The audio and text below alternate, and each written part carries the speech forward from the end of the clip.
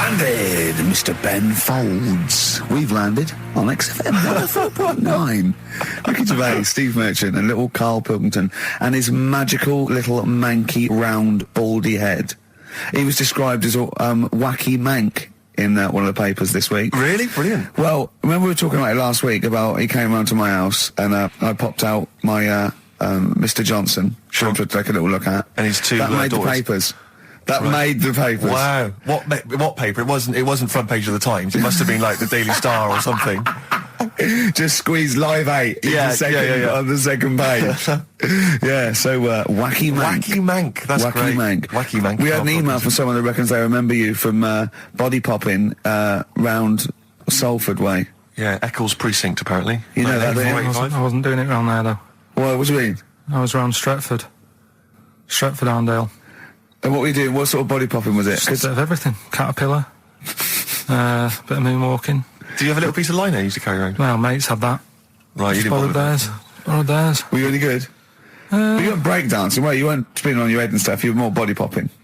Well, I hope he wasn't spinning on his head, because you know that can sort of give you little brain damage and things. Well, it can give you brain damage. Also, it can wear your head down, and also makes your head perfectly round. Yeah. Because the gravity is pulling on. But if you keep on doing it, obviously it's going to wear your hair out, yeah. So you become sort of like a stupid, bald, and roundy-headed. Yeah. So I very much doubt that you did do any of that. Did you, Karl? Didn't do any of that. Well. So you're shooting off in a minute, aren't you? Well, yes, because we were trying to make poverty history, Karl.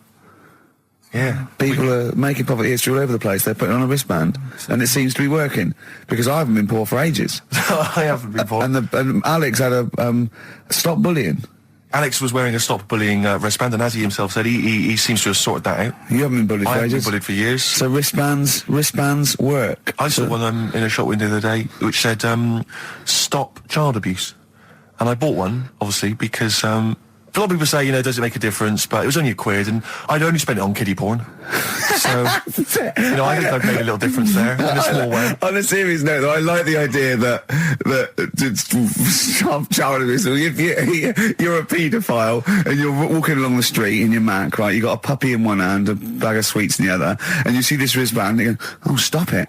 Oh, okay then. Yeah, I thought before. That's what you think. Okay, fair enough. Yeah. Well, I won't be doing that again. Yeah, he was hanging around in Topshop for unsavoury reasons. He saw them in there for only £1. Karl, we haven't got long, have we? We've got an hour and a half because we've got to shoot off. I've got to shoot off down to Live 8 and introduce Rem. So we got a lot to pack in. We got the Rockbusters, and then we give away. I just saw those. I'll finish the sentence in a minute. I look forward to it. I'm getting excited. Yeah. I'm getting excited. So we got so much to pack in. Yeah. I haven't got time to finish all my. So listen, right? You know the things we're giving away. The signed little Homer. The Nigel Tufnell thing and the Flanimals, right? It looks brilliant. They've done a brilliant job, the people here at XFM. So take back all you were saying about them, Karl. And also we should say as well, you've still got a chance to win that, because if you get today's Rockbusters, you go straight into the hat for the big draw, so you've still got a chance to win all those top prizes. Play a record. Bit of Monkeys. Yeah. Monkeys. Pleasant Valley Sunday. Right, do you like that, Karl? It's alright, yeah. What's it about? Well, if you heard, it was a sort of description of, typical suburbia, isn't it? Here in status symbol land. It's a sly dig. When the monkeys get a bee in their bonnet about something, you better not. You do not want to be on the receiving end of that. Yeah. We've got a good song of the story later. Go on, what have we got? Don't want to tell you yet.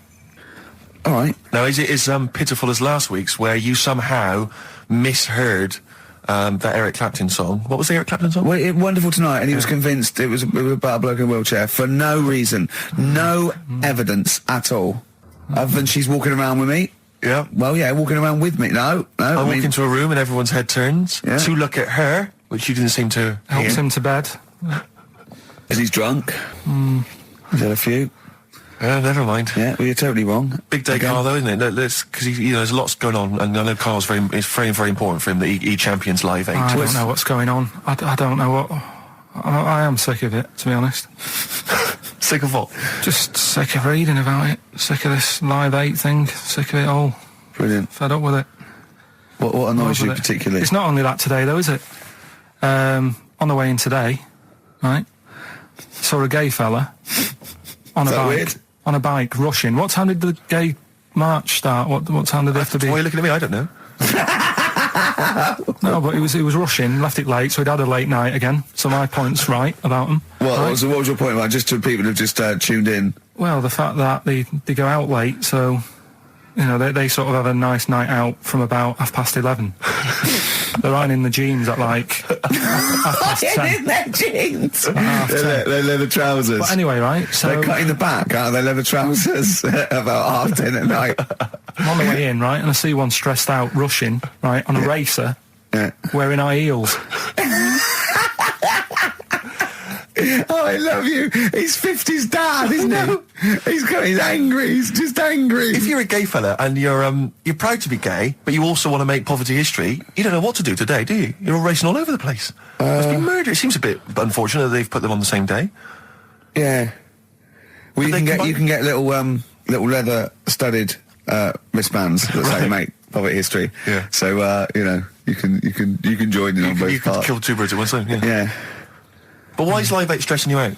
It's for a good cause. You must have, I know we've discussed this in the past, and you don't really know what you're talking about. But I mean, maybe that's the problem. I'm just, I don't know. I mean, I could have told them ages ago that there was no way that they were going to pay it back. I knew that was going to happen. I love that. But they didn't consult you, did they? When they were handing out this money willy-nilly to people who were dying, you could have had a quiet word with them. All I'm saying is... You could have said to Harold Wilson, Harold... you're not going to get this back, mate. You are not going to get this back, mate. When I wanted a mortgage, I had to supply 3 wage slips, is what I'm saying. I was double-checked out loads of times. I'd like to see, have you ever seen that guy Alvin Hall, who gives financial advice to perhaps teenagers who don't know how to spend their money wisely? All right. Perhaps send him over there. He's the guy with the bow tie. Oh, yeah, You know yeah. what I mean? Yeah. Send him over there and just sort of have a chat with him and say, make a list of what you're spending it on. So he's basically, will you be annoyed if they drop all debt and double aid and everything?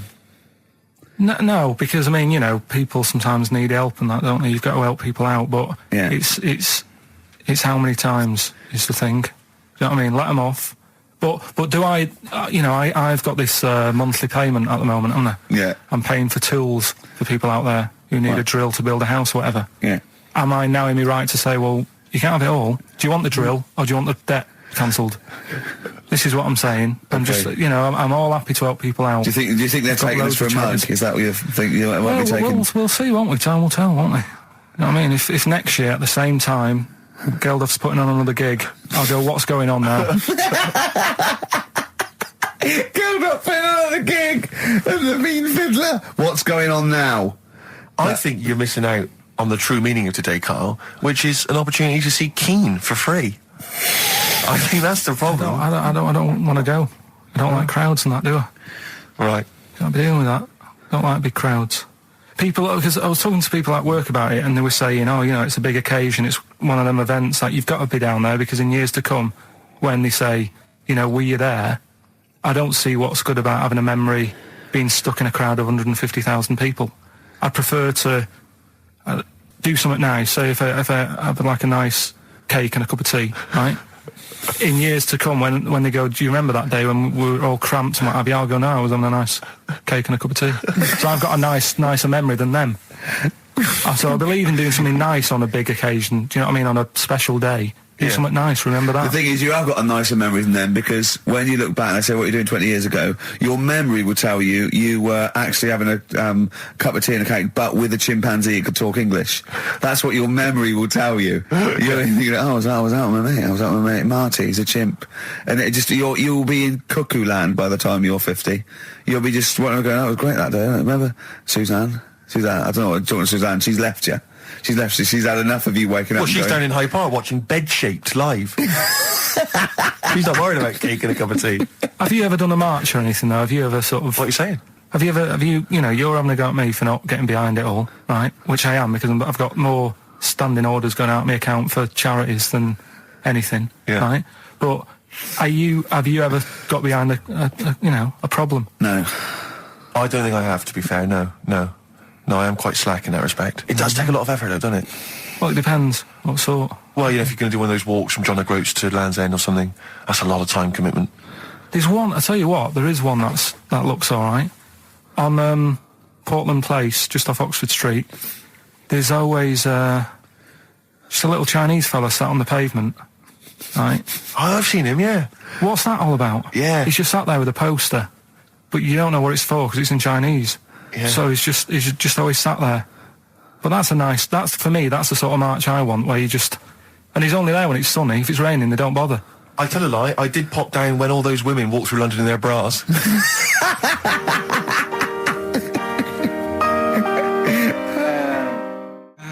Embrace and Gravity on XFM 104.9. We've had a couple of texts. People obviously can text in 83XFM. That's the text number for the big quiz that's coming up shortly. Rockbusters, still your opportunity to win some of those cracking prizes. Enter your name in the draw if you can unravel the, I don't know what you call them, conundrums that Karl set. Sort of. We've had a couple of texts. Obviously, we're leaving early today. This is a shortened show and our last show of this run. But we've got to leave early. We've got to go down and try and make poverty history. But Rob's texted and he says, only an hour and a half today. Well, poverty does have some benefits then. He's a fan. He understands the show. Who was that little fella that used to write in who hated the show? I forget his name. I haven't heard from him for a while, actually. I don't know what happened. No. Maybe he realised that if he hated the show so much, the obvious thing to do was to switch off. Maybe that finally dawned That's on him. annoying. What's his name? Someone will remind us of his I name. like people who hate us to carry on listening. Yeah. It just gives it an edge, doesn't it? Yeah. It's the fact that, that you're annoying someone. I mean, I love annoying people. I know you do. I know. So You're like a kind of walking Chinese water torch. Yeah, exactly. Yeah. Have we got Ladder 49 today? Rick, there's a number of cracking DVDs as ever on Rockbusters. We've got The Life Aquatic with Bill Murray. We've got Howard and Kumar Get the Munchies, hilarious stoner comedy, and Batman the Animated Series. And Ladder 49, there it is. Joaquin Phoenix, yes. John Travolta. If you've ever seen Ladder 49, then you can give us a quick text review on 83XFM. I'd be interested to know if it's Why actually are worth we giving watching. away one a week for the last 6 weeks? Yeah. Well, we better do them then. Let's do Rockbusters for the last time. You can win those amazing prizes. All right. As always, just a little cryptic clue, some initials of a band or an artist. Work it out, email in or text in. That's it, isn't it? Mm-hmm. Right, the first one. Richard's kid Yeah. cuts hair for a living. Right?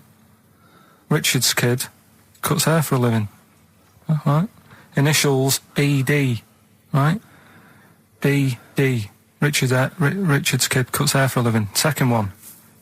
I have a problem saying the French word for well. Right? I think that's the right word anyway. Wow. I have a problem saying the French word for well. So what's that? That initial there is K. Right, band or artist. And then the third one, you take 8 kebabs, 2 kebabs, 57 kebabs, times it by 27 kebabs. Right? The fella is struggling to work it out. What's that? What's going on there? Right? It's a good question. DS is the answer there. 8 kebabs, 2 kebabs. I've got it. 57 kebabs, times it by 27 or what have you. Fella's struggling working it out. What is I've it? got that one. DS. So just email in, ricky.gervais@xfm.co.uk or on the text 83936. Yeah. Yeah, and you can win Ladder 49 and those other DVDs. Plus, you go into the draw, which we'll do before we leave, and you can win the signed by Matt Groening, personally drawn Homer Simpson. We've got the Spinal Tap poster signed by Christopher Guest, and also the original artwork of us as Flanimals. But they've all been framed. They've done a brilliant job. It really is a nice prize. I mean, almost too good to give away. A little bit annoying. Is it too late to take that back? Well, I was thinking we could sneak in a copy. Yeah. Just a very bad photocopy, so it goes grey and Yeah. No, they're all originals. So get texting. All right. XFM. REM, Night Swimming, beautiful song, brilliant band. I've got to introduce them, and I'm actually nervous. Yeah. I never get nervous. You never get nervous, do you? I never get nervous, and I get a little adrenaline rush. It just takes, 80% of the world's population to be watching you, and then you get a little bit jittery. And I don't know what to wear. No, this is interesting actually. I don't know. No. For a moment there, I was thinking maybe Ricky's got to pop home first before he goes down to bring on the band. But if you are watching it, or if you're there, obviously not there. If you were there, you wouldn't be listening to this. But if you're watching it on TV, do check Ricky out, because how do you describe that particular look? Ricky's wearing sweatpants. I assume they're sweatpants. They're not pajama bottoms, are they? They're sweatpants. They're sort of. And you've got just a white t-shirt, cheap plain white t-shirt. Yeah. And basically Ricky is wearing It's like he's made so little effort. The only way he could have made less effort was if he wasn't wearing any clothes. If he was just wearing his underpants that he slept in. But he's actually bothered to put on a t-shirt and a pair of sweatpants and some trainers. Yeah, well... Jonathan Ross is going to probably be wearing a suit, one of his, expensive suits or whatever. And, but he won't be as comfortable as me. Well, true. Did it not occur to you for a moment to maybe make slightly more of an effort? Perhaps put on a jacket? A jacket looks silly with tracksuit bottoms. Well, again, you could have changed the tracksuit bottoms. I mean, they're a mainstay of the outfit, are they? It's like they're not changing for anything. Yeah, I've got very little things that I haven't got a drawstring or elasticated waistband. No, sure. I don't want to be bothering with buttons and zips and hooks. There's going to come a point, isn't there, where you're just going to wear, I don't know, smocks. A baby grow. Baby grow. A baby grow with a flap. Yeah, that'd be great, wouldn't it? Those little mittens. Yeah, all in. Yeah, that'd be great. And then a little oven glove, so I can just get stuff out of the oven, eat it, let it drop everywhere. Yeah. Right, and then just get out of the baby grow, put a new one on, a clean one on. Or those kind of red flannel things with the which cowboys wear. Yeah. The kind of buttoned up bit in the back. Like old cowboys. Yeah. Grandpa, he comes out with the shotgun. Exactly. And yeah, the long johns. Well, how's it going with Rockbusters? Anyone got the answers? Actually, one guy has texted in, James in Deptford, he's offered some answers, and he says here, the guy that hated us, famously, of course, we should have remembered, Dickie Anderson. Dickie Anderson? Richard Anderson, of course. I don't know if Dickie's still listening. If he is, obviously email in ricky.gervais@xfm.co.uk and tell us what you've been doing, how you can keep him busy and stuff. Yeah. Nice to hear from him. Chris Campling hasn't called, has he, either? Yeah, The one that thinks that not only is this whole show scripted, imagine that, right, but that Karl is a character created by us. Yeah. He's actually an actor. Oh, if only Look at that, a shaved monkey we got. I'll tell you, you're going to go along later to the Live 8 gig and you're probably going to see some bands that are going to make an effort to entertain you, but if you want entertainment, Rick, you know it. There's only one person to book. Go on. Me. If you you're perhaps going to do because I'm obviously a top DJ on the radio, but where I really come into my own is DJing in any kind of club environment. Well, you told me you were DJing. I didn't go to it. DJing at a party, and you said the place was rocking. The place was roaring, and I loved it. Karl just said he was there, and they weren't. Well, that's nonsense, Karl, because you know very well that when I'd put on a tune, they'd cheer. Yeah, but it was late on in the night. They would have done that whatever you put on. That's nonsense. No, they were happy and everything. I'm not saying they weren't having a good time. It was your party. It was all right, but they weren't going mental like you're sort of making up. They were definitely going mental. When I put on the Proclaimers, they could not believe their luck. They would have walked 1,000 miles. Was it good though? Were they really? What were they doing? They were dancing, were they? It's dancing and that, but they weren't sort of cheering, going, more and all that at the end. What's all right? Take On Me came on, the big cheer went up. Oh, I don't know to believe. I've been there, done it, Steve. I've been the DJ as well. It might be jealousy. It might be like professional jealousy there. Yeah. I think it's because my fortunes are on the up and these are on the down. We all know famously that he had Pilkey's making music, his DJ outfit. Didn't happen. I did enough. I just wanted to do enough to pay for the equipment, and I did. And that was that. But I don't like crowds, do I? But you're safe, aren't you? You're behind the little thing with the flashing lights. But there's still a lot of people and that. Forced fun. Don't like that. Forced fun? It's not forced fun. They haven't got to dance if they don't want to dance. Yeah. Don't like it.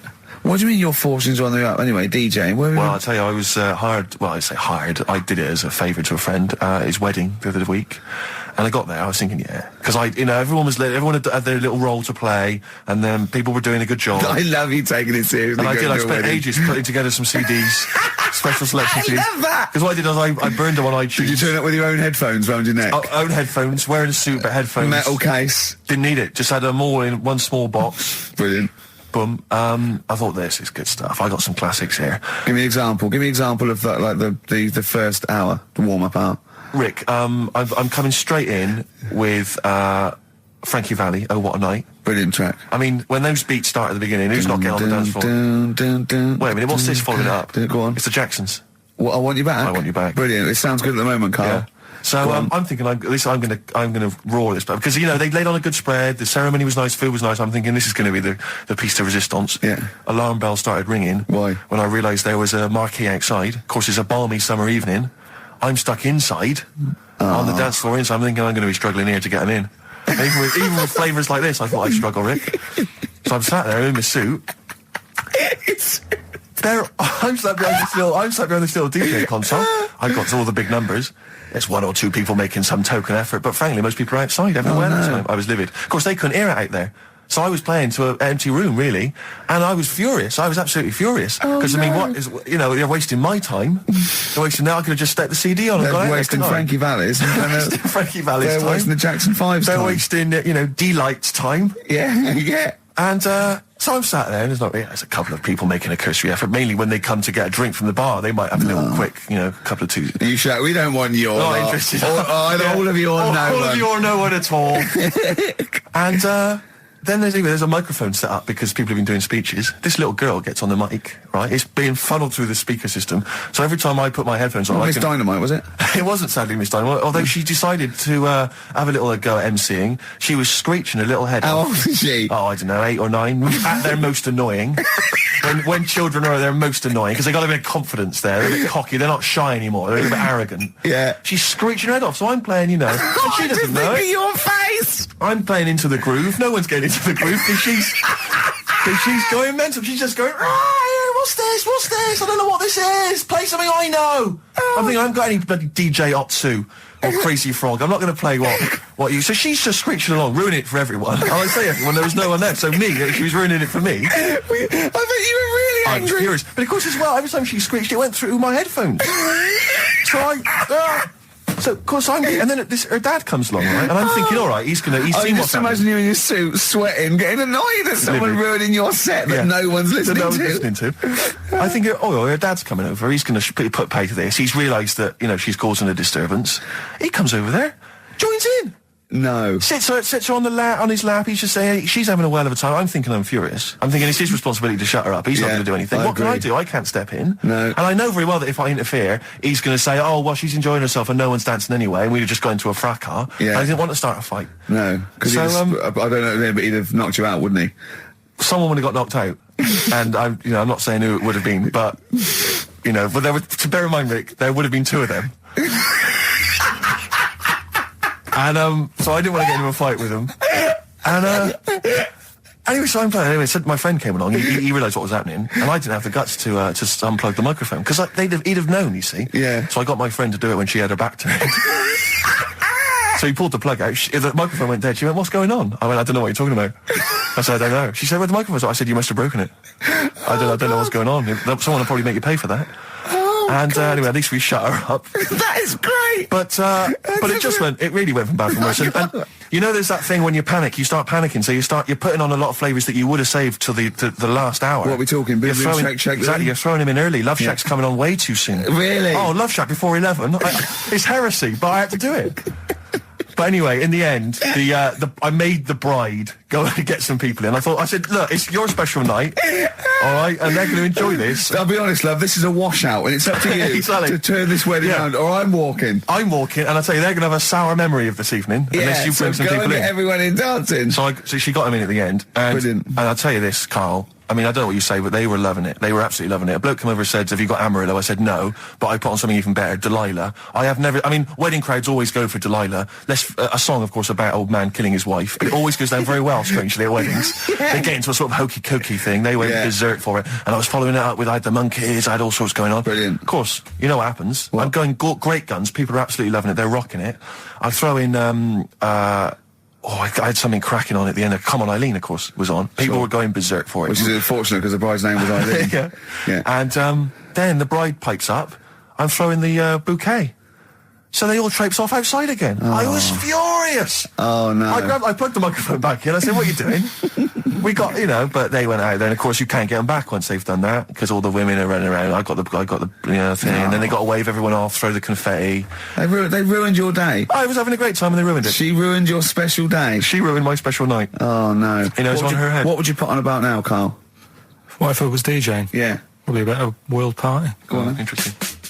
Put the message in the box, put the message in the car, drive the car around the world, and I'm imagining, Rick, that message is make poverty history. That's world party, put the message in the box. Can I just say quickly while I think of it, we get a lot of emails from people, a lot of texts saying, can you send a big shout out, stuff like that. I've just looked at one now, Scott and Julie in Australia listening, they want a big shout out, big shout to them. But there's so many people that do it, and I'm obviously just want to say sorry we never get to your emails. We're very, very lazy. We never really get to look through them, but we obviously do appreciate you emailing in, texting in, stuff like that. And also, can I send a big shout out to my grandparents, who I believe might be listening on their new digital radio? They're pretty high tech. Very nice country. Yeah. Are they the merchants of Bristol? Merchants, yeah. Props Good. to them. Props to them, yeah. It's a slightly truncated show, isn't it, today, Carl? We've got Monkey News, I would trust. I don't like change, and that's what's happened. I'm not. You don't, do you? You're like Rain Man. Yeah. He really is like Rain Man. Anything change, he's got to get in a little routine. You can't. I don't like to. I'm not like Suzanne's mum and dad and what have you, where routine cannot change no matter what. Like what? Well, we've talked about it where, you know, if it's a Tuesday, I'm having sausage, egg and chips no matter where I am. That's what they're like. Right. That's what they'll remember, actually. When I'm saying about stuff about Live 8 and all that, you know, people will remember. If people said to a dad, you know, you remember Live 8? Okay, what day was it on? Tuesday. Well, I had sausage, egg and chips.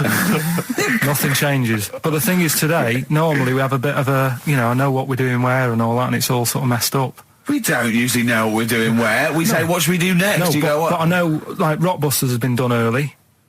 Right. So that's normally done at that's about really 5 throwing you. I minutes. say, I just don't. I don't like all this change and that. It's messing about, isn't it? Rain Man. So what do you want now? Well, what about Song with a Story? See, with the, right. Well, last week. Look at him. He's in a genuinely foul mood. No, he's actually rocking. Yeah. He's actually rocking like Rain Man as well. Last week we did, like you say, Eric Clapton. This is the section where we play a song with a story. I think every song, if it's a good song, it's got a story. You've got to listen to it, sort of, you know, from the start. You get in the middle, you're going, oh, how's it going to end and all that. Yeah. You wait another minute, you know the ending, you're happy. But the thing is, as Steve said, you know, sometimes you're disappointed with it, so it's not a good story. And as Steve said, I'm not sure you're finding what you need in a song for story. Why don't you read a book, a novel? If you want a really good story that engrosses you, why don't you read a book? You're not going to get it from a pop I haven't song. got time for a book. Song's 3.5 minutes. And that's it, is it? And that satisfied you? Well, yeah, it gets you thinking for a few minutes, then you move on. This Then you one, stop thinking. 2 minutes 50, this one, right? And it's brilliant. Go on, then. It's about, last week we talked about the little crippled fella, right? This one... as I say, I don't think we say cripple anymore, but go on. All right, this one, someone emailed in saying, if you want a song about that, this is a song you want to listen to, right? Right. It's about this fella who, basically something happened. I think he's in a wheelchair, right, for some reason. You thought that last time. His wife, you know, likes going out. She doesn't take him with her when she goes out. Right. Is it Ruby, Don't Take Your Love to Town? Yeah. Brilliant song. We'll just play it then. Yeah, great song. All right. What do you mean? Oh, it's just, it's a good story. It starts off well and that. You're feeling sorry for him, but then he says, where's my gun? Yeah. Because she's a slut. Why? Because she's going off. Yeah, but what does he expect her to do?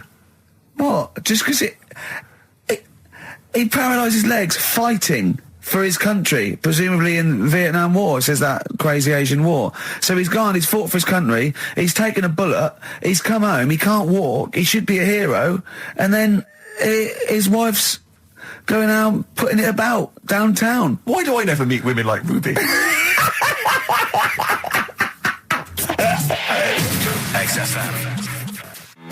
Forever Lost. The magic numbers on XFM 104.9.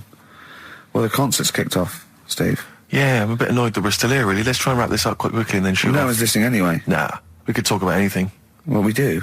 Yeah, true. It makes no difference to We us. could do a lot more swearing than we normally do. We could do even more. I was talking to Karl the other night, because I've been rewatching for some reason that film Witness with Harrison Ford, where he's a film. policeman that has to protect a little boy who's part of an Amish community. Amish? Yeah. And I tried to explain to Karl... You look plain, John Book. Exactly, Yeah. exactly. And I was obviously trying to explain the Amish to Karl. He'd never heard of them. Completely stony-faced. Amazing. Amused. Now for those... Okay, you explained it to him, have you? Okay, then. Yeah. Now, I don't know what you said, but I'm assuming you got it right? Karl, now tell me back now, what are the Amish? They're just people who sort of live like in the olden times. So to them, they're sort of in about 1842 or something. So they're getting old papers and that. They haven't caught up to. No. They haven't they don't have telly. They don't deny that the 20th century has happened. They just don't want to be part of it. They look up and they see planes and they know what they are, and they go into the town and they see it in the window of Dixon's, a telly. They just don't want to be part of it. No, they're still living. They are still living like it's that's what I mean. Yeah, but they know about everything else. They just don't want to be part of it because they think that the revolution was a bad thing.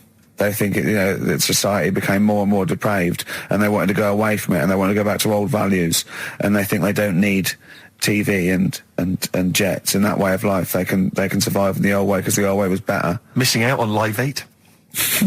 Yeah, but they haven't had Band-Aid yet. Yeah, I think this is the problem that Karl had. He in his mind, they were just a bit delayed, so that in his head they were slowly moving towards the 20th century. They wouldn't be able to watch most of these bands, all their electric guitar. They'd be allowed to watch Tracy Chapman. Yeah, doing an acoustic set. Yeah, between the bands. Yeah, that'd be all right. But no, in Karl's mind, it's like although they wouldn't like Fast Car. They wouldn't like singing about that. They go, I don't know what you're talking about. Pony and Trap. You got a pony and trap. That'd be all right. But are they still? Do they still get sort of rubbish posts and that saying we need your money for this, or get behind this charity? They live in an isolated community. They're farmers, aren't they? They're farmers. It's an agricultural community, and they're obviously very staunchly religious. In actual fact, it would suit you very well because you hate crowds, you hate groups of people, you don't like the modern world. You'd love it down there, wouldn't you? He wouldn't like getting up at 4 o'clock to milk a cow, though, would he? Well, no, but he'd get used to it. Go back to bed, couldn't you? It's probably out. I mean, have they got anything to do with the Hare Krishna people? No, nothing at all. Because out of all the religions, that's I'm not a religious person. I don't understand. You're only saying Hare Krishna because you've got the head. That's the only reason you think it'd be. I'm halfway there. Yeah. But the thing is, out of all, you just what was that? Money just fell out of my pocket where I'm nearly laying down. That's the danger of wearing sweatpants everywhere you go. I'm only ever lying down in a chair. No, I'm I've never been a religious type. If people want to do it, I let them do it and what have you. Good of you. But out of all of them, I want one that's not going to take over your life. I don't want one where you've got to get up 3 times a day and you've got to go and pray and that you've got to get up early. Forget that. It's getting in the way. But if it's something like, I was walking to work the other day, right, across Oxford Street. There's a little Hare Krishna fella there, and he sort of had he had a leaflet and stuff, and he said, are you interested? And I said, what do you do? And he said, well, we're against getting stressed out and what have you. And he gave me a plum. They hand out food for some reason. But I sort of asked a few questions. That's just the imagery. These 2 bold people, one of which is wearing an orange smock, holding a plum in the middle. He hands the other one a plum. It's almost like you can imagine some kind of religious painting. Exactly. Yeah. But what is their sort of main thing? Because he didn't really tell me that much. He was a Japanese bloke, so I didn't know what he was saying that much. Why? He wasn't speaking English. Not very well. He wasn't the best sales bloke to send out for them, is what I'm saying. Yeah. But what's that? Are they? You're saying they're nothing like? Well, I believe Hare Krishna is a kind of as an offshoot of a sort of Buddhist faith. It is. I think they are Buddhist, aren't they? Yeah, and obviously their kind of trademark, as it were, is that they have to say. I believe they have to say Hare Krishna, Hare Krishna in a certain rhythm, in a certain order, a certain amount of times per day. That's why you see them walking down the street saying Hare Krishna, Hare Krishna, because it's actually a sort of religious chant which they're obliged to do. So you see, even if you go into the Hare Krishna faith, you may find yourself, in Tesco or whatever, forced to say Hare Krishna, Hare Krishna. Perhaps out loud, not just thinking it. Yeah, no, out loud. You can put it on an iPod and you can put that on an iPod. No, it doesn't count. No, I think you have to actually say it. So I guess that kind of eats into your social life a little bit. And there's the wearing orange as well. Particularly frustrating, I imagine, if you're in a cinema or a library. A little bit awkward there, midway through. Or Star you Wars, live next door to a bloke called Hare Krishna, yeah, who constantly thinks you're calling him. Yeah, that probably. Yeah, so that's in this. I mean, I don't think we've quite done the Hare Krishna faith its full service there, but so interesting to you. I mean, you got handed a plum. You've been treated well by them. Yeah, but he couldn't tell. I just wanted to know how much time it would take up. What are the benefits? You know, what can you do? What can't Well, I you think do? the benefits are they probably don't get stressed out. They've probably got that sort of that zen, that chi-ness about them, where they try and interact and Quite meditative. yeah. Yeah. I've got some nice trainers as well, don't they, with their orange. What are you looking for then in a faith, Karl? You say what are the benefits? I mean, obviously Catholicism, you get the communion wine and bread, so... Yeah, but I can afford that. Right. Probably, just I like the Crusaders. I was forced into joining that as a kid because a mate sort of joined it, and he sort of said he'd join, and I sort of swore at him. I said, I'm not doing that. Right? Yeah. He said, right, if you don't come with me, I'll tell your mum that you just swore. So I was like, oh. So I went. So I went along, and I used to just go on the Friday when they played, you know, Sabutio and stuff. And then I went on one Sunday, and it was totally different. There was no Sabutio. There was no sort of, you know, Table tennis. the thing where you hold a thing and knock things over.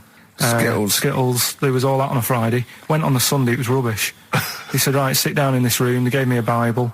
Thought, this looks too heavy, this is too big, I'm not interested in this book. And I never went again. I used to hide on a Sunday when they came round.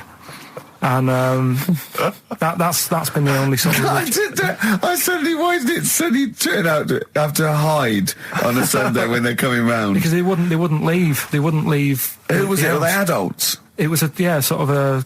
Well, he seemed like an adult to me at the time, but he was probably about 27. Well, that is an adult. Yeah, but do you know what I mean? He seemed a lot older when I was a kid. Yeah. And he came knocking and that, and he used to say to me, Mum, I'll just tell him I'm ill or something. And he used to hang around to see if I'd eventually come out to play and that. And if I did, I think they would have grabbed me and took me there. I love the idea that for you, religion has to bring with it some kind of gift. It's like, you know, join our faith and you get an alarm clock radio. It's like something like I think religion does bring a gift. Usually, it's the gift of the Lord. Well, the gift of everlasting life, isn't it? And that's the problem with it, you know. A lot of people believe in it because they think... But for Karl, his feeling is like, that should be a given. That's safe. I'm definitely going home with eternal life. But what else can I have? Is there an iPod? Why do you have to have a religion? Because obviously I don't have a religion. I don't miss it, and I wouldn't want one. I'm an atheist, and that's out of belief. That's out of logic. And we don't get into the politics or the morality of it. Why do you feel you need a religion? Why don't you just get a hobby? Well, I didn't want one. I don't want one. I just was saying that, you know, if I was to get one, which one would I go for? Is what I'm saying. I'd like to see you perhaps as a Jew. I think Judaism would suit you well, I think. What are the hours like for that? Tough. Can be tricky. That's what I mean. I don't want anything that's, you know... And they have a day where they don't eat and stuff. I couldn't be doing that. So then they have days when they eat too much. Yeah, but what happens if I'm not that hungry that day? Like I say, I don't like change. You know what I mean? I like my Cheerios in the morning.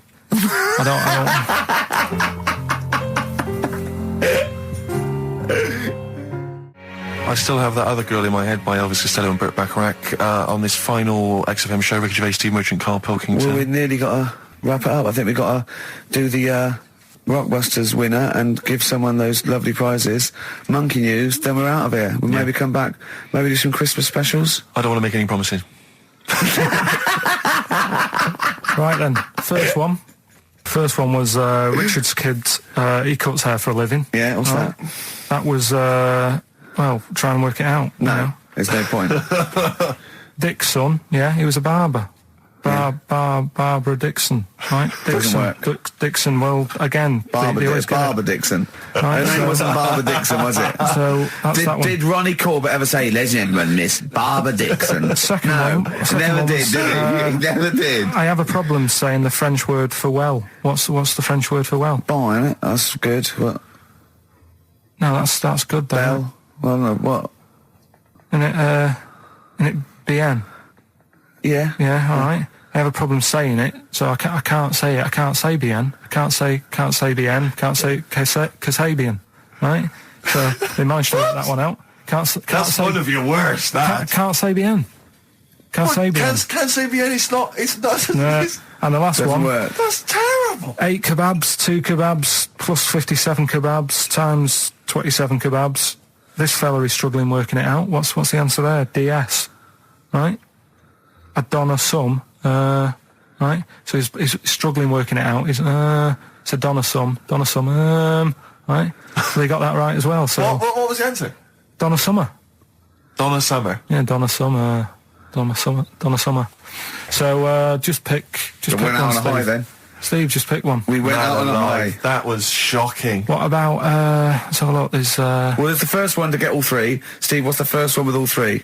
Well, there's so many here. Yeah, but this is the first one that came through in time-wise. probably that one. No, I don't like Rob because he's been slagging us off. In fact, no, let's give it to Rob. He hates If he's the the show. first, if he's the first... No, to be honest with you, Rob's been slagging us off, but at least he knows... I mean, at least he's got some taste. Yeah. You know? Yeah, well, what if he was the So- first, then Rob's the winner. Well, yeah, well, give Rob, he gets Ladder 49 and a bunch of other DVDs. But that means he goes straight into the you're hat putting him for in the there big now. draw. I'm just going to write his name now. I'm going to throw that straight in the hat. I can imagine that no one, even the people who've entered, are that excited. Not because the prizes aren't great, but I'm worried that they don't appreciate it, Rick.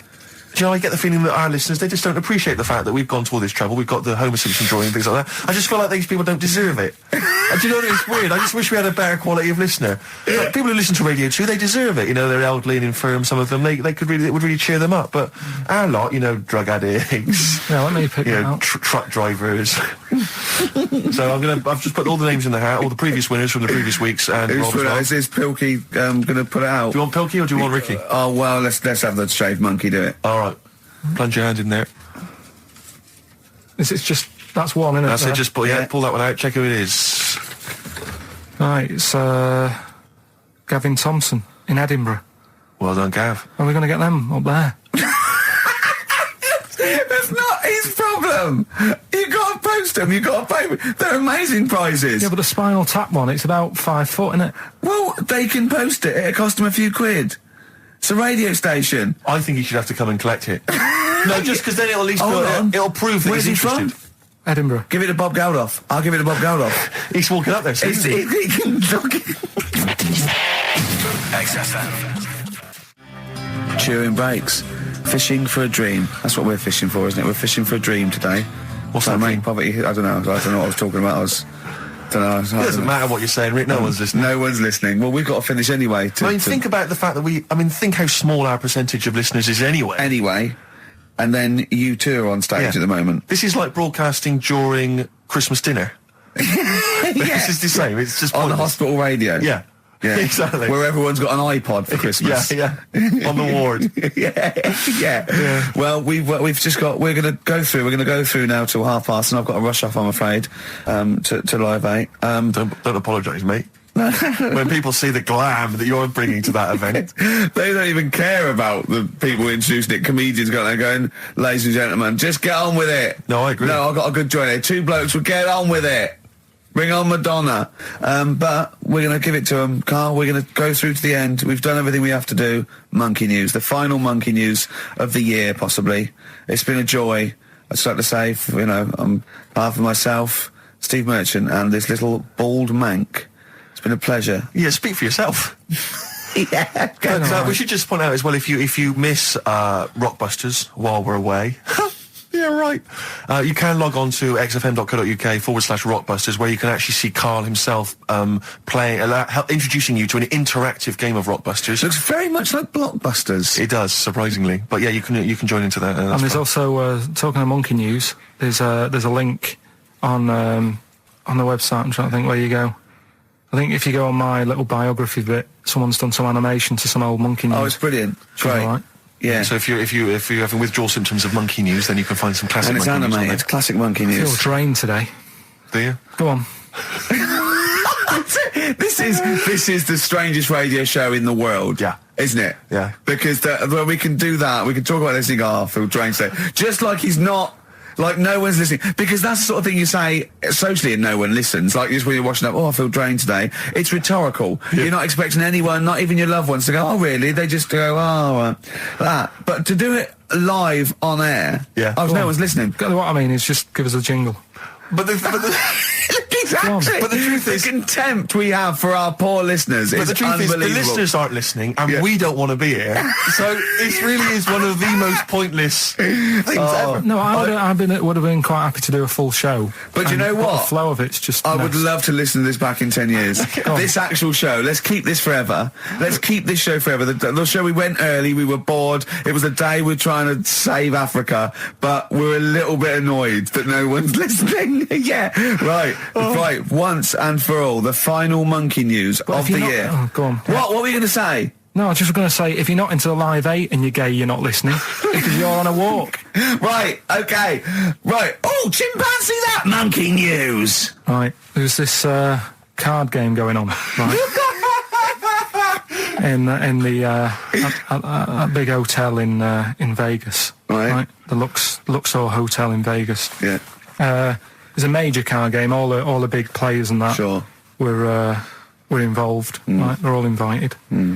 Anyway, so they all meet up in this dark room at the back of the. Oh, there we go, dark room. At the back They didn't work. They didn't see the little 4-foot hairy fella. It was brilliant at poker. Like I say, it's a big game, and that everyone's been waiting for it. So it's played in the back room, not in the main entrance bit, right? So anyway, like I say, it's dark in there and what have you, and the players went in. There was already someone sat in there, right? Right. But they Short bloke? couldn't quite see Was he him. a short hairy bloke with slightly longer arms than legs? Couldn't see him. Where because are his arms slightly longer than his legs? couldn't see Strangely him with it enough. being dark. Was he and what have holding his hand of cards with his feet? you. Anyway. So the cards were dealt, right? Cards were dealt. Game's going on. His cards with his feet. Game went on for hours, right? No one's listening. The terrible thing is that not even we're listening to Karl now. I know. Literally no one is It's listening so to Karl. insulting. There was a lot of smoking going on. It's going on. A lot of eating and nuts going on. That was a bit weird because they don't normally get through as many, but for this night. So, come on, let's just play Bruce. Goodbye, everybody. See you maybe at Christmas time. Yeah, Goodbye. right. You have a good Christmas? Yeah, you? Yep. Karl? Yeah, it's alright. Lovely. Okay, let's crack on. Good. I went on holiday after Christmas, Yeah. and so did our mutual friend Phil Bowker. Yeah, good man. He was in Lanzarote, and he told me one of the funny. I don't know if I can tell this on the radio. I'll have to say the C word. I'll just go. It's in a sentence, so I just go you see when it comes, and you'll know that he's saying the terrible word. Just didn't want to ruin the anecdote. Anyway, they're walking along one evening in Lanzarote, and there's lots of Brits there apparently, and Phil overhears a sort of married couple arguing. They're having to go home a bit early, and she's saying to him, she went, "For Christ's sake, every time we come out drinking, you always shit yourself." Right? Wow. Always, not once. So he's going, I've told you, he said, it's not the drink, it's the weather. She went, the weather. You'll be blaming the food next, you see. I don't think they should have got married. Wow. Or when did you think the shitting yourself started? Must have been after the marriage, because if you're courting, and you go, went out with, Derek again, did you last night? Yeah, how was it? The evening was lovely, the meal was nice, but he shot himself. Again. That's 5 dates, 5 different heaps of shit. But I think I can change him. I think I changed him, yeah. It must have happened after the marrying. Or he just might have think, oh God, or he's got to that age where I think, look, I'll just empty it when I get home. Yeah. I'm not going to keep going up and going to the toilet, It's the ice that does it. Yeah, Karl is right, I think. It is the ice. What do you mean? People forget, they say, oh, don't drink the water when you're on holiday, and they don't. They drink, they buy Evian and stuff. Oh, I see. They forget about the ice. The ice cubes, you're right, in a bar. Made from tap water. And that can do it, can it? Yeah. But she said every time you're drinking, didn't she? I assume that she wasn't drinking ice then. Yeah. I mean, why is it just happened to him? Let's be honest, everyone that goes on holiday doesn't end up crapping themselves. Yeah, they usually make it to a toilet. He does it every time he drinks, doesn't he? Yeah, well, apparently. Just don't let him carry the baguettes. He's good, isn't he? Oh, Karl comes out with something. He does now and again, High doesn't five, he? Karl. That was sweet, man. Yeah, nice one. Yeah, respect you. Ladies and gentlemen, will you please welcome to the stage, the scaffold. Oh, the scaffold. Do you remember the scaffold, Karl? You picture the lead singer looks a bit like him. But you know whose brother that is in the scaffold, don't you? Mike McGear. Do you know whose brother that is? What? Do you remember the scaffold? They did, Yeah, I remember we'll the drink a drink to Lily the Pink, the And Pink, didn't the they Pink, do the Pink, that oh, with the the Roses human advert? race. Yeah, thank you very much for the entry, Ian. Do you know whose brother that is? Whose brother? The lead singer? No, the Mike McGear in it. Sort of one of the main men in it. He's one of the songwriters in Yeah. No, the I don't. scaffold. Paul McCartney. Is he? Yeah, I didn't realise that. yeah, that's Paul McCartney's brother. Think of that when they go home for Christmas. So I think Lily the Pink was what, about 1970? Yeah. It was number 1, wasn't it? Christmas number 1. Yeah, big number 1, yeah. I don't know if it was Christmas number 1. Two Little Boys was 1969, last year. No, it definitely was number 1. Yeah, but I don't know if it was the scaffold Christmas was. number 1. It was, because I remember I did it in Really? Sundays, yeah. Yeah. Wow. So they go home at Christmas and Mrs. McCartney goes, all right, boys, how are you, Paul? How are you doing? I'm just starting a new band called Wings. Yeah, oh, yeah, so this is Linda. All right, sit down. Mike, what are you doing? Just had a number 1. Brilliant, round of applause. How many number 1s do you have, Paul? 19. Still. We know what we like, don't we? We'll drink, the human race. Paul goes, wow, if you want to. The long and winding. Boring. We'll drink, Wow. Linda, do you want to be in the scaffold? We're probably going to go on tour and stuff. I know you love it. Well, I quite like it. Yeah, we'll drink. Well, you're not going to be in Wings if you're going to play with him. Well, I got make a tricky decision. I mean, that's a great song. Everyone's loving it. It's Christmas number 1. What are you doing eating his bacon? Well, I love it. You don't eat bacon. Yeah, but I love the music. He's a great guy. Stop it. What are you doing? Well, I just, I love the music. We'll can't drink, believe it. No, you don't. Yesterday, all my troubles seem so... Thank you very much for that. Entry, Iron. Imagine that, because imagine everyone going, well, you've had 19 number 1s. I mean, it can be around time. Yeah, if you stay like this with the scaffold, I'm going to rule the 70s. Yeah, if things that carry on going like they're going now, the scaffold, ladies and gentlemen, will you please welcome to the stage, Beck. Oh, nice one. That was the Christmas song. Remember them dissing all over the place as usual? Absolutely. Dissing all his mum and everyone. Yeah, it's a little bit Christmas. of cussing in there, which they bleeped out, thankfully. Carl's in a bad mood already. He's been in about 3 minutes and he's in a bad mood, getting stressed. If you can't hack it, leave. What's the matter with you? No, I'm just saying. I was meant to enjoy last Saturday off and I didn't. Why not? Why is that our fault? Because you weren't here? Just because... I don't know, but... Are you not in the Christmas spirit? Why didn't you enjoy last Saturday? What did you do? I went all the way back up north again, right? Because it was Suzanne's dad's birthday, right? I was busy last week, didn't have time to get him a present or anything. Didn't have time to get him. So I got to Euston Station, bought a card for him, which was a Christmas card, so he wasn't happy because he was saying it's my birthday, and I said, well, I won't be seeing you again. So I've got a joint card, and then we went out... Did you get him a present? Well, no, because we went out on Saturday night for something to eat at this pub that he likes. It was a nice steak and onion rings, right? Lovely. So he should have been happy anyway. Yeah. But... What, you paid for it? No. But you should have been happy anyway. Suzanne paid for that because it is her dad, right, not mine. So I said, all right, what can I do? I said to her. So she said, just buy a few drinks or something. Anyway, I didn't get around to getting drinks. I can't believe it. Didn't get round to getting the drinks. Right, so I said, right, I'll pay for the cab. Right. Oh, what a lovely Christmas gift that is. Yeah, £2.50. I paid, no, it was like in £3 there, £3 back. So £6 you spent on him? Well, no, I spent more. See, that's what he said. He Did said, you get the Bolton and back, can't you, for that? He said, oh, you spent on me £6 for my birthday. I said, no, I haven't, because I gave the taxi driver a tip. I'm a little bit worried about his attitude as well. Because even if, I mean, that is a stingy present, but you don't say... Well, I mean, let's be honest, that's the worst Christmas gift ever, because, I mean, you're pretty bad, like we discussed in the past, but at least you spend a bit of money. Yeah. It's just thoughtless. Yeah. This is nothing. I know. You haven't given him any time. I mean, I would... And I knew my demographic. They loved it, my family. They couldn't believe their luck. Well, a tenner. You spent a tenner on him? Well, the cab fare was £6. But the thing is, it's not. I don't think he's saying that. I think it's the fact that this is like, frittering away in everyday life. Kind of he would have loved to. I'm sure he would have been appreciative of a lovely £10 gift that you cared about and bought. A book he probably likes, Fly Fishing, doesn't he, by J.R. Hartley? If you'd have bought that, he'd have gone, that's what I was looking for. Or what I was looking for, Karl. Bloody hell, Karl, you little balls twat. That's just what I wanted. So, all right. So just calm down. So what have you got planned for Christmas? Is this what? I mean, are you doing the same approach with Karl, Suzanne? excellent. You've paid me milk bill for this week. That were nice. I'm spent this year. So have you planned anything for Suzanne, or are you just... Yeah, I'm taking her out Christmas Day for something to eat. Well, does she know that? Was that? She's working today, so she so... Right, okay. So what Christmas gift have you got? That's it, I'm taking her out. What, you haven't got a present? No, because we spent a lot. Don't forget, that's half yours, though. You're not going to just be sitting there watching her eat, going, oh, I'm hungry, but I spent all. You're going to be eating as well. That's half yours. So she's got nothing to unwrap. He's like a cat who's been hit. She's got nothing to unwrap. There's nothing. She's going to hand something over to you, because I've met the woman. She'll hand something over, you'll open it, you'll love it. I might get something today. You shouldn't take me to begrudgingly persuade you to do it. God. Yeah.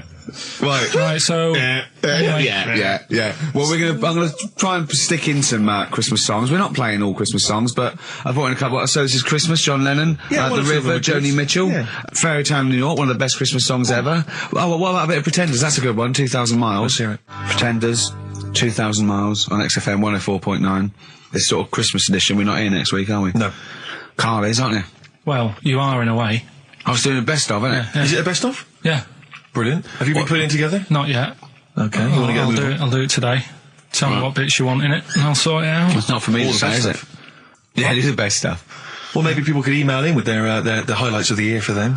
I'm trying to think what they were. I mean, mostly talking to Karl. It'd be mostly Karl, wouldn't it? Mostly Karl. Gibberish from Karl. I think it'd be an awful lot of educating Ricky from Karl. Well, ricky.gervais@xfm.co.uk if you've got any thoughts and stuff you'd like to hear again. Is there anything you'd like to hear of Karl saying something stupid, me and Steve laughing or slapping him? Yeah. That's basically the competition, isn't it? Well, there's a couple of instances where I tried to kiss him, I think, and you encouraged me. Yeah. Those are some highlights for me. Donald Blitzen from the About a Boy soundtrack by Badly Drawn Boys. Christmas theme there. You spotted the Christmas theme? Yeah. Karl's not really in festive mood, but I can't imagine Christmas is your time of year, is it, Karl? Well, I'm not sure any time of the year is, really. I liked it when I was about... I think when I was about 7 I enjoyed it. Was that the one? Was that the year, the big year for you? You get loads of stuff, you don't have to worry about anyone else, but once you've, got a job... What did you get when were you doing your paper round? How old were you then? I was about 13, 14. Well, that was then you were a man, weren't you? I had to buy stuff. Oh. But you're still not having a good time. You're quite selfish, man, aren't you? I didn't realise this. No, it's just that Christmas... And that's coming from him, Karl. My dad always said... Oh, right, steady on. Dad said Christmas morning was for, for me, so he used to stay in bed. So he never... That's brilliant. That's a great thing to say, isn't it? Yeah. Christmas morning's for you. Run wild, do what you want. Just don't bother me. I'm going to Honolulu for 2 weeks. That's great. Dad, it's Christmas. Do I have to do anything? No. So my mum used to get up, because she used to like to see my face light up, when I opened the presents. And then, to keep the fireworks. And then I'd have to go to my bedroom from about 6 o'clock onwards, because my mum and dad were into having big Christmas parties, and I wasn't old enough to go. Right. So they'd say, right, you've had your fun there, you go up to your bedroom, stay in there. Really? Yeah, I remember one year, right, I got a train set, that's what I wanted. Yeah. Right? It's brilliant. Playing with it all day. I thought, I don't mind about the party, I'm happy staying up here, playing with this. Brother comes in, he's had a few, right, he's going, give us a go on your train. How old is he? He's a bit older than me, so he might have been let's see. Well, let him be 18. Yeah, probably about 18, 19, and how old were you? like that. I had a train set, so, I don't know, about... 14. Something like that. Yeah. Right, so I'm playing on that, loving it and stuff, and then he comes in and goes, give us a go. He turns the transformer up to 14. He went really fast for about 5 seconds, broke it, and then he went back downstairs. Wow. So Christmas, I hadn't even got to Sounds Christmas like Day. the Conservative government with British Rail. Satire, that is. Rick, I just thought that there's satire. If there's any satirical shows listening on it doesn't work in any way, because there's the analogy falls down apart from there being a train. Think it through, though. British Rail was trains. Yeah. And the government broke the trains in many ways. They didn't break them, not officially breaking them, but they kind of... it does work. It's perfect. Oh, I'm very pleased with that. And I can't... And no one's asked him to be on Have I Got News For You. It's weird, isn't it? Because it's strange, that. When you've got a satirical mind that's as quick as that. Yeah. Right. And he's broke your little train set. So what did you do?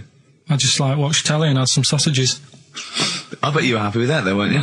It's a bit annoying, though, isn't it, when your main present of the year has been broke. And did it ever get it fixed? No, that was it. Put away. I'm intrigued why your parents wouldn't let you come and join in the festive fun. Was it really debauched down there? Was it eggnog everywhere? Well, no, but I mean, that's fair enough. 6 is a little bit early, but I just think, if you're a kid, he had his fun, put him to bed at 8, maybe. And you think so on Christmas Day? I thought that was a day for family. Well, not if there's a party going on. Well, don't have the party on to Christmas Day. Well, that's another option. Yeah. Your parents are weird, aren't they? A strange breed. Well, I think that was the year, right? You're talking about buying presents and stuff. I think I did treat my mum to... I didn't buy my dad anything. I think that was when I got a bit older, I used to get my dad something because he wasn't that bothered anyway. No. So, got me mum, there was a cheap shop, right? Of course. Thank God for that. Called Snips. Right? So I went in there and I thought, let's see what I can get her. And remember Victoria Plum? I don't think so. Well, it's like a fairy character. Right. Right? I mean, Mum's into gnomes and stuff, right? So I thought, right... She must be pleased with you, then. Victoria Plum. I was thinking, is that one of the neighbours? Is it like a brandy Do you liqueur? remember Victoria Plum? Victoria Plum. Victoria Plum, yeah, it's like a little fictional sort of character, right? Okay. So I saw it, I thought, yeah, she'll love that, right? So I did my paper round, saved up for 2 weeks, right? Aw. Got that sorted, went to Snips, bought the Victoria Plum. Next day, I'm in town with her, right? So I think, I know what I'll do. I said, come in here a minute, right? So we go in and we're looking around and I tested her, right? I went, look at that there, that's all right, innit? And she goes, oh, it's bloody awful. Oh, Karl. Oh, Karl. Oh, God. So then Christmas Day comes, I said, don't bother opening it. She said, no, why? I said, Oh, "Don't no, why did you still give it to her? So, well, it's too late, I'd already bought it.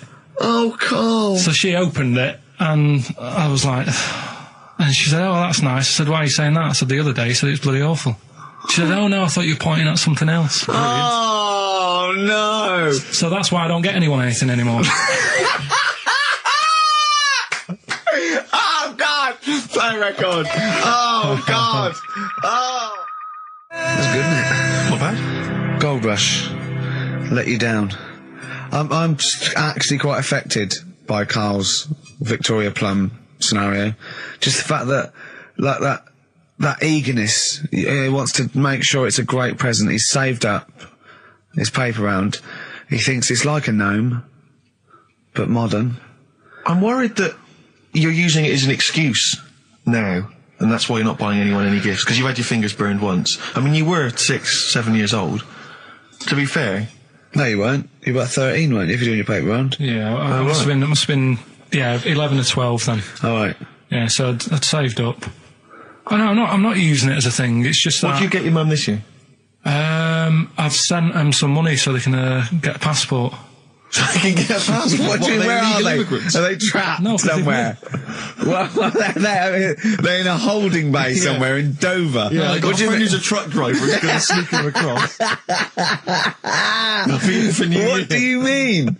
So they can buy a passport. What do they do? Sell it when they were No, a bit 'cause- they're a bit down in their luck? No, they haven't got that much money, right? They've never been abroad, and the mate said they might take them next year, and they said, oh, we haven't got a passport, so You've I got to thought... buy a passport, have you? Isn't that your God-given right as an Englishman? No, you've got to pay for them, they're 30 quid each, so you better add do, otherwise they're conning me. Right. They So said you it's sent them 30 You 60 don't quid? get born with a passport, of course You you sent them don't. 60 quid in an envelope, have you? Well, check. Right. I love that. He'll be watching telly and France will come on and he'll go, oh, what do you think of that? She goes, it looks bloody awful. We go, Yeah, oh, don't oh, open it. no. Don't open it. Don't open it. So you've not paid for a holiday for them. You've No, I've you've just given sorted them- out the... Well, it's the better prize, isn't it? Because they can't go anywhere without it. Well, the passport keeps on giving. Yeah, It's perfect. so- 10 years. That is, yeah. So, but no, I never used to. I mean, I can't think of other things. I used to get me dad once I started getting him stuff. It sort of used to be a dressing gown, Yeah. and then. But as an extra surprise, I used to put like a cigar in the pocket, so he'd think that was it. Yeah. Then he'd put it on and put his hand in the pocket. Right. And then he what's just this? hit you because he thought you'd nicked it. Yeah. Oh, dear. So you bought him a jacket with a cigar? That's quite thoughtful. Did you sneak a cigar once one Yeah, Christmas? yeah. Well, that's when they used to have like the big do's, like I say. You know, they were known for it. Like the whole estate used to know that. You know, we were having a party. Yeah. So, Too loud. So they'd all come round. so they all come round and You know. just have food and drink and that. And, I can't imagine. I cannot imagine how unpleasant that must have been. Awful. And you locked in your bedroom with a broken train set. Yeah, crying. And looking at Victoria Plum, Yeah. whatever that was. In the bin.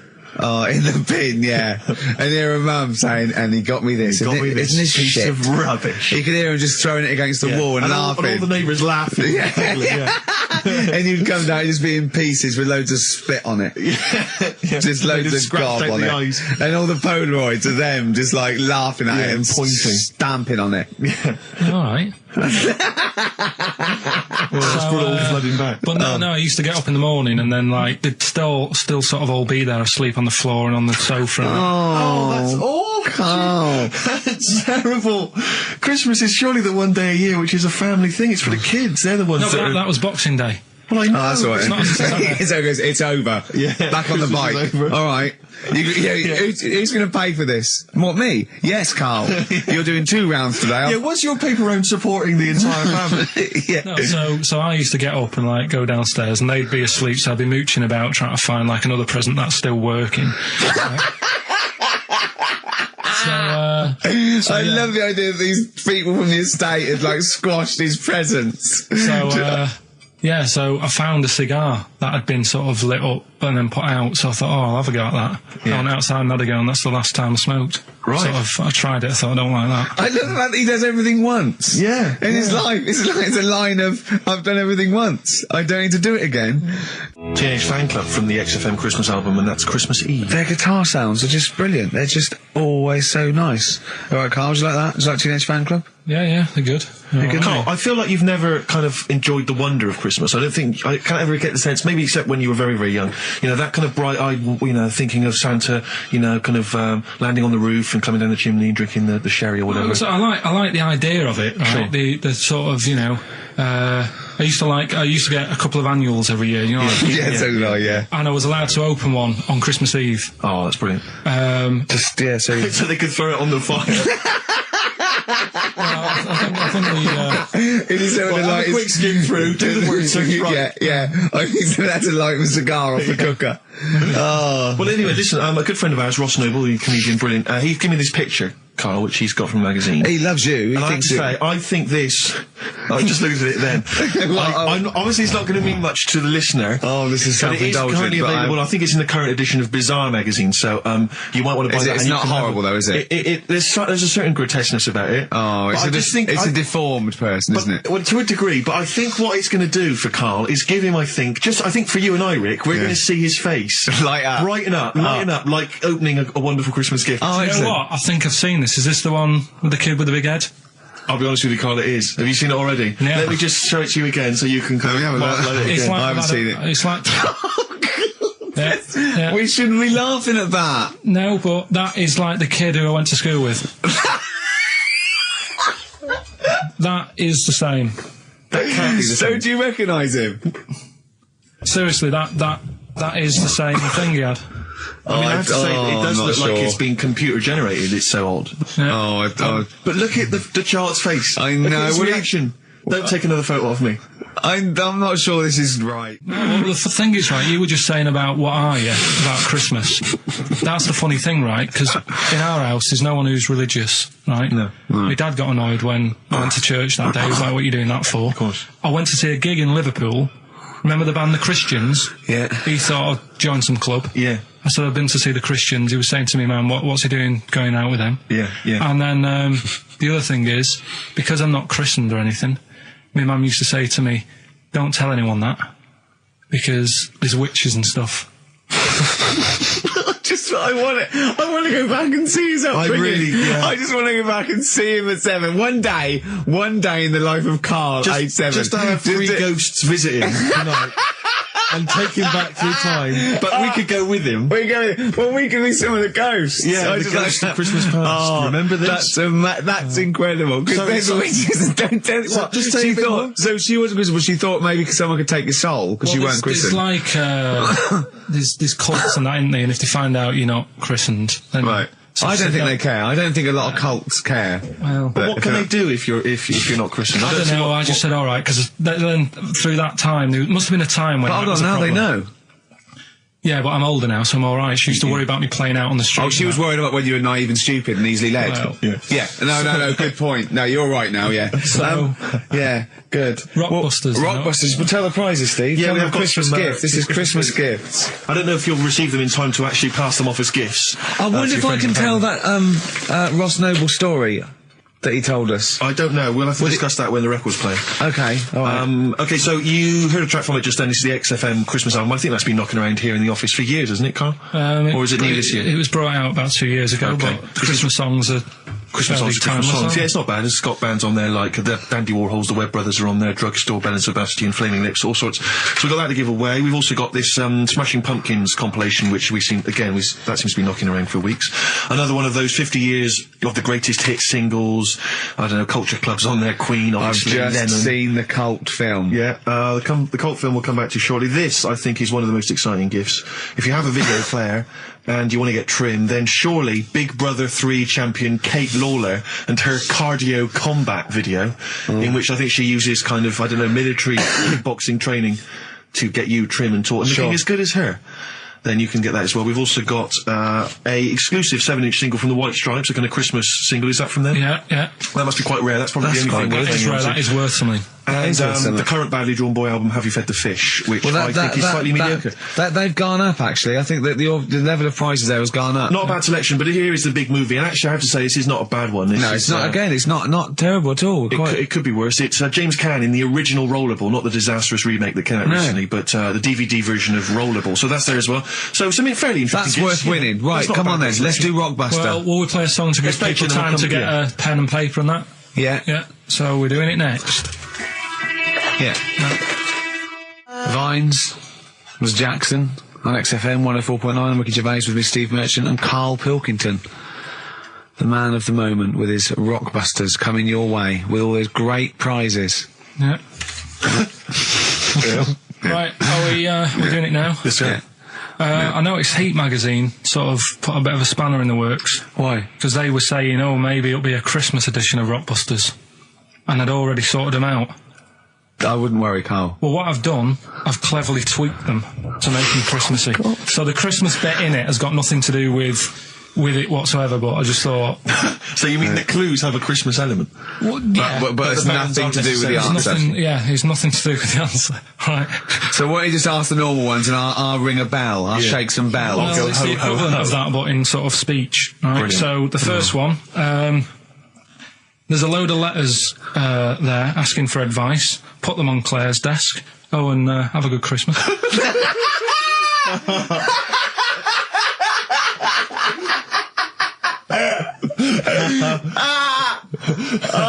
Give it to us again. Oh, God. Right, so there's a load of letters asking for advice.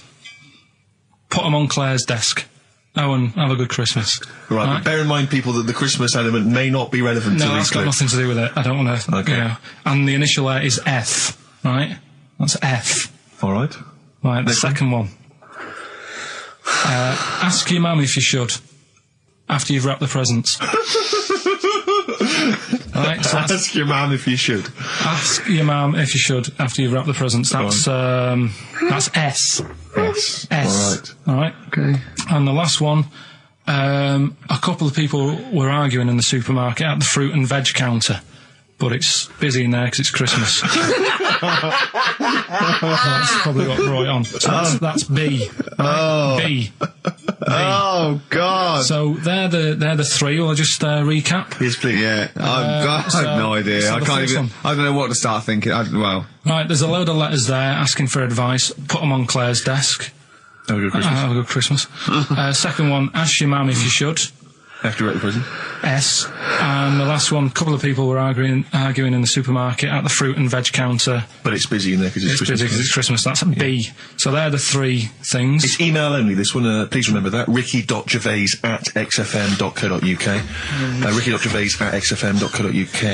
Yeah. Brilliant. Carl looks happy with them. He looks really happy with them. Rightly so. They're cracking. They're good. Yeah, good, pleased with those. All right. Is there going to be more Rockbusters in the new year? We're not sure. I'm still, thinking about new ideas that we can do. Okay. Are we starting Ridiculous today? Have you done Couldn't be bothered. Couldn't be bothered. Couldn't be hard. Look forward to Ridiculous. He's just worried about... He nearly said asked and he just stopped. Because he's worried, because he's the producer. Yeah, well, I've got to set a standard. Oh, dear. Carl, you have, mate. You have.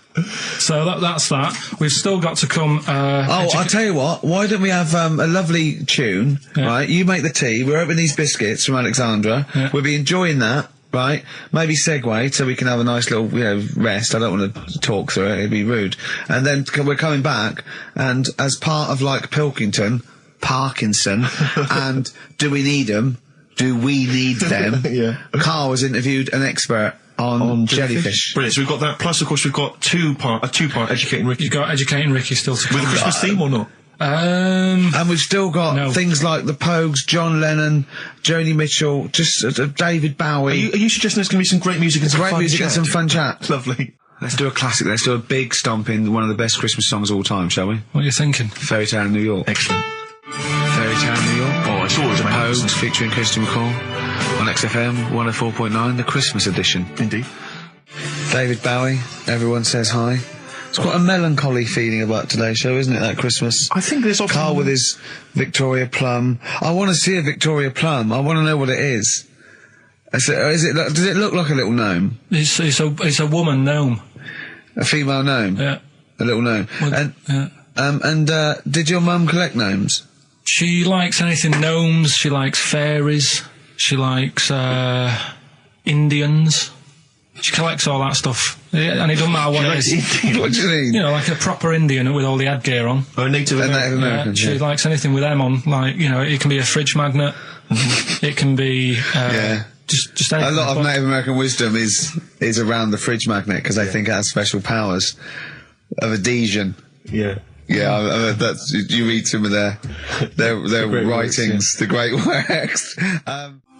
Snowbird from Mark Eitzel, part of his covers album. He's so happy that the XFM listeners understand his stupid clues, and he knows it annoys me. We've got some right We'll answers be for giving out the Blockbusters. answers just quickly, just in case someone sort of missed one of them. I'll just quickly do them, yeah? Yeah, go on. First one, there's a load Sure of letters. show. There's a load of letters there asking for advice. Put them on Claire's desk. Oh, a Merry Christmas. Ask your mum if you should.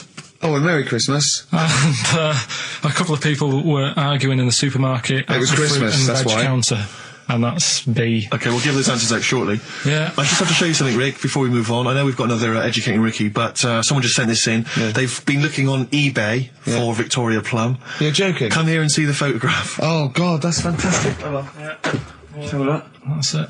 Oh, God, he got that for his mum. It's the worst piece of tat I've ever seen. Carl! Carl. Imagine how... Oh, Gutted. Carl. Imagine how... Look, think of him now, right? There it is.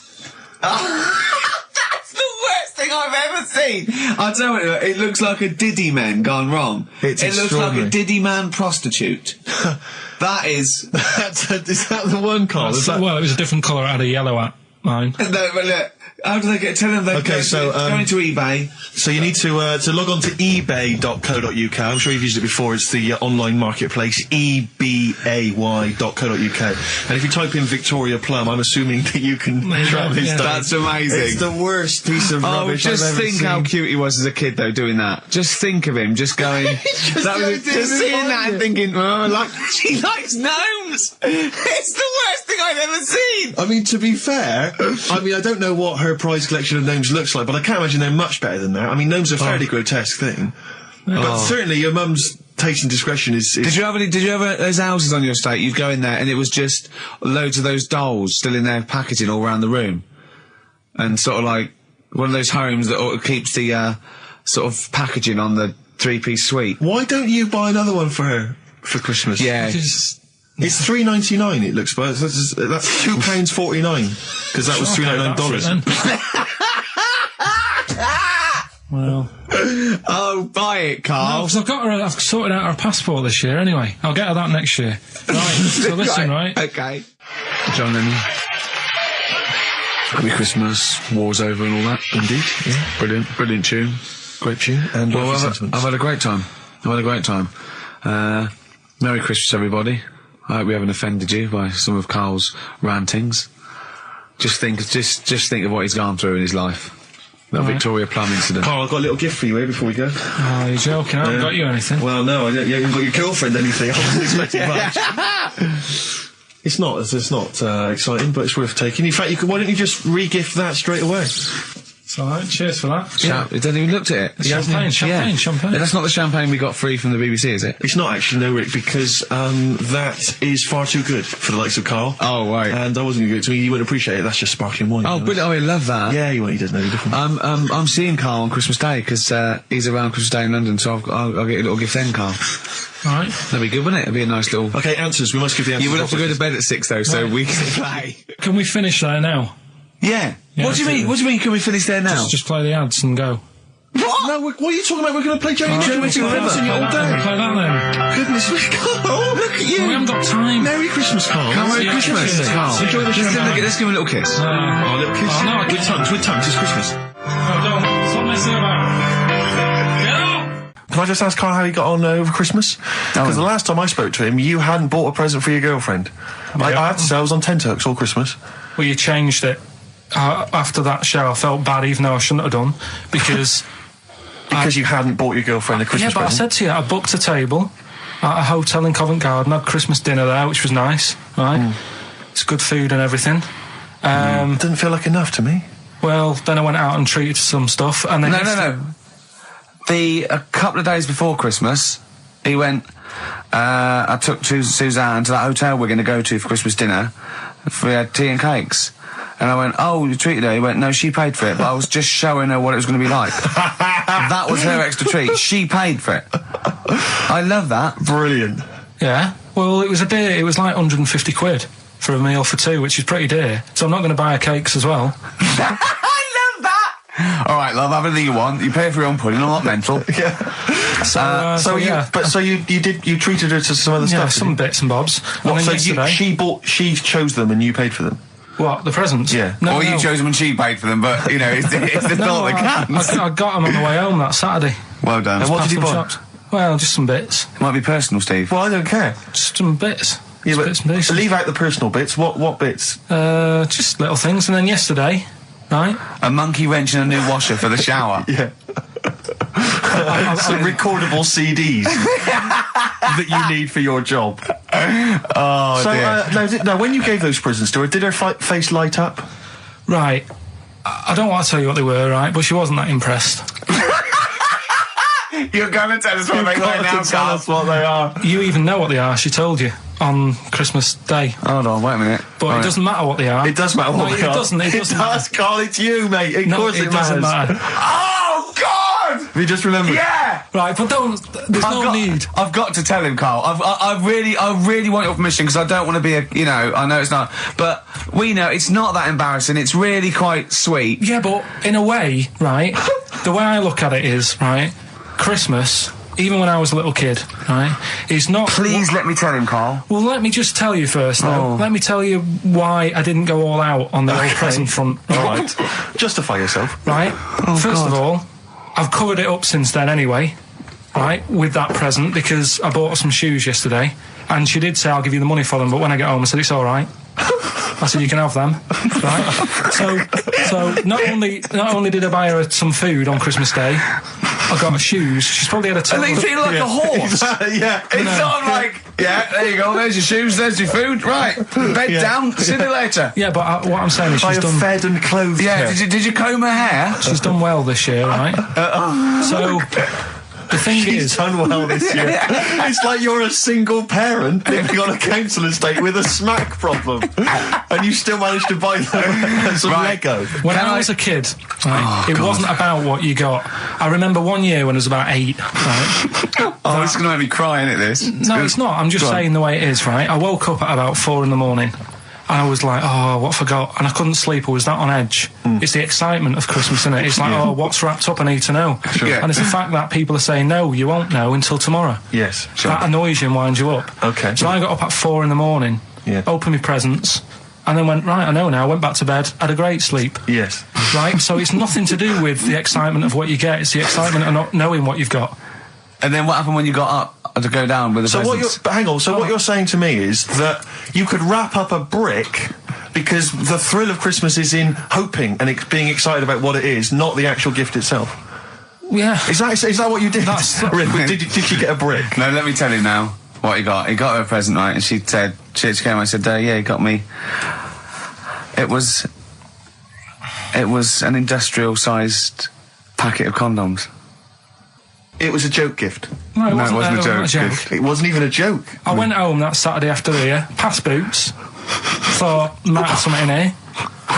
They were on, like, some value. Right. You passed them. Were they used? Right, but Past the anyway. makeup, you passed all the other... Past the Feminine makeup, stuff. past the lovely vanity cases. Yeah. The foot spas. Exactly. Yeah, The yeah. bathroom Oh, hold products. on. How much are these, love, for 100? Yeah. $4.99. Yeah. Do I get them reduced if I buy in bulk? So how many did you buy? What was it? I don't know, probably about 100. Right, okay. And is she allowed to use those with anyone?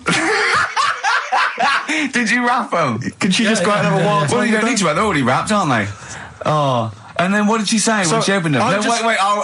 Carl, what did she say? Right, play a record and we'll come back to this. Oh, you're worse than my father. That's genius. Made famous, of course, by Jimi Hendrix. Yeah. That's All Along the Watchtower, as originally done by Mr. Bob Dylan. On XFM 104.9. So, Karl, just take us through the moment where you gave this gift. Firstly, So you went into Boots, right? You thought, all right, 100 condoms. Brilliant. Okay. Did you wrap it I don't up? know if it was 100, probably 80. Right, okay. Yeah. Right. You don't want to go mad, do you? Wrap them up. I'm just resting easy knowing that he's not trying to breed. Right. No. Yeah. So I got her them. I got her Grease on DVD because she's Okay. always watching that. Yeah. Right. Yeah. So just think of when her mum said, what did Carl get you? Some condoms and grease. I was going to say, I'm glad he said on DVD. And, she was surprised anyway, right? Because Yeah, I bet she was. no, when she got she was thinking like jewellery. no, right? That showed her. That surprised you, hasn't it? All right. So hang on, wait a minute. You thought it was a holiday, didn't you? Yeah. Look at your face. You don't know me at all. So hang on. So did you give these on Christmas Day? Right, what happened is she got in from work that Saturday, right? And I said, look under the tree. Knackered. Oh, at least it's Christmas. Yeah. At least I'm going to get a little bit. Yeah, go on. I said, look, you got some stuff under the tree, right? So that Did you give her a surprised sugar her. lump? Right, she was really chuffed with that. But she said she was a bit puzzled because I didn't know we had any wrapping paper, right? So I ended up using wallpaper. You didn't take it off the wall, though. You had No, some. no, it was some left over, right? So she said, why have you used wallpaper? I said, well, I didn't have any paper and you were getting in a bit and I wanted you to have a surprise. So she said, can I have a feel of them? I said, no. Presents. She thought, right, I've got the right thing. Yeah. Right. And then Christmas Day, I said, no, don't get carried away. It's nothing really good. You know, we said we weren't going to buy each other much. So there you go, open them. Yeah, go on. And Can I just ask, had you received your present from her yet? yeah. So what had you received? What did he have? Had some shoes, Nice. right? Getaway game for PlayStation. Nice. Which is I'm just totting up Just the top value the value of of this. those, Go on, yeah. And just also think about how much fun and pleasure you get from them. Yeah. Although, of course, condoms, I can see the see the appeal. Well, okay. Yeah. So yeah, I think but I can. also add to that bit 150 quid for a meal. If you're going to start Minus. totting up, 150 quid for a meal. I bought some shoes, 72 quid. Yeah, that was after the event, though. Doesn't matter. All right, so you received these, dare I say it, thoughtful and nice gifts. You handed over the box of condoms. They were wrapped up. She Well, unwrapped them. yeah. Go on, take us through it. Walk us through it. Well, it's not something you play with on Christmas morning. Oh God. Oh. Right. But when she opened What them, did she say? What did she say? Well, I wrapped them twice as well, so she thought it was something really good. Extra Like, oh. protection. Right. And So she thought it was something really good. and then So the disappointment would be doubled. Yeah, go on, yeah. then she just opened it and went, oh yeah, so what's on the telly? And that was God, that. That was ungrateful. that. What an ungrateful woman that is. Well, she got stuff. Fancy not wanting I told her. a box of economy condoms from Boots. I said to her about the thing about, you know, it's all about the surprise and that, innit? Yeah. You explained that to her? Yeah. What, after she'd unwrapped it? Yeah. Thoughtful. And she was all right about it. Yeah. She understood. Rick, you know I suggested to him that he buy his girlfriend a gift. I'm worried I've done more damage to the relationship by suggesting that than if he had just forgotten. Next time you've got to go shopping for her yourself, Steve. I think I might do. You've better go shopping for her yourself. I'm glad it's all over though. It's mental. Yeah. It annoys me. The whole thing annoys me, and she knows that as well. Yeah. She should have. What? She still insists on having Christmas once a year. Well, Wow. I'm you know. no, but well, anyway, what did you get? I can't think what you bring to the relationship, Karl. I don't know what it is she's getting from you in this relationship. It's like she's doing all the work. 80 times. Oh God, Carl! I love it. You're brilliant. I know what she's getting. He's the. What? No, he's not thoughtful. No, but he's thoughtful. He's the best he can do with the brain he's got. Do you know what I mean? Right. He's doing his best. He's absolutely doing his best. There's no. He's working at the limits of his powers. Do you know what I mean? Though he's done as well as he can with what he was given. Sure. Yeah, and that's admirable. Yeah. It's like, I think he's done better than you'd expect. I bet his teachers didn't even think he'd get this far. Do you know what I mean? What, find a girl? No, well, yeah, a job, a girl. Yeah. Do you know what I mean? Clothe himself. He's done really well. What do you think, Karl? You think you've done well? I think I've done all right compared to some of my mates. What are they doing now? Probably not that much. Do you know what I mean? Mrs. Matthews said I wouldn't be an high flyer. I think I'm doing all right. Yeah. Do you know what I mean? I have a holiday every year. Got somewhere to live and that. Yeah. Got a new flat, haven't you? Yeah, so where are they then, the condoms? Did she show them to her family and friends? No. Take them into work? Look what Karl I'm surprised she told Ricky, actually. I was a bit disappointed in that. Yeah. Because I didn't go shouting around. Well, she was so excited, Karl, clearly. She was just so pleased and proud. All right, play a record, we'll come back to it. No, that's it now. Streets, don't mug yourself, XFM 104.9, Ricky Gervais, Steve Merchant, Karl Pilkington, a regular Santa Claus. I'll leave it. Oh, dear. Right, listen, right, yeah, New Year and all that. He's great, isn't he? Rockbusters is on the way. We're getting some good stuff coming in. I have to say, I'm amazed. Every answer I've had so far has been correct. I listen to the clues. I've got no idea, and I know you, Karl. I spend time with you. Have I you know seen how the you work. XFM listeners? Well, of course they're the same as Karl. Sure. Of course they've got the same mindset. Yeah. Oh, right. So what did you do for New Year instantly? Well, I cocked it up a bit. Right. You're joking. Go on, You're here we joking. go. You're joking, mate. Go on. I went and booked a table. You got the wrong day. No, right? Booked a table at a restaurant that was shut. Right? What? I booked a table at a restaurant, and the one that I called, it wasn't the one. The call had been diverted. So Suzanne said, call them up and see what they're serving, right? Because I forgot to do that when I booked the table, right? That's right, anyway. Because the thing is, right, it's a restaurant in Covent Garden, but they've got one in Victoria. But when they answered and they said, no, Victoria, I thought that was the person who was answering the phone. Do you know how some people say the name? Right. So then when I called them up and said, what You thought he sounded a bit funny. Right? So... I'm confused, Karl, but probably not more. No more than you would have been on the it was a branch of a... all right, he doesn't anyway, want to give the restaurant away. So he phoned it up. There's one in Covent Garden. They answered the So phone. it's not, the restaurant's not called No. No. They said, no, Victoria. Why can't we name the restaurant? I don't know why. It's not libelous. Are we scared that, are you scared people are going to sort of see you in there because it's your regular haunt? No, it's just like, you got to pay for stuff, haven't you? Right. I mean, it's... Okay, anyway, so you've I got... wouldn't mention it before New Year, but it's not... So did you go all the way to the restaurant to find out that it was closed? No. What happened is I called... Was that the name of the restaurant again? Right, the restaurant's called Christopher's. They've got one in Covent Garden, they've got one in Victoria. He phoned up, he went to book. It's a lovely restaurant. I've been there often. I recommend it to him. He phones up, said, can I have a table for new... He said, no problem, sir. Right? And then Suzanne said, oh, you better call up, see if they've got any haddock on the menu. And he went, hello, and they went, hello, Christopher's. Victoria went, Victoria? They went, yeah. He went, oh, no. That's it, innit? So then I just said, no, forget it. I'm not going all the way over there. So I cancelled it, right? So then I called up Suzanne and said, look, I've made an error. The place we were going to is shut. Was she surprised again, or? So we're not going. So she said, oh, try some other places. And I did. They were all booked up, right? I was fed up anyway. I hate New Year. It's always like this, isn't it? So I said, look. You know the common factor in all these stories? You hate Christmas, you hate birthdays, you hate New Year. It is you. Right? Yeah. So I said, I'll sort something out. Yeah. So I went to Tesco. Leave it with me. Went to Tesco's, boots were shut. Got a lovely plate of condoms. Did you just stay in and play with her Christmas gifts? Blowing them up. I've done some balloons. Well, it was. I think we did stay in. And I watched that thing that, 100 Greatest Moments, which was annoying me. Did you see, there was a nudist on it? You know how I feel about them. Yeah. Right?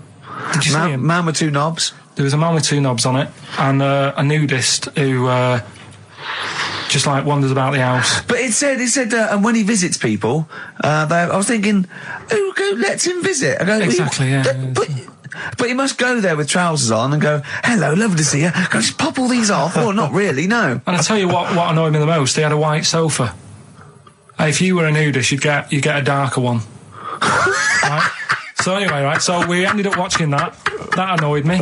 And then I was tired by about 11, and I said, oh, let's go to bed. And she said, you can't.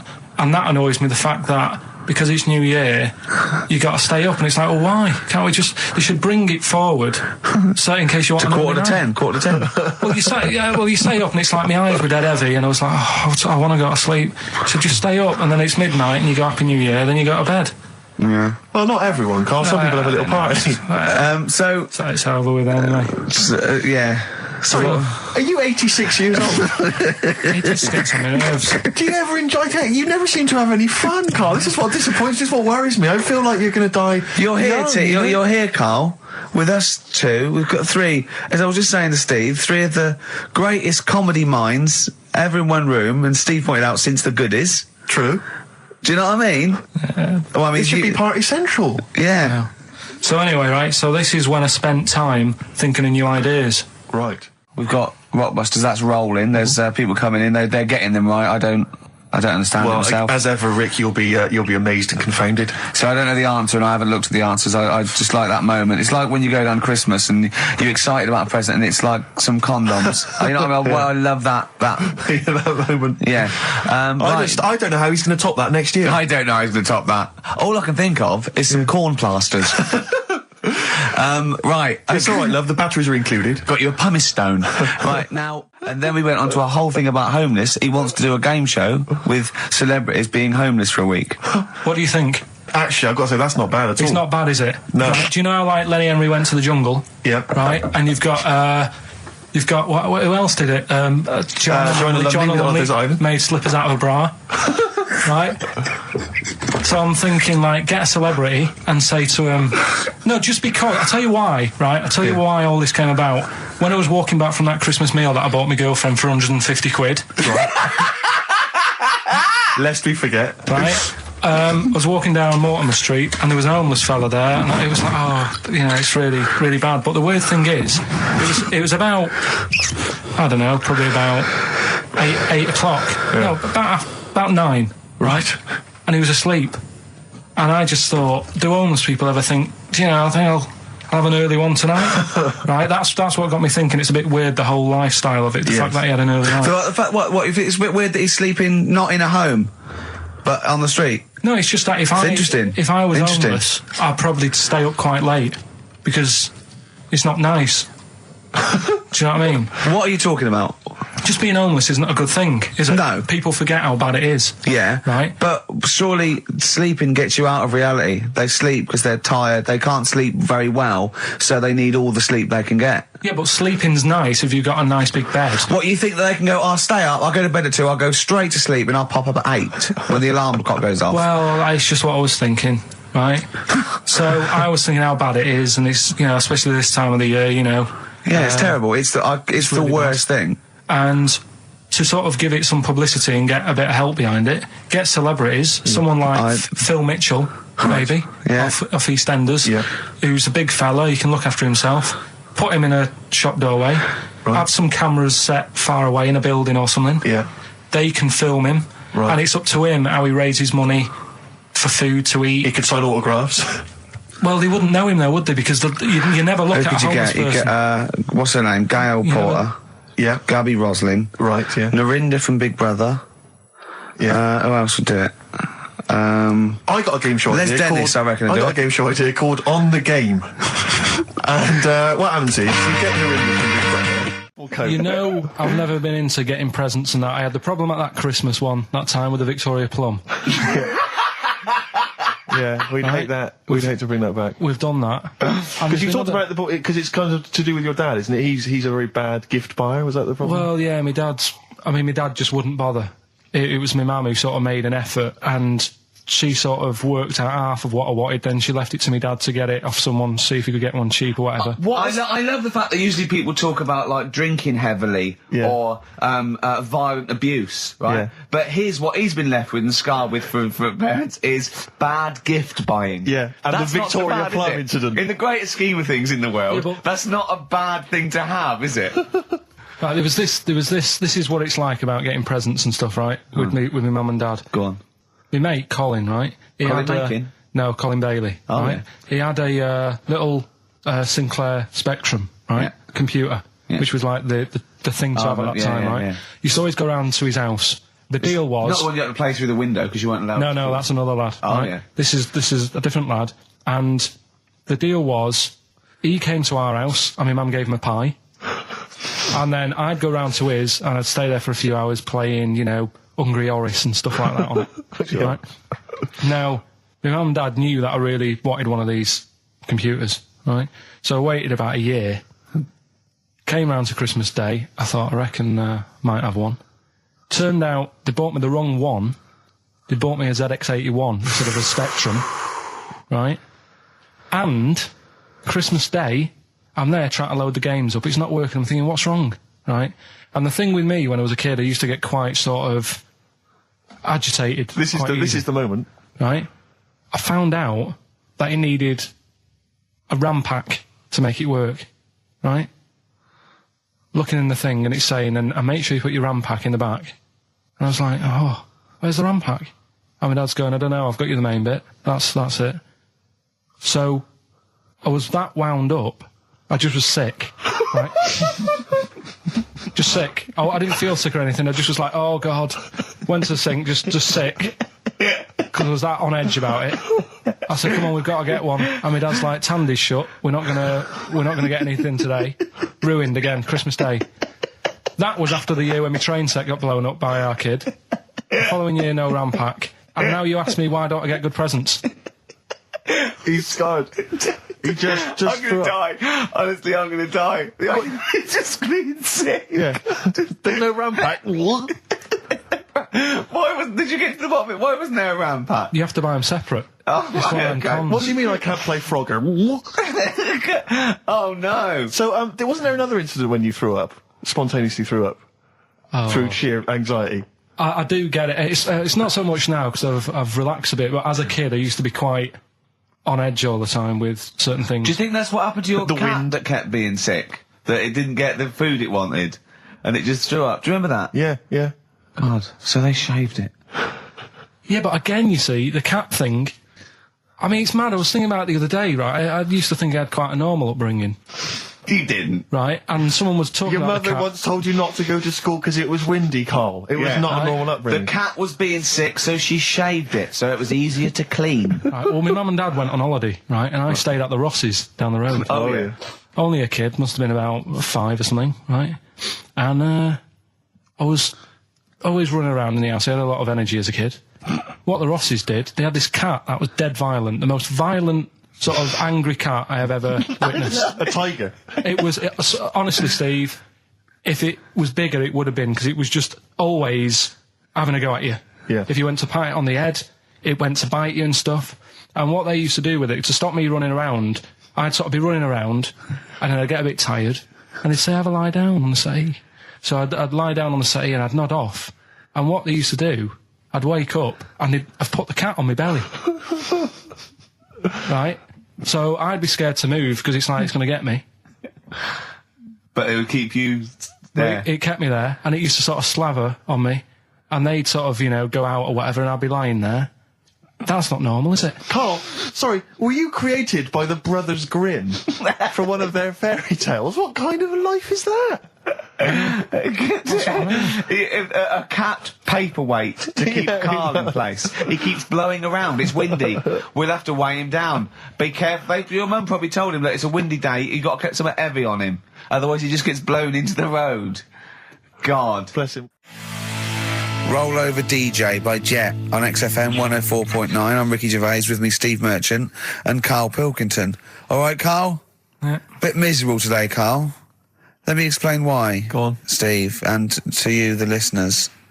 Well, we came in to a big big bunch of stuff. Dropped off was it Becky from Marks and Spencer? Just like lovely stuff, food, presents for the cat, books. Just to Ricky and Steve who do the show, right? Ricky Gervais and Steve Merchant, GQ presenters of the year, creators of The Office, right? Award winning. Carl's looking over. I go, well, maybe. It's not for you, no. And then he told me why he's grumpy anyway. Go on. Do you know what XFM are giving everyone? How long have you been here? About 6 years. What are you getting for Christmas from XFM? 2 CDs. Is that of your choice, or do they choose them? There's a list of about 30. Right. Tell him what you chose. 30 CDs. I've gone for Kings of Leon album. Yeah. And the best of Bob Marley. Haven't we given them away in the past or something? Or you could have burnt them off, couldn't you? You could have done copies. Illegal, but you could have done that anytime you wanted. I don't think Bob Marley minds if you bootleg his CDs. It's out of order though, isn't it? It is bad. Although is that always the case? Has it always been the truth of all the time you've been here? No, it has been better than this. Yeah, although you do get paid quite well and you do have an easier time. Yeah, but don't give me the CDs then. If it was a milkman, you don't go, have 2 bottles of semi-skimmed. Happy Christmas. Yeah. That is a valid point. Do you know what I mean? Have you complained? Who is it who made this decision? There's no point. No point, is there? Why? Just no point. I don't like moaning anyway, just... Has it come from up top? Is it from the capital people? Just everyone. That's what everyone gets. Yeah. Yeah, but will Christian get 2 CDs for getting up at 4:30 every day for about 5 years? And keeping this station afloat. Probably. Yeah. So that's why I'm a bit fed up. What do you listen to first, Marley or Leon? Well, you have a bit of Marley. I'll tell you what Marley's good for as well. You'll go have a little beach holiday, aren't you, over Christmas, going to Lanzarote?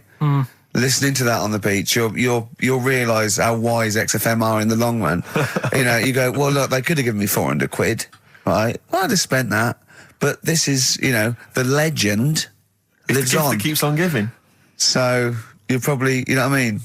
Think how much what you got to think of is how much all his great songs took, not only from the depth of his soul and, all his sort of angst and knowledge and love, and then all the studio time, the marketing, and they're just giving you one that. They go, don't worry about that, Karl, just have it. And you go, what? All the time we spent it with Bob Marley and everything. You know, have it, Karl, have it, Karl.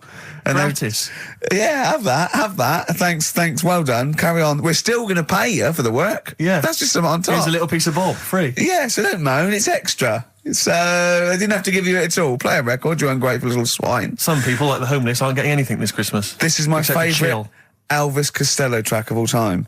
It's Alison. This wasn't on the list. Right. Elvis Costello, Alison on XFM 104.9. So, that's it. Well, maybe, I'll tell you what, a good idea, Karl, just beg. Just ask for other things. What do you want? What do you want for Christmas? You must have a big fan base out there willing to make you things. Maybe like a little, I don't know, gloves, pair of gloves. Just like Little woolly hat. If you want to send a necklace in for Suzanne, that'd be handy. Oh, yeah. That's what she wants. Is Suzanne listening today? No, she's out. Right, okay, this is the dilemma. Me and Steve, yesterday, were trying to convince Karl that it would be a good idea to buy Suzanne a Christmas present. Okay? Now, why aren't you going to buy her a Christmas present? Explain, Karl, why you don't think you should buy her a Christmas present. No, well, I've told her I'll get her one, but in the new year. We're going away on holiday and that, so there's no point taking stuff away. Yeah. Going to Lanzarote next week. Just get her something in the sales after Christmas for this, yeah. Yeah. Right. And me and Steve were trying to explain to Karl that she would love it if you bought her something on Christmas Day. Yeah, but she knows now. But Knows yeah. what? I've told her. So No, she's well, I'm getting going out. to tell you, do you know, right, this, dear listener, this was Karl's worry. I said, I bet she's got you something. And Karl was worried in case he got her something and she hadn't got him something. Yeah. He'd be livid. He didn't want to be down. He didn't want to be a present down. Yeah. Look at his face. So buy her a nice necklace. Don't spend, spend 100 quid, just a little token. We're going away. We're going taking her away on holiday. No, you're not taking her away, are you? What, you're paying for it, are you? Yeah. Are you really? Well, half and half and that. Right. So you're paying for you to go on holiday? That's good of you. So the gift is your company, really? She's done all right. She's done all right. Why do you talk like you're 60 years old? And you've been working down the mines?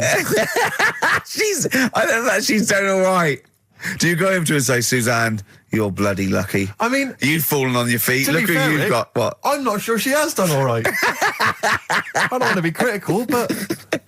Oh, dear. So what are you going to get in the sales? What are you going to get her? It depends. I'm thinking... I mean, I'll give her the choice. You can have Kingsley and old Bob Marley.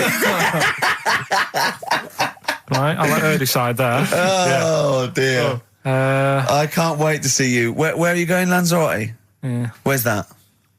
Don't know. Suzanne sorted it out. I said, Lanzarote. I said, is that Africa or is it Spain or Portugal? Just thought you don't know. I went, what do you mean don't know? I goes, well, what's the currency? I went, don't know. I said, Suzanne booked this one, did she? Yeah. I thought, where is it? Is Lanzarote African or Foreign. Somewhere foreign. I was looking last night, and doesn't look that good. There was like one of the highlights of the things it says you've got to do is go and have. Apparently, they've got restaurants in caves, and that's like one of the things they say you must do. So, if that's a highlight, do you know what I mean? Right. So I'll do that. Go and see what that's like. Yeah. When you're on the beach, Karl, do you wear the very, very tight Speedos? No. Do you walk around with them? Sort of longish shorts, t-shirt on, probably with a sort of a light shirt on top of that. Right, sure. So quite wrapped up then. Covered up. Do you wear a hat? Because obviously the bald head, there's risk of sunburn. No, I just put a bit of lotion on it. Lotion on there. Yeah. Just have a bit of a wander down the beach, have a look. Yeah. See if there's any old blokes with their tackle out and a backpack. A lot to look forward to. So Yeah. there you go. Yeah. Well, we're looking forward to finding out how you get on. Yeah. I'll let you And know. Interested to know what she gives you on Christmas Day. Probably get More anything. scintillating chat after this next song. All right, bit of placebo. Yeah, love it. Special needs. Placebo, special needs on XFM 104.9. Email in where Lanzarote is. I don't know if it's Italy or Spain or Europe or maybe Africa. You know, these are the sort of things, these are the reasons I come into it, to at least learn something, innit, Karl? We've stopped educating Ricky, so I've stopped learning, you know, about things like the woman who ate mud all her life. I told you something before when we were in the office. Go on, what was that? What did you teach me? They've just counted how many fish are in the sea and that. No, they haven't. They've just done a census. A census. What, a fish? Yeah, some fellas have gone in the sea and they've got to work out. There's about... This is Spratt. Is this your son? No, he's a lodger. Okay, well, let's mark him down. That's 2. Oh, I've lost count. 6 million, 4 and... Oh, darn. So how many are there? About... There's a lot. Oh. Well, there are more species of fish than bird, mammal and reptile put together. Can I ask a question? That's on my DVD of animals. That's still available in the shops. Probably find that online. You'll get that slightly cheaper. $15.99. What? Go on, ask me a Special question. features of Ask me a which question. include, includes Karl's Pilkington's also on the DVD. Yeah. That's a perfect Christmas gift. Yeah. Long and winding road. I love that, but I don't like the way McCartney sings here. There's just one, he goes, you leave me waiting here. Well, he's always got that slightly affected. But it sounds style, like doesn't it? Richard Burton or something, here. Yeah. But it's only one that does it, but I don't know why. I just think he likes it or wants to go back and change it. Maybe it's like... But having said that, you know, I'm not taking away from the Beatles, one of the best bands ever. Well, yeah, good luck to Brilliant songwriters. Oh, they do well. Yeah. We've had a lot of emails, Karl. I don't want to sort of put a dampener on your Christmas, but a lot of people have been slagging off Lanzarote. One of them just said, well, one of them, I don't know if I can find It is Canaria, isn't it? It's one of the Canaries, isn't it? It's a volcanic island covered in volcanic dust. It's very windy, so you have to dig a hole to sit in on the beach, and there's hardly anything to do. That's from Mike Godham, and he says, unless you like quad biking, well, you know, you've seen what happened to No, Ozzy don't Osbourne go this week, quad so don't do biking. that. No, with your little head, there's no protection at all, is there? I don't know what you're thinking. I don't know. At least Rick Mann and Ozzy had lots of hair. Yours would be like Humpty Dumpty. It would crack like a little egg. And then we'd seen, there's no kings or kings horses. So, Yeah, well, they couldn't do the job anyway. No, we shouldn't really send them. They're not really qualified. Horses not equipped to put back Send an a egg medical man. like Neil Fox in Yes. to mend But not eggs. some kind of military horse. I bet he's had the egg on his face a few times, hasn't he? What, Foxy? Yeah. Well, most of the series are Pop Idol. Right, Karl. Lanzarote, good or bad? Well, you got to give it a go, haven't you? Yeah, well done. Give everywhere a go. Exactly. That's what I was saying. You know, don't just take the word for it. I mean, if it had said an Alanova, Lanzarote shit, he'd have believed it. Sure. You know, if he'd have overheard it in a pub, Yeah. Lanzarote a crap, he'd have believed it. He'd have seen it on a website that was mainly concerned with monkeys and witches, he'd have believed it. Yeah.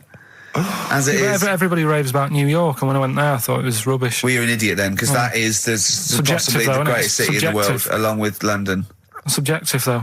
That's why they have holiday programmes and that, innit? So you see it and you decide for yourself and that. Yeah, but you saw Venice on a holiday programme, as you put it.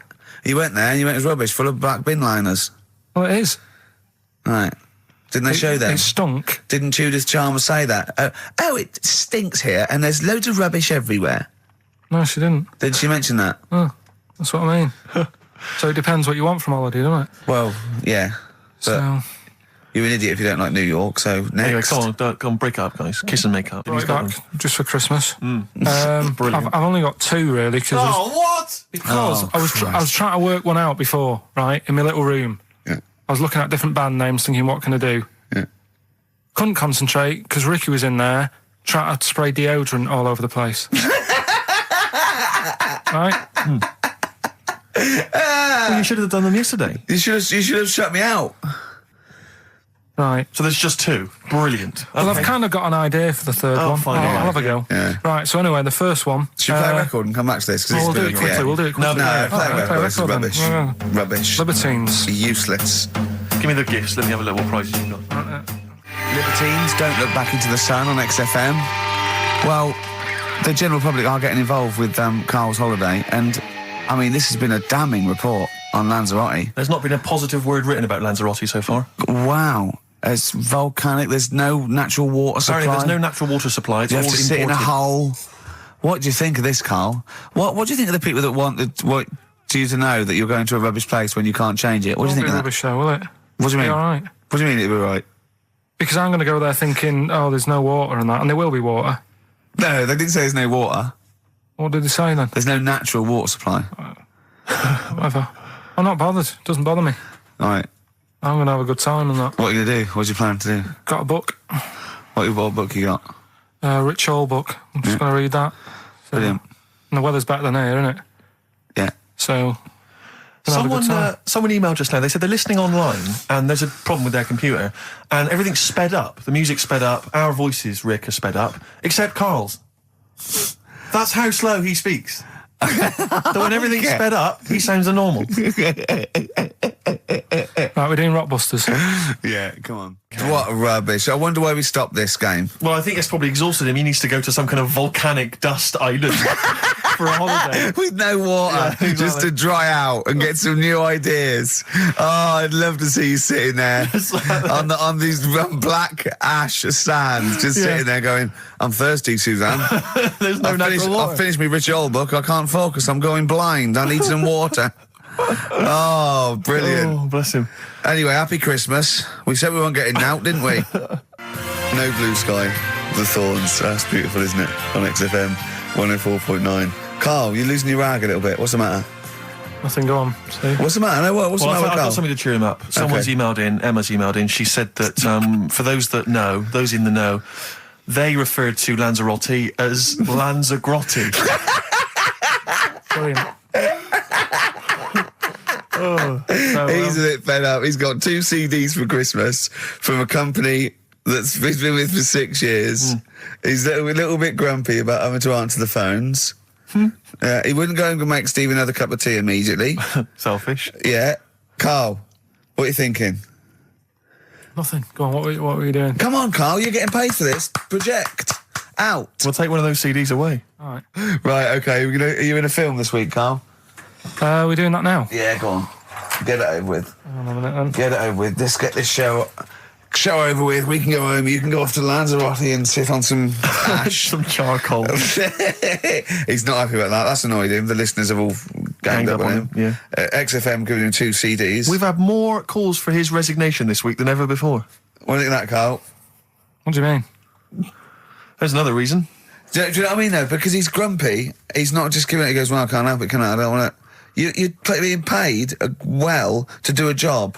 People have tuned in to be entertained, to have good songs. Me and Steve are working I'm pressing here. the buttons. I'm paid to press the buttons. That's what I'm doing.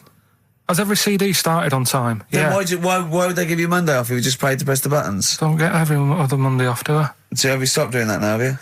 Well, yeah. Why? Because there's work to do in that. But I'm not moaning about it. Let's get on with it. Right, Scrooge, right, is the film that I'm in. Thought I'd do a Christmassy one. Okay. Right? Yeah. So get people in the Christmas mood and that. Yeah, you have. Yeah, you have got people in the Christmas mood. You're like Santa visiting them.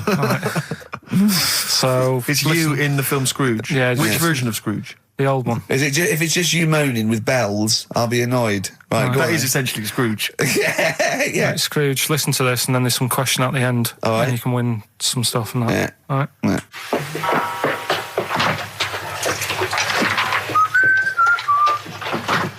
You're late.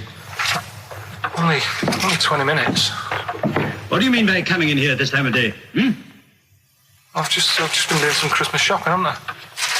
Probably do some more shopping on Monday because it's my day off, isn't it? Yes, I know it is. You don't have to tell me. Do you want to see what I've bought, Suzanne? No, thank you. I don't mind showing you. It's only a Christmas present, isn't it? Just bought some more condoms. Why? Well, I bought some last year. Got 2 boxes. They all got used, so... I'm very glad to hear it. How much do I pay you? Why are you asking? So the presents I buy has got nothing to do with what I earn.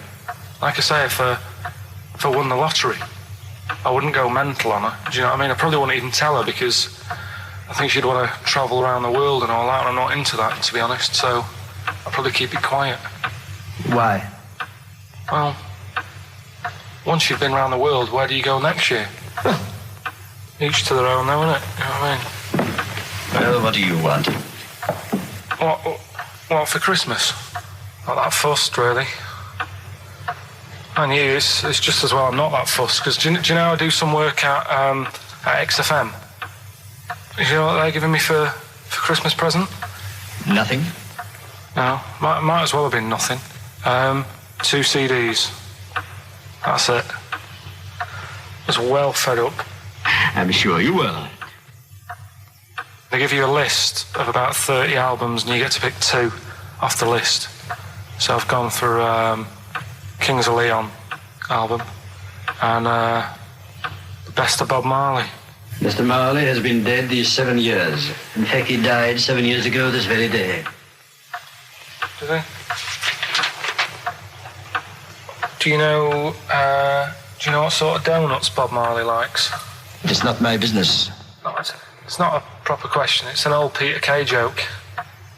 He likes the ones with jam in. Do you get it? Garlic bread. It's good, isn't it? Excellent. Oh, Carl, well done. Karl in Scrooge there. The only man more mean and depressed generally than Ebenezer Scrooge. Oh dear. Oh. What's the question, Karl? Well, if people have been listening from the start, right? What albums am I getting? Yeah. Is that good? Mm-hmm. Good, yeah. What albums am I getting from for working for this place for 6 years? All right. Ricky.Gervais at xfm.co.uk. Do you want to apologise once more for anyone you might have offended over the year? Yeah, like I say, I never want to upset anyone. We're just chatting about stuff. It's just chatting. It's from the heart. You see something, you say, "Oh, it looks a bit like so and so," or "Isn't it a bit?" You're not really, you don't really try and hurt anyone's feelings, do you? But I think most people know that. And I've got to apologise for laughing at anything you say. I actually can't help it. Again, it's not vindictive, but when Karl comes out with some of the things he says, it's impossible for me not to laugh or react. So have a Merry Christmas, everyone. Well, before that, Rick, is there some final for the year monkey news? Tell you what, let's play a good song. Okay. All right, we'll have a bit of monkey news, and then that's it. A bit of Amy Mann, then. Perfect. Brilliant, this one.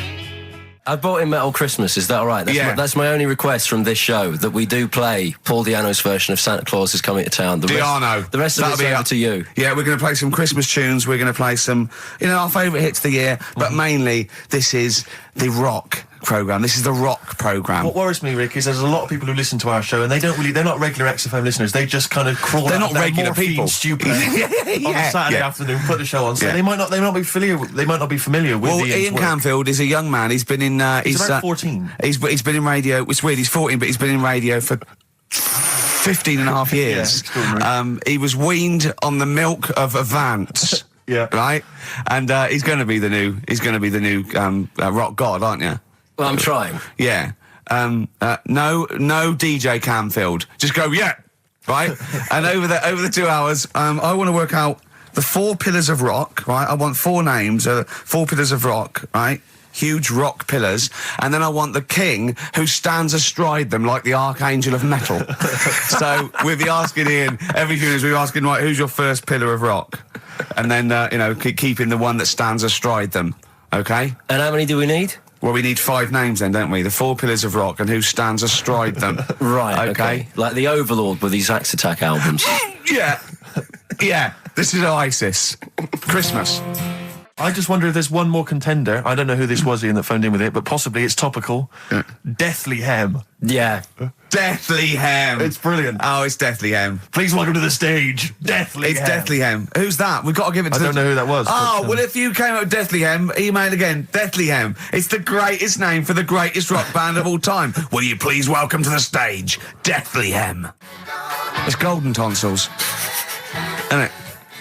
I was going to go see him once at the Camden Underworld about a year ago, and they had this sign up, right, saying that Graham Bonnet, who sung that song, had cancelled, right, and it said, God willing, he'll be performing tomorrow. And just in case you thought he'd cancelled because maybe no one bought any tickets, the doctor's certificate was beneath the cancellation sign. Brilliant. Well, we've sung that a couple of times drunk, haven't we, Ian? At the top of our voice. We have done it. It is the best ever. Yeah, it is. Ben has won whatever you're giving away. Yeah, Ben came up with Deathly Hem. Yeah, Deathly Hem. Yeah. I mean, if you are in a rock band and you're looking for a name and you think you deserve that name, then, write to us. We want to know that you're really heavy, and Ian Canfield would officially hand over the deeds of the name Bethlehem.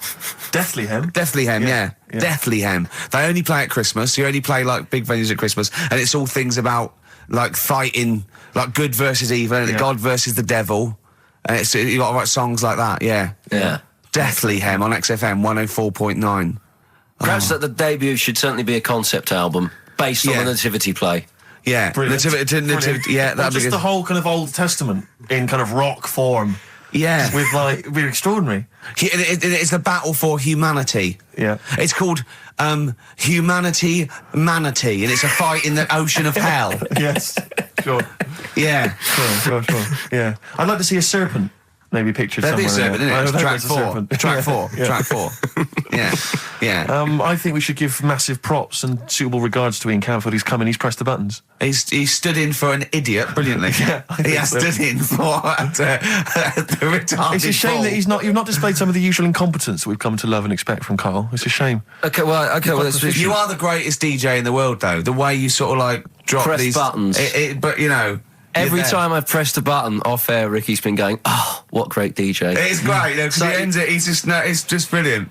I mean, we're lucky if we can talk with the mic on. That's the title, not talk over a record. We did some great links during the ads. Yeah. And, of course, Jonathan Ross masturbating live on air. Just looking back at some of the highlights of you this don't get that show. on Capital Gold, do you? Like Tony Blackburn getting a call from Fluff Freeman going, all right, mate, I'm knocking one out. Yeah.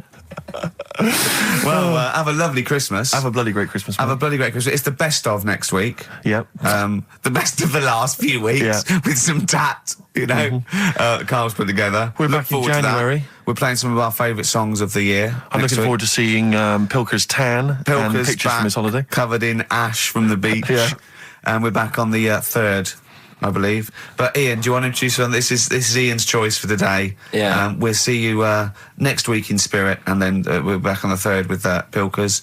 Over to you, Camp. Enough of Jonah Louis. This is Paul Di'Anno, ex of Iron Maiden. doing Santa Claus is Coming to Town. Snow Patrol and Run on XFM 104.9. Yeah, not bad at all, not bad at all. So everyone had a good Christmas though, yeah? Really? Carl, even though it was like a little bit Lanzagrotte, it was a nice Christmas. Yeah. What was the book you read, by the way? Someone just emailed in and wanted to know. What was the book you read? It was The Governor. The Governor? Yeah. Right, okay. Did you buy Suzanne a gift in the end? Which you surprised her with on Christmas Day? Yeah, after that show that we did before Christmas. Yeah. I was walking home thinking, oh, might as well treat her then. Yeah. Went and got her a necklace. Nice. Actually, she said she wanted a necklace, but I didn't know which one, but went and got one. Yeah. And she was happy with that. Yeah. That shut her up. yeah. But, yeah. And did she get you something? Did she get you a gift back? She did get me something, yeah. See, we knew she would. Of course she would. Yeah, but the thing is, right, she got me a little Game Boy Advance to take on holiday because she Brilliant. knows I get bored. Lovely. Right? So that was good, but I was like, hang on a minute. I know how much I spent, Oh, and I know how much these are, right? But I was clever, though. When I got to the airport, I bought her to get me an extra, bought me an extra game for it. Yeah. Got the value. Of course. when you were growing up, did you wait to ask your mum for sweets right at the counter so the woman would embarrass her into getting you it? What, you mean just slip it in the basket? Well, no, just wait till there's some, a stranger watching before you ask for sweets. Mum, can I have a Kinder Egg? Did you sit in front of Suzanne when it got to Suzanne, can you get me something else? Because remember I spent more on that necklace than you did like Game Boy Advance. And the woman in Dixon's goes, oh, you better get him something else. And she goes, oh, bloody hell, all right then. Nah. She did well, though. You know what I mean? She's done well to keep you, hasn't she? Done well. Because you're such a find. You're quite a catch. Yeah, she must wake up every morning and go, ooh, I am the luckiest girl in the world. Well, she told you that the other night. What? She said the other night how good it is living with me. Oh, yeah. I said to Suzanne, it must be great, because I only see him 2 hours a week and I like to squeeze his little head. You can do that all day, every day. Does she ever squeeze your head? No. No? No. It's like that thing, though, isn't it? It's like when you work in a chocolate factory. You get sick of it, don't you? If it's there all the time. Yeah, she must think, well, I could squeeze that head any time I wanted. It's not worth it. I'll just, Yeah. I didn't get my mum and dad anything this time. No, because I'm always treating them anyway. Whenever if they need a few quid, if I can help them. Well, you are the gift that keeps on giving, Karl. No, but don't just go giving anything just for the sake of it. You know what I mean? Wait for the time that's right, sort of thing. Just because it's Christmas. Because yeah, I mean, there's no better time, is there? Really? No, I just was going to say my mum and dad didn't get me anything, but they did. What did they get? But just some money. But I'll get them something when the time's right. Do you know what I mean? They always need bits and pieces through the year, so yeah, I'll look after them. Sure. Karl's theme tune there by Placebo. Special Needs on XFM 104.9. All right. New Year's resolution, Karl? I don't know. I don't do it. Really. It's more like something like, I don't know, start smoking. Do you know? There must be something. No, it's a waste of time, isn't it? Don't bother with that. Right. You see? Me, no, I've never really made any New Year's resolutions.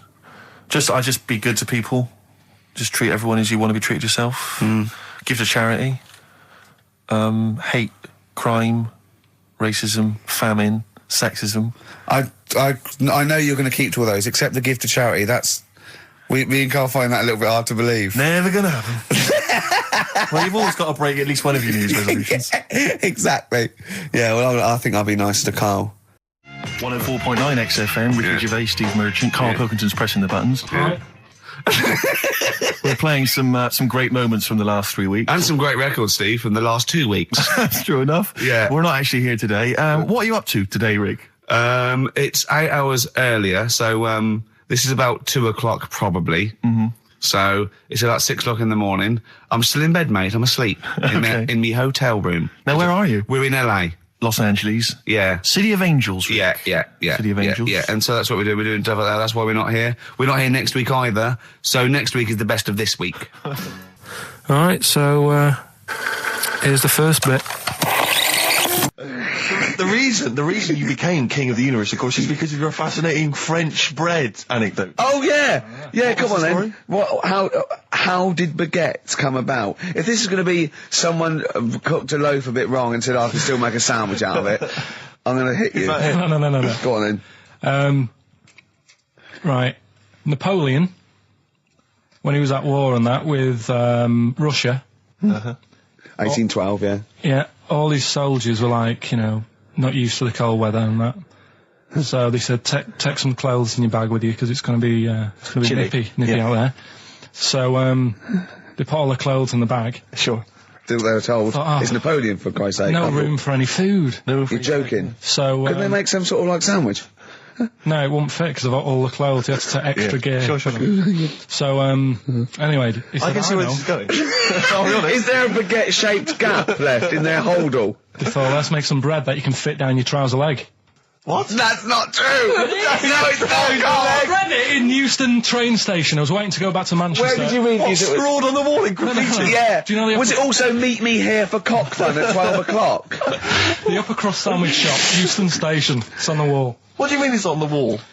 Do you know how it says, like, sail on at Dixon's, whatever? Yeah. Next to that, there was, like, a bit of information. Once you've read the stuff on Dixon's... I get information. There was a big thing about the history of the baguette. I read it and I thought, we got to make a sandwich we can split down our trouser leg. But how can you march and fight with a huge piece of bread down your train? Although it would be intimidating. You see them coming, you go, sacre bleu, look at the size of them. They're big fellas.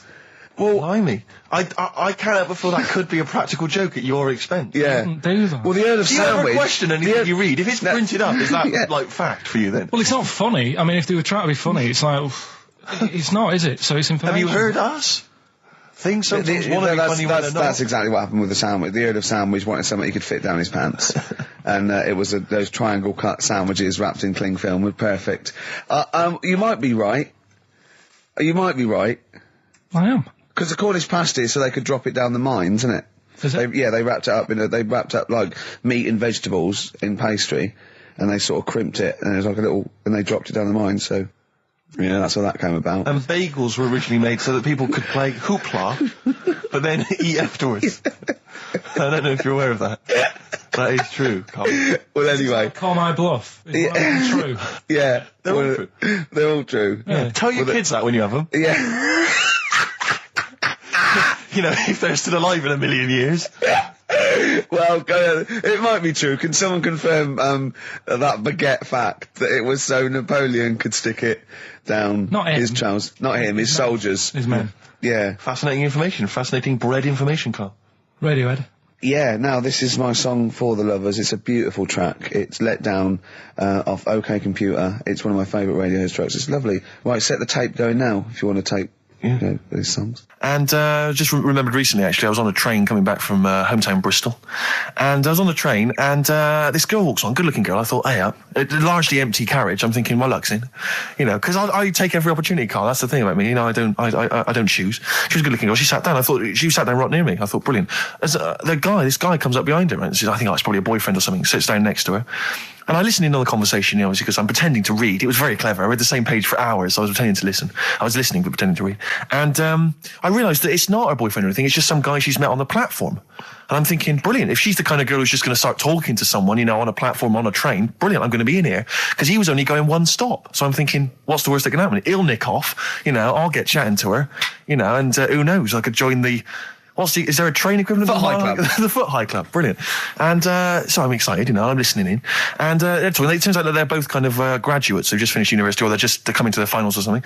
And they're chatting away, you know, and he's making a couple of witticisms, you know, and she's kind of tittering at his jokes. I'm thinking, well, I'll tell you this, if she's laughing at this kind of material, I am going to blow her away, you know, with my kind of anecdotes and wry observations, you know. Yeah. It was weak stuff, I got to be honest. Really? He was coming out with nothing. He was running on empty, as far as I'm concerned. Yeah. And she was loving it. So I'm thinking, brilliant, I'm going to be right in here.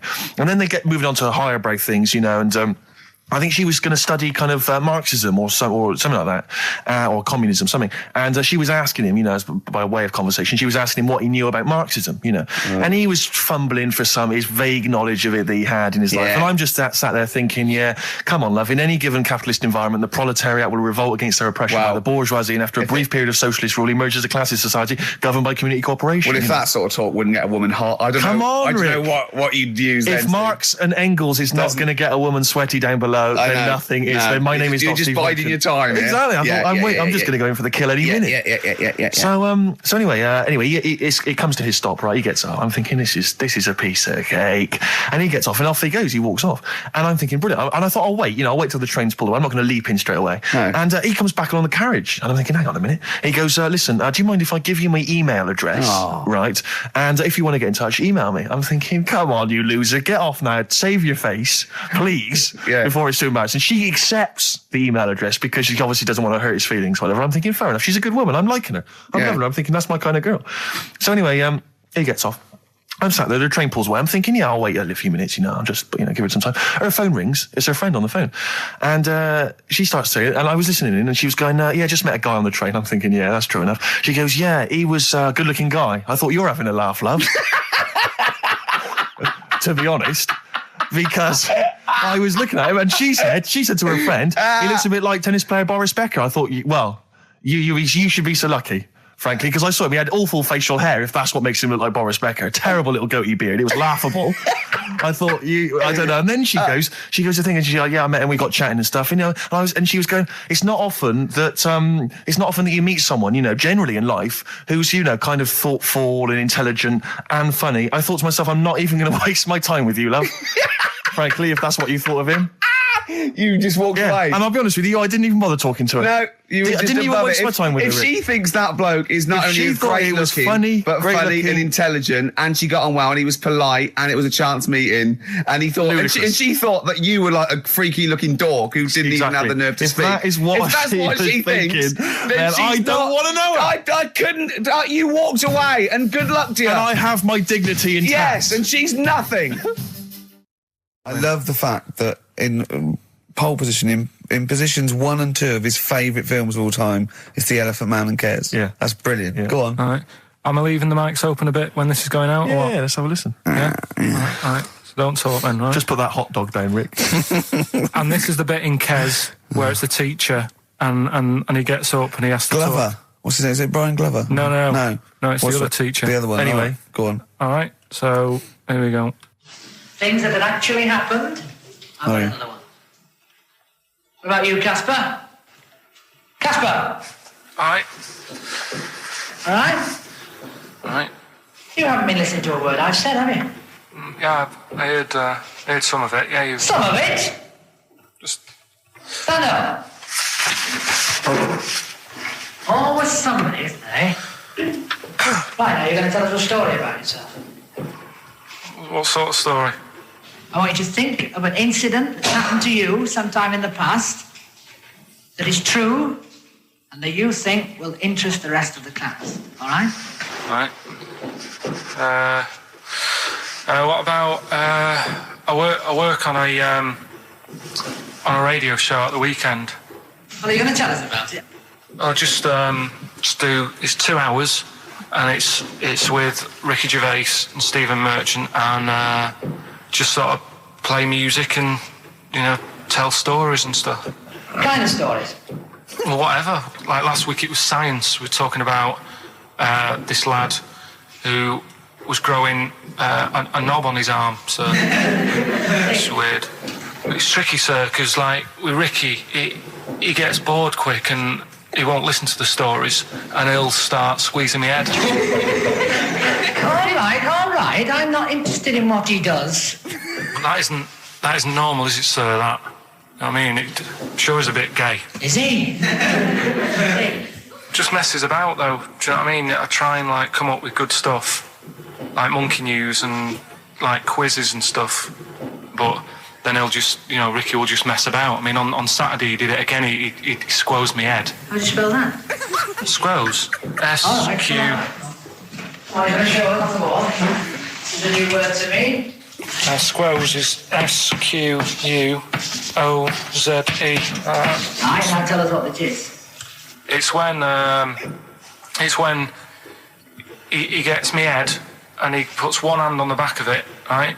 And he puts the other hand on the front of it and he just sort of swivels it. Swivel, right down the back. Oh, swivel's not. It's spelled S-W-I-D-R. How many times a day? How many times a day does he swells it? It depends what time he gets in. If he gets in about 12:30, he could get a good 3 in. But I think, I don't really want to talk about. Billy, don't you? Well done, Billy. Big round of applause. That is the effort. Yeah. Wow. That's the best thing you've ever done, Karl. This is the Best Of Show on XFM 104.9. I'm Ricky Gervais, with me, Stephen Merchant. Yes. I hope you're enjoying the Best Of. I've never been a religious type. If people want to do it, I let them do it and what have you. Good of you. But out of all of them, I want one that's not going to take over your life. I don't want one where you've got to get up 3 times a day and you've got to go and pray and that you've got to get up early. Forget that. It's getting in the way. But if it's something like... I was walking to work the other day, right, across Oxford Street. There's a little Hare Krishna fella there. And he sort of had a leaflet and stuff. And he said, are you interested? And I said, what do you do? And he said, well, we're against getting stressed out and what have you. And he gave me a plum. They hand out food for some reason. But I sort of asked a few questions. That's just the imagery. These 2 bold people, one of which is wearing an orange smock, holding a plum in the middle. He hands the other one a plum. It's almost like you can imagine some kind of religious painting. Exactly. Yeah. But what is their sort of main thing? Because he didn't really tell me that much. He was a Japanese bloke, so I didn't know what he was saying that much. Why? He wasn't speaking English? Not very well. He wasn't the best sales bloke to send out for them, is what I'm saying. Yeah. But what's that? Are they? You're saying they're nothing like? Well, I believe Hare Krishna is a kind of as an offshoot of a sort of Buddhist faith. It is. I think they are Buddhist, aren't they? Yeah, and obviously their kind of trademark, as it were, is that they have to say. I believe they have to say Hare Krishna, Hare Krishna in a certain rhythm, in a certain order, a certain amount of times per day. That's why you see them walking down the street saying Hare Krishna, Hare Krishna, because it's actually a sort of religious chant which they're obliged to do. So you see, even if you go into the Hare Krishna faith, you may find yourself, in Tesco or whatever, forced to say Hare Krishna, Hare Krishna.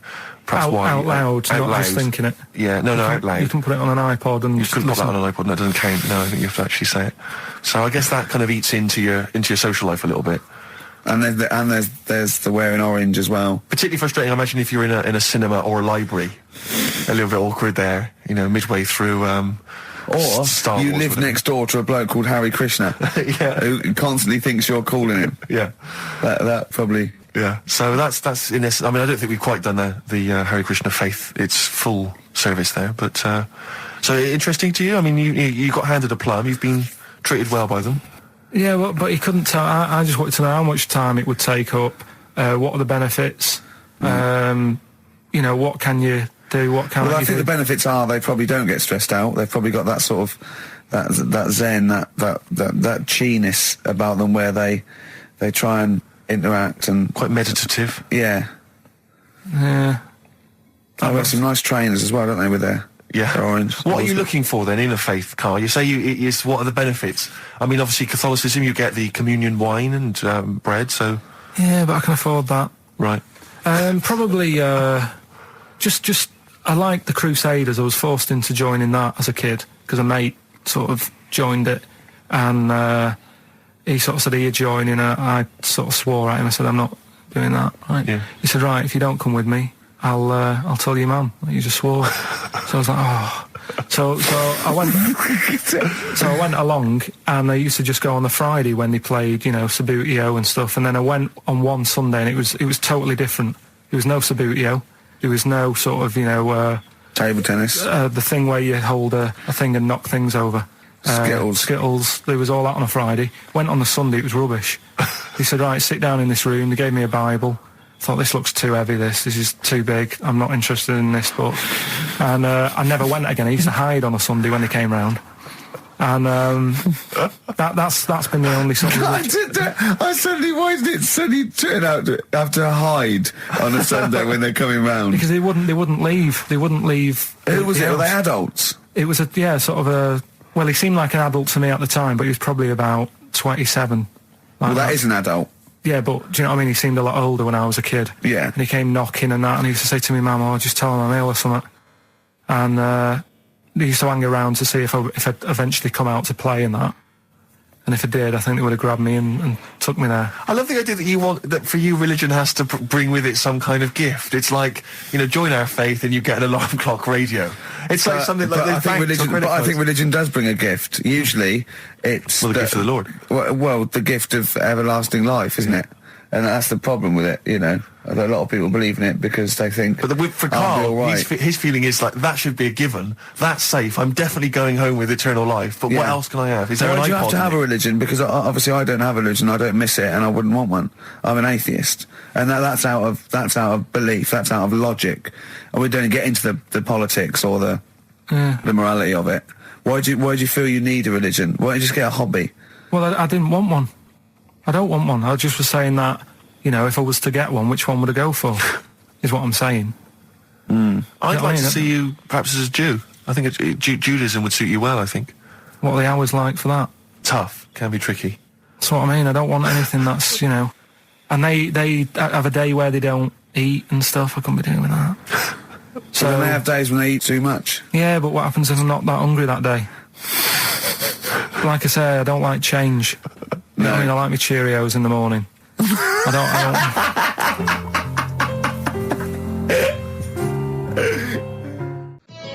Avalanche's frontier psychiatrist. Absolutely. Well, we've had lots of emails. People, obviously, we inflamed and provoked about the Cornish pasty. I've got a couple of amendments to that. The crusty bit, is actually as a handle, because obviously the miners have dirty hands, and they'd eat all the stuff in the pasty, and they'd be left with this sort of crust, and they could throw that away. Also, someone told us that at one end was an apple, so you have a little sweet as well. Little dessert. So, there you go. You noticed how, over the years we've been doing this, way back when we started XFM, no one ever contributes when we ask about the music, when we ask about hip-hop, or their, opinions on that, anything important. But start talking about pasties. Yeah. We've had about 5 phone calls. Yeah. And someone phoned up to confirm. They used to work for Upper Crust, and basically, Karl got all excited. So it is true. Well, I don't know if it's true. I've read the same sign you did, Karl. Interestingly, there's an email here that says, which basically offers a history of the baguette, and talks about after the revolution, the government decreed that all of France must eat the same bread.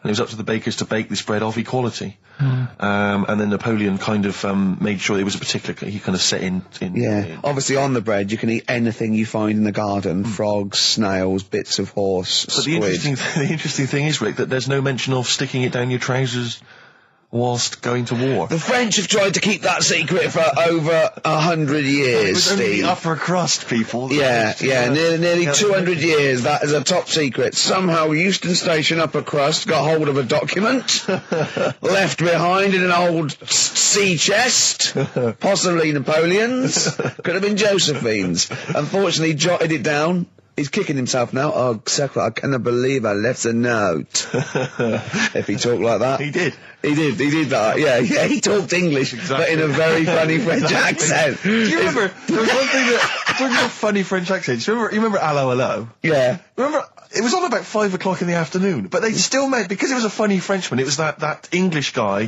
who was posing as a French police officer. It's very complicated plot. He would often walk by, and I remember there was one where he said, I was pissing by the door when I heard a shit. Oh yeah. Now that's passing by the door. I'm allowed to say Passing that. by the door when I heard a shot. That's what he's saying. I'm allowed to say that at 2 o'clock because I'm just saying I'm talking in a French accent. Yeah. I was pissing by the door when I heard a shit. Yeah. That's fine. Yeah. Because I'm speaking French, Karl. Do you know what I mean? That's the rule. I'll tell you something I do know. Go on. Right. But I can't really get a question out of it. Go on. Just tell us. There's a shadow somewhere. It's already good, isn't it? I'm loving it already. No, right. There's a shadow. I think it was in America. Yeah. And it's on a quiet road. I'm guessing somewhere like Boston. That's what I imagine. Okay. Right? No. Somewhere like Boston. And people at night used to see this shadow moving about. And they'd go, what's that? Right. And it got known, the town, the little local town got known for this shadow, but it didn't cause any problems. people. What are you talking about? Well, it was like, You've lost me. What are you talking no, about? do you know like some places get famous, like Scotland's got the Loch Ness Monster and that, but it doesn't cause any. Yeah. But it doesn't cause any problems. It doesn't exist. Go on. Right. So there's this shadow walking about on the road. What do you mean? No, what's he again?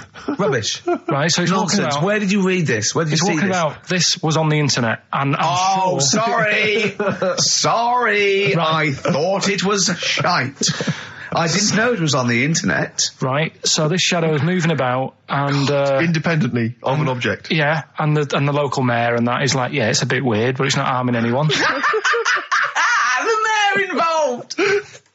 Was he elected to that post? Hey, Mayor, we got a problem down here. Seems like a shadow. Well, it's not causing any. No, it's Is just it causing any problems? Yeah, go on. But that's the thing. It was left for years, and then it did start causing problems. I see, that's it. If you leave these shadows to go unchecked, Rick, they go crazy. Yeah. You let them run amok in the city. Yeah. You've got to stand What did around it do? on What did it Roman do? shadows. What did the shadow do? It was pushing people off the bikes. It was what? It was pushing people off the bikes. Oh, I'll find out more for that next week. Right, that'll tease oh, them. you're a maniac. We'll do more on that. We haven't had time for educating. Please never have children. Right, listen. You are Just promise me now you'll never have kids. Like I said to you, though, the reason I did this Yeah. was to get that kitchen. Right? Now, Brilliant. as we speak now, right, Builder's in the flat. He's been annoying me. Of course he has. Of course he has. What's he been doing? When he turned up on Monday, right? Yeah.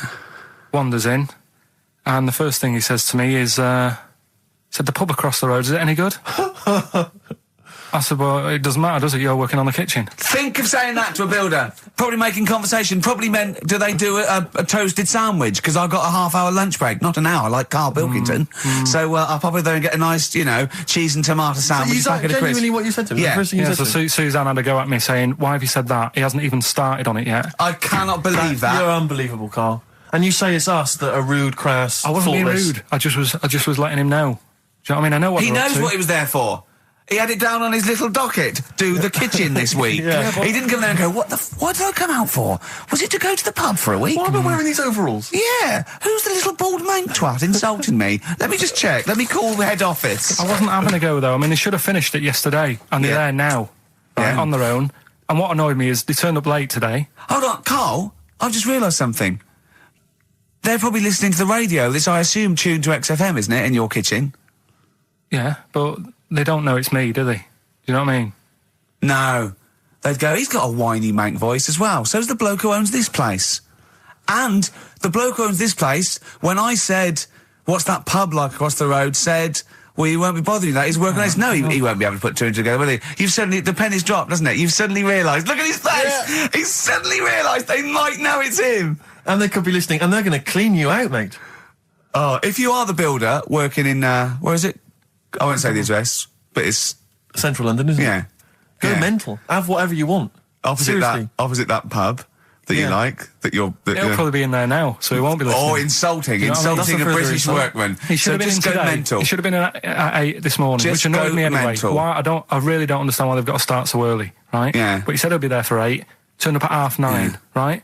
Wanders in, and what annoys me is he could have left all this downstairs. He had a paper under his arm, Yeah. one of those crossword books, and a pot noodle. Now, I'm not being funny, but most of them take up quite a bit of time. A crossword book, he's not happy with just the one that's in the paper. If you're listening, if you are the builder that's listening now, doing Karl's flat, what about pissing in the laundry basket? Okay, 104.9, Ricky Gervais, Steve Merchant. We're not actually here. It's the best of. Look at his face. It was really light, right? We've had the parrot, right? These are things that I found the parrot, right? I've told you about the dog in the car wash. Right, you didn't tell me about that. You said there's a car wash for a dog. That's all you told me. Yeah, the but parrot. You said there's a parrot. What? It's a problem at funerals. Yeah. That's nothing. That's nothing. That's nothing. Do you understand? And They used to eat cats. what else have we got? There's an elephant in India with sore feet. Why? There's an elephant in India with sore feet. Now I'm interested. Why? Tap dancing. Why? I didn't write that He's much down trying to about break it. Roy Castle's record. He's still going. Go on. What is it? What is it? Think. It's an elephant, and it was really old. It was about 76. Right. And it had sore feet because it's old and they don't make stair and lifts the that roads, big, do they? roads are bad and that. Yeah, go so they said, what are we going to do? And the town was like, oh, you know, we're used to seeing it around. It's part of the thing, you know, we don't want it to have sore feet. Yeah. So they got some slippers made for it. And it had like a picture of the elephant looking happy wearing some slippers. I love him! I love Karl, his world! Think of it, where did you see this picture? That was on the internet. Right. That's a lesson, though, for any elephants listening. You know, don't wear stilettos to work every day, because it can do your feet in. So that But don't elephants have really bad memories? No, they have really great good memories. Oh, do they? Yeah. Oh, well, that's good then. No, I just thought they'd forget where they put them. I thought there was something about elephants having bad memories and that. It goes on, where's my slippers? Yeah. I'm sure I left them by the telephone. So sorry, there's an elephant walking around wearing slippers? Yeah, that's in What India. kind of slippers? Those sort of old man ones with the sort of checkers? Well, round design. ones, I imagine. Yeah. Big round ones. There was that going on. And is it happening? Is it happier? I mean, does it feel more Yeah, satisfying? it looked it. Did it look? How can you tell for elephants, please? What else is there? There was a woman who's had a breast insured for 150 grand. Right. Okay. Any more information there? What? Third party fire and theft? Don't know. It had a picture of her with them, like, you know, out. I just thought, yeah, he should get them covered. He's done another real joke! Brilliant, that's a proper joke. He's done, look at his little face, he smiles. I'd like to see you on one of the sort of TV panel games. If they could bring back sort of celebrity squares, he'd be amazing as the centre square. Oh, that would be Wouldn't incredible. That be or on that countdown in Dictionary Corner. I imagine him in Dictionary Corner. I'd come up with cat. If that helps at all. Yeah. Memblant. Yeah, what does that mean, Karl? Just anything you want it to mean. What I've got, there's a dog that's got a cough in Singapore because it smokes 20 a day. Right, okay, another one. No, it's the last one in it, so we'll save it. The last one we've got is... Last week when I did Do We Need Them, do you know when I called up one of the museums, in a science museum? Yeah, you talking to me? Yeah, I'm just saying, I wanted to tell you before when the song was on, but you're so busy listening to it. Yeah, was I so busy listening to a song I was playing? Yeah, but we're doing a radio show, aren't we? All right, what's your point? Well, I just wanted to say, she emailed in to say I got her name wrong, so I'm just apologising for that. What did you call her? I think I called her Jessica. What was her name? I don't know, I've got it on email somewhere. This is not an apology. No, I'm You've just got saying... it wrong again! You've not even said her real name. How is that an apology? Well, I remember I read the email, so But who are you apologising to? I think her name's Jackie, I think. Oh, you've got it wrong again, haven't you? Well, anyway, and she just said if you want to see dinosaurs and that, go to the museum. You were complaining about that as well, weren't you? You went to a museum and there was too many dinosaurs. He said you just need 4. No, well, Steve, have you been to the one in Knightsbridge? I think this so. one that I called up, right? It's nice. You go in, you get a good collection of stuff. You walk in, there's 3 or 4 dinosaurs. You've had enough, right? I went into New York, right? I went to the museum there, hundreds of them. You can't move for dinosaurs. Yeah. It's almost like they're responsible for them being extinct. There's loads of them. So all I'm saying is, if you want to see a dinosaur, go to the one near Knightsbridge. They've got a nice selection, some old vases and stuff. It's worth going. So, Karl, you're a second-time buyer, aren't you? But yeah. Bought one in Manchester. Lost £7,000 on that one. Well, don't buy in Manchester. No, it's a good flat. It's just it wasn't. I didn't buy it to sort of make money. I thought I was going to be living there like all my life, and then a job came up here, and it was like, oh. You bought your first flat in Manchester. You assumed you would be living there for the rest of your life. Well, I wasn't in a rush. Play record. You're an idiot.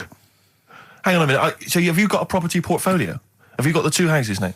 No, I've got rid of that one. Oh, you sold that one? Got this at flat. £7,000 loss. Got this flat. I'll tell you something that is interesting. Hold on, though.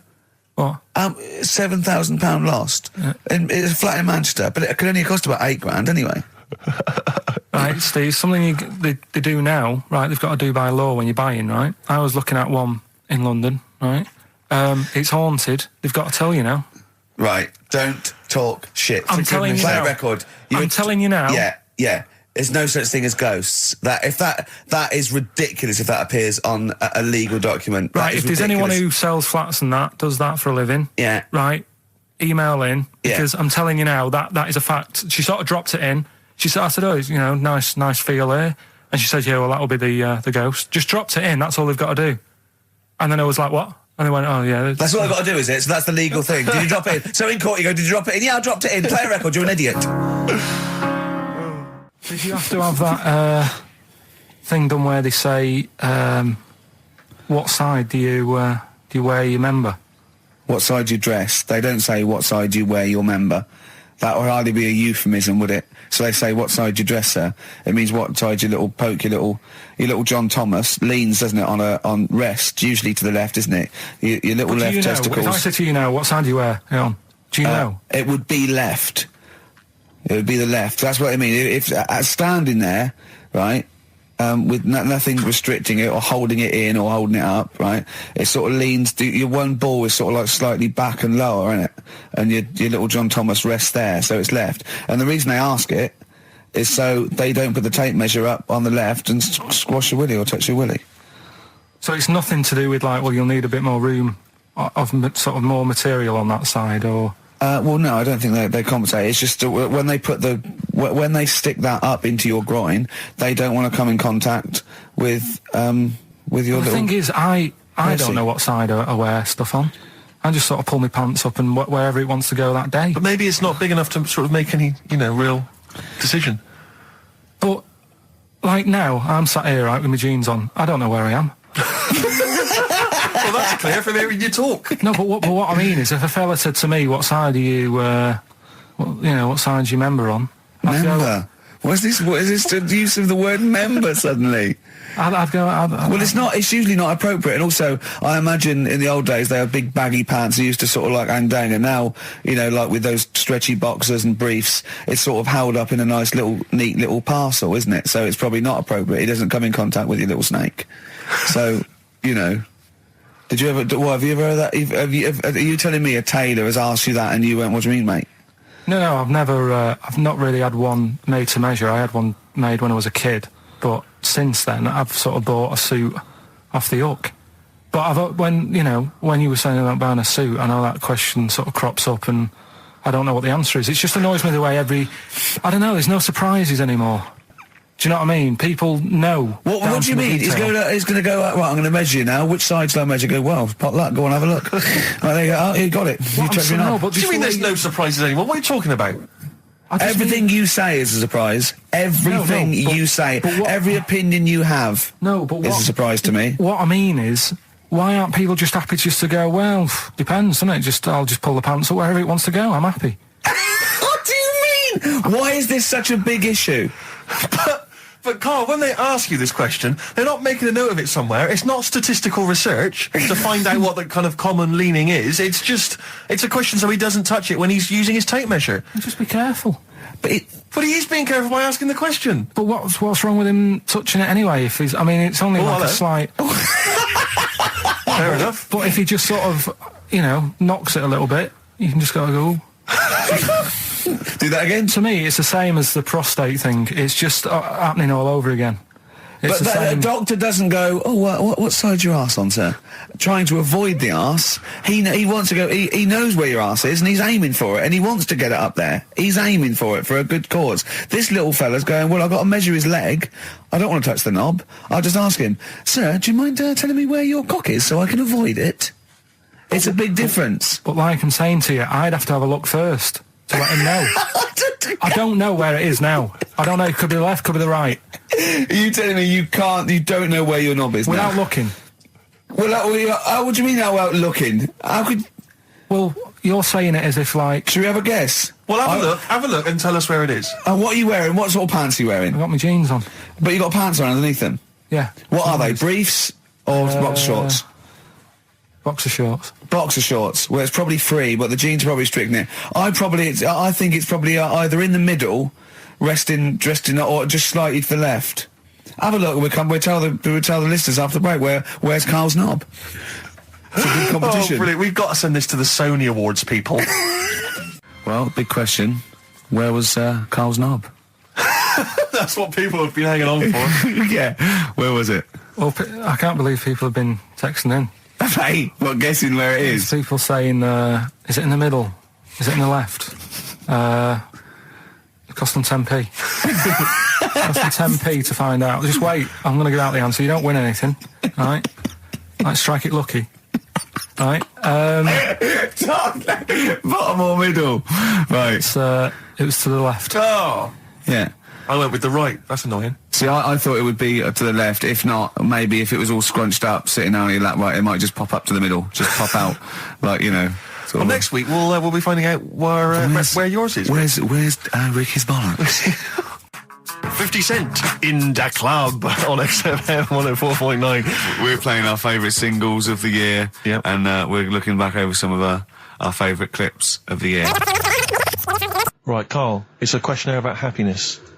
Oh, yeah. There's one person... Well, that should answer it right where. The first question, Karl, on a happy scale of 1 to 10, where are you on the happy scale? Is it at this moment or in general? Well, I would say generally. Okay. Yeah, but you don't always have to, like... I mean, I think I'm happy in that, but I don't always show it. You never show it? No, but it doesn't mean I'm not happy in that. Like, I'm all right at the moment. I'd say I'm probably on about an 8. I was probably on about a 9 when I woke up, right? And then sort of fell out with Suzanne over her haircut. Yeah. Right? She went for a haircut and came back with something that I didn't like. Sorry, what did you say? So when your girlfriend walked to the door, she had her hair done, you said, I don't like it, alright? She could tell by the look on my face. But don't you say, no, I'm happy with it, I just can't tell. I'm loving it. Because then she won't have it done again. Oh, Karl, I just cannot get over you. I really can't. No, but you haven't seen it. Right? Oh, So then I was fed up, but then I thought... Sorry, what authority have you got to talk about haircuts? Yeah, you had officially from a barber in Manchester above a railway station in a shack, it was £2 a cut, told you had the hair of a Chinaman. Well, you wish you had the hair of a Chinaman now, you got no hair. You're a little bald mank with your mouth open, so don't...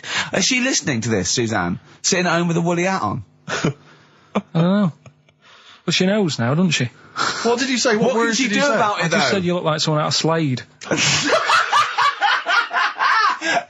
Interestingly, that's what I look for in a girlfriend. Oh, God. Which one is Slade? That one with the funny... Not Dave Hill. Yeah. The one with the crooked fringe and the goofy... She had her teeth done as well, did she? She had 2 front teeth put in. Dumper. So anyway, So prior to that, you're on a 9. Then you saw the haircut, you're on an 8. Yeah. Yeah. And now then, what you're on? I'm probably on about a 6 at the moment. Why? What's happened? Well, while Star Sailor was on, bit more head squeezing going on. So, yeah, about a 5 or 6. So generally speaking, what would you say you are? About 4. You're on a 4 for normal. Alright. What would you give someone who wasn't very happy? What would you give them? What are you thinking, Karl? Depends why they're not happy. They're low, okay, so what would you give them? I mean, yeah, depends, innit? If it's someone who's just lost their arms and legs in an accident, you don't give them a lollipop. Sure, or some mittens. Yeah. You give them a hat. Yeah. Yeah. And dare I say it, a smile. A skateboard. Yeah. Yeah. I don't know. You don't know. You got to answer the question. Alright, so hang on, let's assume that you've upset your girlfriend because you slagged off her haircut. What are you right? doing now feel to go and guilty. make her happy? How are you going to cheer her up? And not buy her a baseball cap. I don't know yet. I haven't thought about it because I've got this to sort out, haven't I? So when I get home, get her some gel or something. Oh, God! Oh, Christ. So, would you like to start on your, to Steve, because I've heard all these. Well, we won't do them all. Well, we'll start off with the Mr. Freeze. Tell Steve the story of Mr. Freeze. This is the first time he nearly died. This is the most serious of the lot, really. So, what it was, do you know, like, don't know if your mum and dad did the same thing, but, like, they do the weekly shopping on like, a Friday. Yeah. So when you got to Thursday, there wouldn't be much stuff left in the cupboard. It'd just be like, you know, your Jacob's crackers and stuff like that. So when they'd been to the supermarket and they came back, I was like, you know, what's that saying? Like a pig in... You know, I loved it. It was like loads of food coming in, loads of biscuits. What is that saying? He nearly said pig in shit. Right. Is that the saying? Yeah. Right. So yeah, all this food comes in. Thank God he didn't. Otherwise he'd have been in trouble. That's true enough. Because he's culpable for our actions because Exactly. he's the producer. So technically, that twat's in charge. Go on. Right, so anyway, so there's loads of food, and I'm like, oh yeah, look at this, and chocolate biscuits, and penguins and stuff. Bacon. And bacon. Just in case, you never know. So anyway, my mum and dad's putting the food away. Me and our kid are like, he's already grabbed something, gone back upstairs. It's like feral children. it's like a quest for fire. And then they ran upstairs. What did he just sit under the bed, gnawing at some sort of pig's trotter? So I saw, do you remember Mr. Freeze Pops? I do, yeah. So they're kind of like popsicles, icicles. Yeah, but really long, like a foot long, right? Yeah. So I thought, I'll have one of them. So I grabbed it. Went for the nutritious stuff first. Absolutely. And like my mum and dad are putting this stuff away and what have you. And I rip it open and knock it back. Right, straight away, just right back like Swallow that. It, yeah. But it went down the wrong way, right? What's down your shirt? So I was like, oh God, I can't breathe. And my mum and dad didn't even know what I'd ate. Do you know what I mean? I ate it so quick. Yeah. And I'm sort of tapping my mum on the back, going, and she's going, oh God, he's choking again, because I was always choking. If it was one thing, I don't know if I've got like a small throat, but I mean, even Ricky knows I can't drink that much, can I? Yeah. Do you know, or eat pebbles. I'm not a quick drinker. I'd always, I think I'm scared of like swallowing stuff. Yeah. And it was like bottle tops and mint imperials and stuff. I was always choking on stuff. Oh, jeez. So anyway, she's going, oh God, what's he picked up on it now? Drop it. So, hit his nose with a stick. So I was going, I'm choking. At this point, my dad had I think he'd put his share away, his food away, and he'd gone. His share, I love it. Yeah. He'd gone to watch Winner Takes All or whatever in a lounge, and I was in the kitchen, and I was starting to I didn't care anymore. Do you know what I mean? I just got to that point where I wasn't struggling anymore. You just thought, I'm done. I just was falling to the ground. And my mum's going, get in here, I think it's serious. My dad comes in and sort of starts shouting at me, saying that's what you get for being greedy. He didn't even know what I'd eaten. Well, it was the moment to teach you a lesson, certainly. So he's there like that, and my mum's going, oh, look at him, and my lips were going purple, and my eyes were rolling into the back of my head. You look like Marilyn Manson. And so anyway, she grabbed me from behind and did that fireman thing. The Heimlich manoeuvre. Yeah, and, winded me. And it came up, and I was all right. What, the whole popsicle came flying back out? You see, that's what I don't understand, because there was nothing there. No, just a little bit. No, it swells up, doesn't it? Because it irritated it, so it went down this sort of like your epiglottis. It went down the wrong way, it went into your air canal instead of your throat, and it sort of spasms, and that's the fear. You just got to calm it down and relax. So in time, I would have been all right. Yeah, anyway. you don't. You might have. So that's so that's hang on. one. But But the weird thing is, for 3 days after that, I felt like a sort of special person. I went to school. I'm saying nothing. I did full days. A special needs person. Yeah. I went to school the next 3 days after that. I didn't wag it or anything. I did full days. I love that. 3 days, turn over. Exactly. After 3 days, you thought, screw it. Yeah, did a quick history exam. Yeah. Right, next one. Weird. That's popsicle. That's popsicle hell, we'll call that. So we're looking into animals that we get rid of. I've spoken to someone about snails. I've spoken to someone about jellyfish and that. And looking at cockroaches today. She's an expert. She's just not just some random person. No, she works in a museum, a good museum. I said I'd give it a plug. It's the one near Knightsbridge. It's got dinosaurs and that in it. It's worth seeing. Natural History Museum. Yeah. So, It's not sure. He's not sure. This is what happened.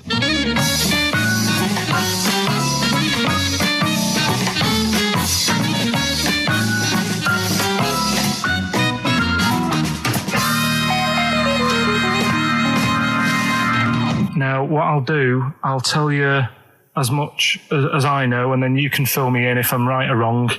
And then at the end of it, we'll get to the bottom of whether we need them or not. Okay. All right. So, first of all, the first thing that I found out is that they have 18 knees. That's not exactly possible. They're insects, so they have 6 legs. Yeah. And a knee is usually the junction between femur and tibia. That's sort of classic human knees and every other animal knee. So with 6 legs, you can only have 6 knees. Could somebody sort of got mistaken for seeing one that was a bit double jointed? I think you're grasping at straws or something. All right. Well, we might have to come back to that one then. Okay. They can hold the breath for 40 minutes. Well, they don't do that because they don't breathe in the same way as us. they breathe through little spiracles, holes down the side of the body. So, no, they're not a very apt simile because the method of breathing is so different. What do you mean? Because insects have a totally different system. They don't have lungs in the way that we do and just breathing through one part of the body. They're actually breathing through every segment of the body all of the time. So even though they've got their mouth shut, they might be able to slide. Nothing to do with breathing. So only just feeding. So you see, maybe that's where someone's gone wrong. Someone's got hold of one and sort of taped its mouth up or something and got bored after 40 minutes and said, well, we'll call it right. It's a pretty unkind thing to do to an insect, even to a cockroach. Yeah, but it's all... Can't do that. Yeah, but... No. Pretty unkind thing to do to anything, even a cockroach. Something else I found out. Yeah. They can live for a week without an head. Well, that's true if they don't bleed to death in the process. But the weird thing is, when I told you that they had 18 knees, you seemed a bit sort of like, don't talk ridiculous. But then we're talking about an animal that can live without an head. So there's a little bit of truth in that one, yeah? Yes. Why, when it was invented, has it got that facility? Say if someone said to humans, we could do that with humans, and, you know, if you lose your head in some accident, it gives you a bit of time to sort of go back to your family and maybe write them a note. You won't be able to have a chat, but write them a note saying, it was my own fault, and it was nice knowing you. Oh, well, that would be a useful facility, I agree. But cockroaches are great survivors. I mean, they've been around for over 300 million years. They're one of the most primitive insects. All right. Well, I've also... is it true that they do a lot of resting? Apparently they can sort of rest for 75% of the time. Rest? Yeah, they just sit about doing nothing. It's probably true of a vast proportion of the world's fauna. I mean, maybe the 25% that they are working, they're really giving it some, so it might make up. They're probably searching out food and, they can slow down considerably. You can chill insects in the fridge and they'll become very, very quiet. You might think they're dead. Yeah, but I'm sure, you know, if we were sat in a fridge, you know, we'd go a bit quiet, wouldn't we, you know? Well, you might not know much about it, of course. Yeah, but... You're not quite reading the right sources. Well, I've been using the internet. I'm sure there are many useful sources that you could find there, but some of those seem to have been a little misleading to you. So you don't agree with a lot of what I've told you there? No. So cockroaches, can we get rid of them? No. So we're keeping them then? I would say so, yeah.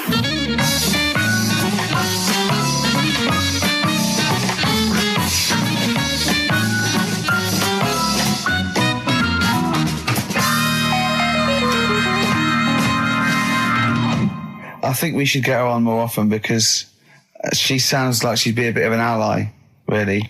Because she knew immediately that you were talking nonsense. She even said, I think you should be more concerned about your sources, which I've been trying to tell you for a year, right? The fact, I mean 18 knees, where did you get that from? It was on the internet. They can hold their breath for 40 minutes. I mean, I don't know what you read and take on. Mad world, don't it?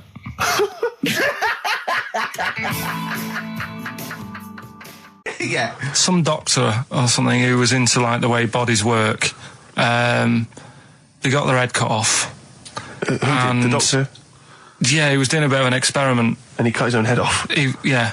Okay. And it was about, he said, when my head's in the basket, I'm going to blink my eyes. Right. Okay, sorry, hang on, let him finish. And, so the doctor has chopped his own head off, and he's told everyone, I'm going to blink my eyes. He's in the basket, and he goes like, right, I'm going to blink my eyes about, as many times as I can. So quick, count them. And they count, and he got to like 15 before he died. Now this is how Karl told me that. Till Nick Frost explained that, Karl told me, he said, right, well, a bloke, right, he had his head cut off, and when his head was in the basket, he went, count how many times I can blink. And I went, well, that's rubbish. He went, no. And Nick went, well, no, he actually said, when my head's in the basket. And Karl went, all right. I said, Karl, do you know the subtle difference? Do you see the subtle difference? I have to say, though, guys, I still don't really understand what went on there. You've both lost me. The story is that a bloke who'd been found doing... you mean that Karl just explained it and that was a clear version? Because I still don't know what you're talking about, Karl. Well, this bloke had his head cut off for experiments against God. He was a doctor in the, in olden times. Yeah. And when they cut his head off, Why did they cut his head off? because it was He was crimes executed. he was executed. Yeah, and he said to his assistant, "When my head's in the basket, I'm going to blink. Count how many times I blink and write it down as an experiment." Right? Karl told it to me like his head was cut off and he went in the basket, and when his head was in the basket, he looked up and said, "Count how many times I blink." Yeah, I love that. I love the difference in that story. Yeah. Both rubbish. Yeah. But one's possible and one isn't. You believe anything that you're told, except when we tell you the truth. Right, here's one. Christ. Ghosts and that we got talking about. Sure. And Nick said, right, he said, you'll like this one. He said, my auntie was having loads of problems. Why are you whispering? It's not illegal to talk about ghosts on the radio. No, but He's hearing this. so the auntie's in the house and that, and furniture's moving about all the time. Oh, God. And they were like, no, this is... Steve, he told me this one. This is such rubbish, mate. No, come on, let's listen. I'm going to leave it to you. I'm going to sit back and enjoy it. I'm just going to watch your face, Steve. Right. Sorry, so they I missed said, the beginning there, Karl. There's an auntie in the house. basically, Nick's auntie. Right. In the house, things moving around all the time. And it was just annoying every time she tidied up. It was like... It was just annoying. Making a mess. It was one part annoying to two parts scary. Yeah. So... stuff was moving around all the time, and they said, right, rather than... Right, we need an housekeeper. Rather than having the house a mess, until we sort this out... I've got the vicar coming round. Stop moving stuff around. Oh, yeah, go on. They said... That shouldn't be in the pants drawer. Let's put all the furniture in one room, right? So just have one room that's a mess, and have all the others empty. Because I love the poltergeist can't really... It can move wardrobes around, but it can't open a door to put it in another room. Yeah. Poltergeist going, I'm just making this room messy. I wish someone would open the door so I could... Go on. Yeah, but... So all this stuff's in this room. So they moved all their furniture into one room. They put like the drawers in there and everything, and it was really uncomfortable because they were all like on top of each other. They sat in the room with all the stuff? Yeah, they had to, because that's where the three-piece suite was. Okay. Oh, God. Right? All right. Oh, God. So they sat there, like, all crumpled up and that, but nothing can move because it's so tight. I think things were trying to move, but everything was so tight. It's They just like, foxed that poltergeist. So anyway, one night they sat there, like, sort of a bit awkward watching the telly and that, and they hear some banging in the next room. So she goes, oh God, what's that? Oh, he hadn't moved in, had he, the ghost? So to some of the empty rooms. So there's this He's moved some friends and family in. There's this banging about going on. No, so she gets up, right? Yeah. And what it is, they had the baby in the next room because there wasn't much room for the cot. Right, so they left the baby with the ghost. So they go into the room where the baby is, and the banging is like, do you know those plastic balls you get that you can chuck around the room and like they go mental? Right. The ones that you chuck once and they keep bouncing for ages. Yeah. That was bouncing around the room. Wow, what, the baby had thrown it? Hitting all the walls, and the baby was there, stood in the cot, sort of laughing. Right. And looking at the ball, and wherever it looked, the ball went. Yeah. And then she said, stop doing that. Yeah. And the ball just stopped. Did it? And it rolled a bit and stopped. Right. So the baby had thrown the ball and it was watching it as it bounced around the room? It wasn't throwing it, it was in control of it. No, the point is, Steve, the baby had been doing it. It would have been the baby all along. The baby had been messing with the furniture. It was So a it's baby a that had the super power. baby. Yeah, it's a baby that had the power. Special baby. It's a baby that had the power. It's What a baby that had the power. What- the what's power the power? of telekinesis. Right. They were then trying to convince me that telekinesis was not like all the other stuff that I didn't believe in, but that was a science. Right. Telekinesis was possible. Yes. Yeah, it's not like ghosts and demons and all that sort of. Telekinesis is different. Yeah, that's yeah. science. But Nick's auntie saw it, and I love the fact that you're telling me that someone else's auntie saw it. So I should be satisfied with that. Yeah. I should be satisfied with that. I mean, So does she still live in one room with all her possessions? no, I think the baby grew out of it. Apparently, it grew the up. baby grew out of it. So it doesn't use its telekinesis powers anymore? Well, no, it's like in Carrie, innit? She was upset for a bit, and then she got over it. Okay, I'm just going to say one thing, Karl. That was a film. Do you want to play a record or? Can I just tell you a story that Karl told me a couple of weeks ago? Is this another ghost story? Another yeah, spooky it is, story? yeah. I called him out. I was, what are you doing? He said, I've just been reading ghost stories again. He said, you don't believe in them, but how do you explain this? Right, I went, go on. He said, I'll tell you as he told me it. He went, bloke, right, just sitting at home, doing, watching telly with his cat. And, the phone rings, and it's a bloke going, is that fire, in your oven okay now? 'Cause your wife called. And Karl went, well, 1, there was no fire in the oven. 2, he wasn't married. I went, right.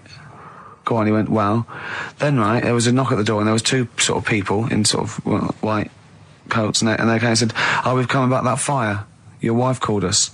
He went, 1, there isn't a fire in my oven, and 2, I'm not even married. Right? And he said, they saw the cat, and they looked at the cat. It looks a bit weird at the cat came out, nothing. He said, and then he went back, sat down, phone rings, and they said, did they sort out the fire in the oven that your wife told us about? Oh. He went, 1, there is no fire in my oven. 2, I haven't got a wife. And Karl went, what do you think of that? I went, that's not it. He went, yeah. I went, that's the end of the story. What?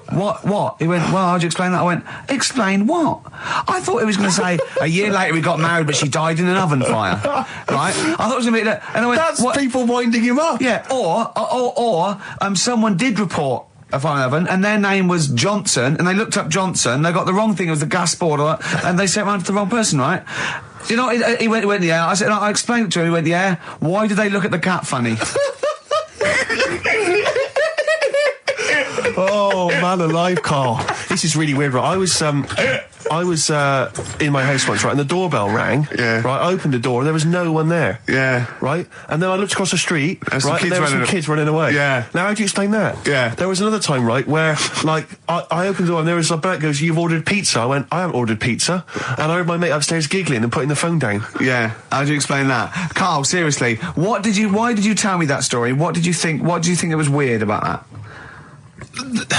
The fact that it was 3 different people. Is this all the information? Is that the entire story? It was 3 different people. Did you fall asleep and not read the end? A fire that didn't happen, about a wife that didn't exist, and a cat that didn't look happy.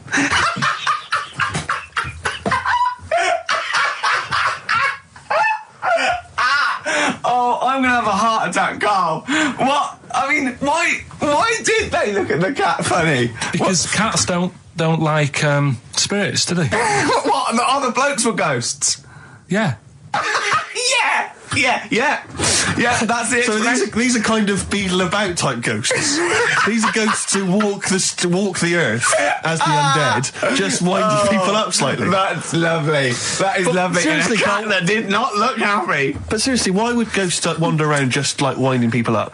Oh, maybe something did happen there years ago.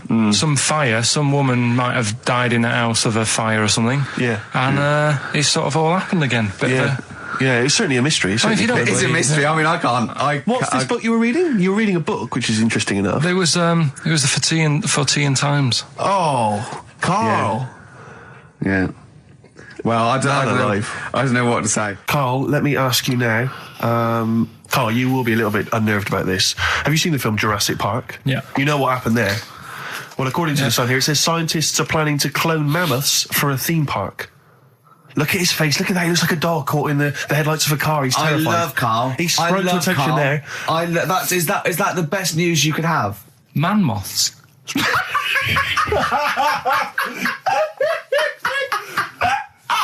Right. Yeah, man moths. I love the fact that that's why he was so excited that they bred a man moth.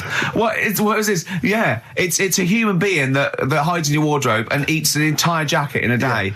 Yeah. What do you mean, man moths? Mammoths. Mammoth. The big hairy cow from the Ice Age. I mean, elephant.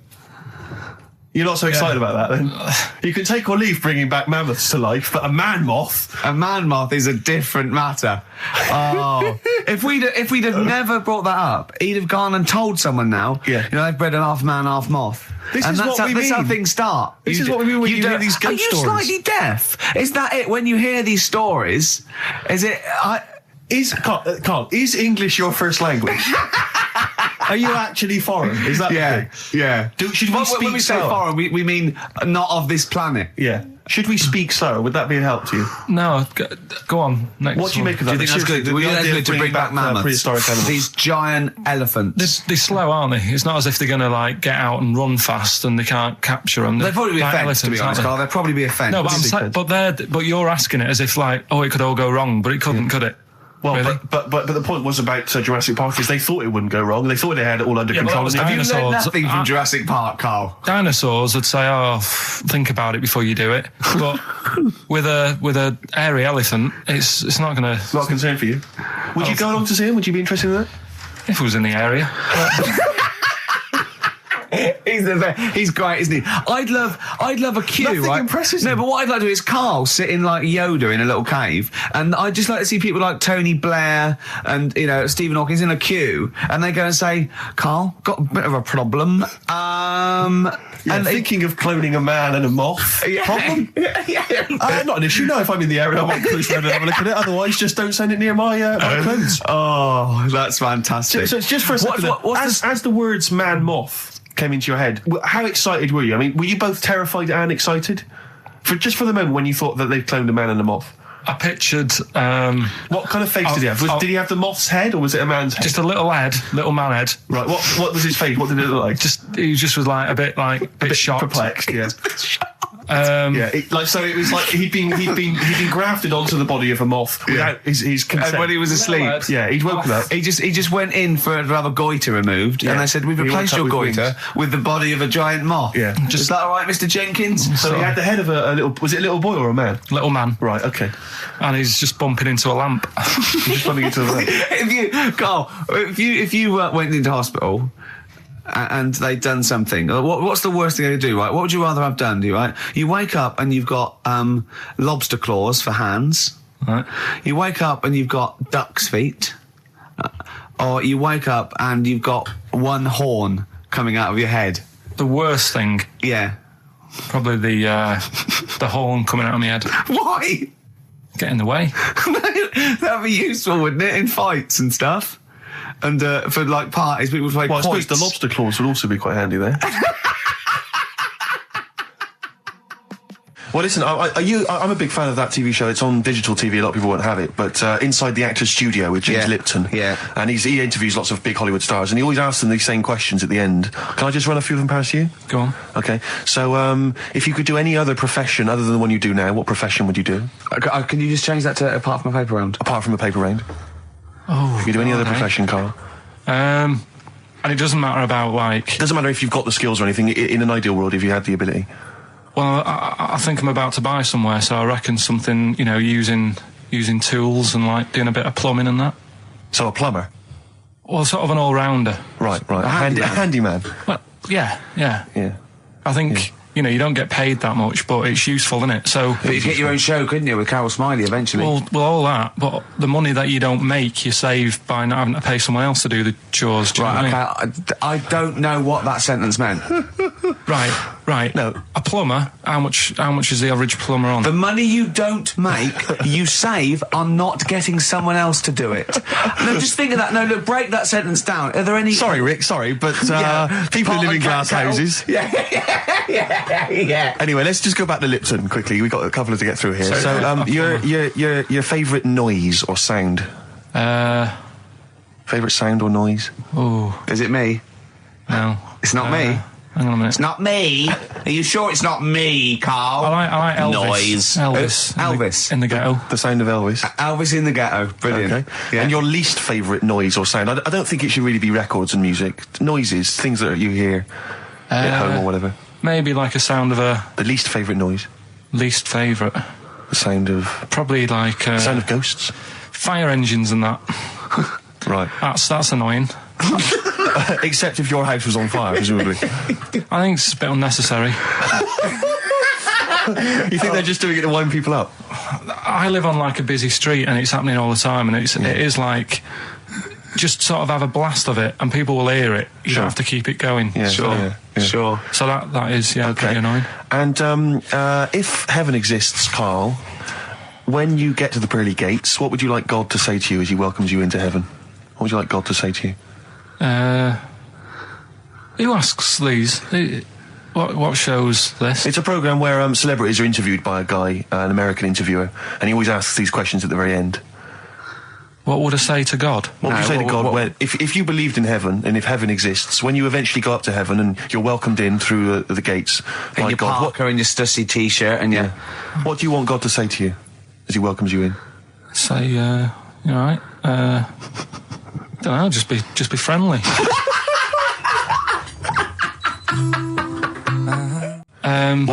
Is this something that happened to a friend of yours, or is this... No, I read about it. You read about it, okay. There's this little lad, right? Okay. First of all, it's years ago, right? When they didn't have decent doctors in, like, every town and that. Yeah. And this little kid is dead ill, right? Yeah. And the local doctor... Well, there's a phone call involved, so I don't really get the impression that it's like medieval times. Yeah. Yeah. But I didn't say that. I just said it's years ago. So this kid's ill, right? Yeah. And he's lying in the bed, and he's all going funny colour and that. Yeah. And his mum says, I'm going to get the local doctor round. The local doctor comes round, and she says, so I don't know what's up with him. He said, leave it with me. Leave it with me. He said, the doctor said that. I'll have he said I'll phone up a top doctor who was in America or somewhere like that. And so he goes to the phone in his office and he calls America, and because it's years ago, the phone line isn't that good, it's all crackly and that, right? Yeah. So he's talking to the doctor and he's saying, I've got this kid, he's a funny colour, and he's really weak and that. I don't know. He's not giving him much to go on. Right? Sure. So the American doctor, right? Yeah. He goes, what you want to do? And it's all breaking up, right? Yeah. He goes, what you got to do? You got to, it's all breaking up. You've got to give him some, parrot's blood, right? Some parrot's blood? Well, that's what he thought he said, but the line was really bad. Yeah. He meant parent's blood, but he heard that he said parrot's blood. He said, right, I'll do that, leave it with me. I can see where this is going. He goes to, a pet shop. Yeah. He says, give us like half a dozen parrots. Sure. Takes them round to the kid's house, takes the blood from the parrots, puts it into the kid's fine. The kid's fine? It worked. Such a load of shite in my life. I've never heard such twaddle, such just made up, enhanced, exaggerated bollock in my life. A load of old rubbish, Karl. I mean, when he told me this, the doctor said, what do I do? And the doctor on the other end said, give him some blood. And the doctor went, where do I get blood from? So hang on, wait, I just need to where do I get blood from? Give him some parents' blood. Give him some parents' blood. Give him some parents' blood. Yeah. But hang on, I just need to know where you read this. Karl. Where was this? Where did I you read stitched this? you up. You know what he said? He said, so do you believe it? I went, tell it to Steve. He went, do you believe it? I went, tell it to Steve. Karl. Where did you read it? That was on the internet.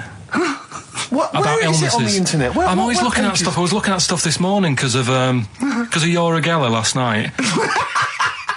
eating all that funny food and that, and also they all got a bit scared last night, didn't they, with a snake? I didn't see that. So is this I'm a Celebrity, Get Me Out of Here? Yeah, he got all worried about a snake getting on the sort of wandering about in between the sleeping bags and stuff. Yeah. And they were all scared, and it is so easy. Leave it with me. Sorry, the doctor says, leave it with me. Yeah. Leave it with me. Well, they were all scared because there's a snake, and it's so easy to find stuff out. Before they, where are they? Where is this jungle? Australia, right. I think. Before they went, give it half an hour on the internet. I found out with snakes, you don't need to worry, right? Okay. They're deaf, they haven't got any ears. Right. So as long as you're really quiet, it'll probably leave you alone. Yep. And also, they don't have eyelids. Uh-huh. So they were suggesting if one's coming towards you, just like kick sand in its eyes. Because it can't blink, and it leaves it a bit like annoyed, and it wanders off. But they didn't do any research before they went. Yeah. And that's, I think your knowledge would hold you in good stead. I don't think you need to know any more than you know. Karl's getting very excited, as we all are, about his new... Should we let him do a little taster for us? Well, I'm very excited about it. I mean, So the gist of it, what is it? What is it exactly? Right. Is it a game show or is it a competition? It's just thought it's something that, you know, you can play and also people at home can take part in it. now, would they phone in about this, or they can just play at home while they're listening? They can just play at home. Okay. You mean we haven't got any prizes? No, there isn't. No, I think we could get him to phone in, maybe. Well, I don't know. Let's hear the game idea Yeah. first. Right, it's music related. Okay. Good. And what I do is I sort of tell a little story, Okay. and that story makes up a song title. All right. Well, it sounds ambitious. So Is it a cryptic clue? could be. Say like this, right? Oh, dearie me. Oh, dearie me. Say like this. Right. This woman, right? She's pregnant. You know the answer to this one, so don't be saying anything. This Okay. is just aimed at Steve. Okay. Right. This woman has a baby. Yeah. She's pregnant, has a baby, and the doctor's there in the hospital, going, "Oh yeah, you've got a lovely little baby here. You told me that this is... Oh, this guy. Got a lovely little baby. It's just coming out now. You'll be able to see it in a minute, and it's like covered in gunk and stuff. Yeah.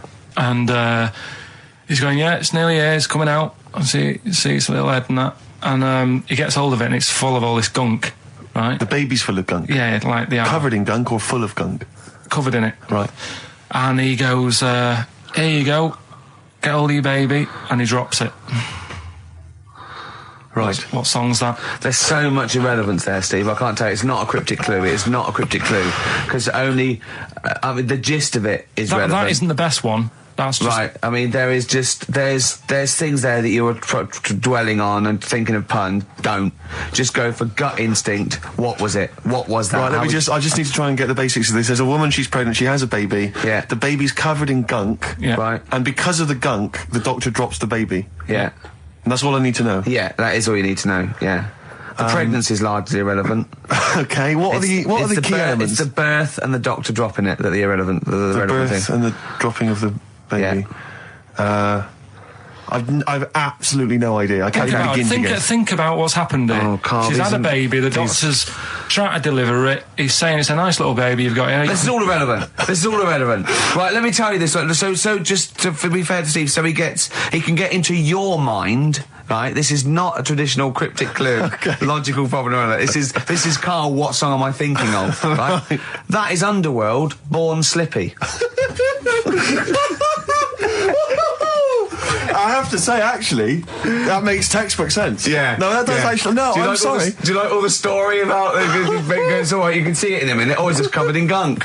Yeah. No, I agree. There is some extraneous detail, Yeah, but I have okay. to say, Yeah.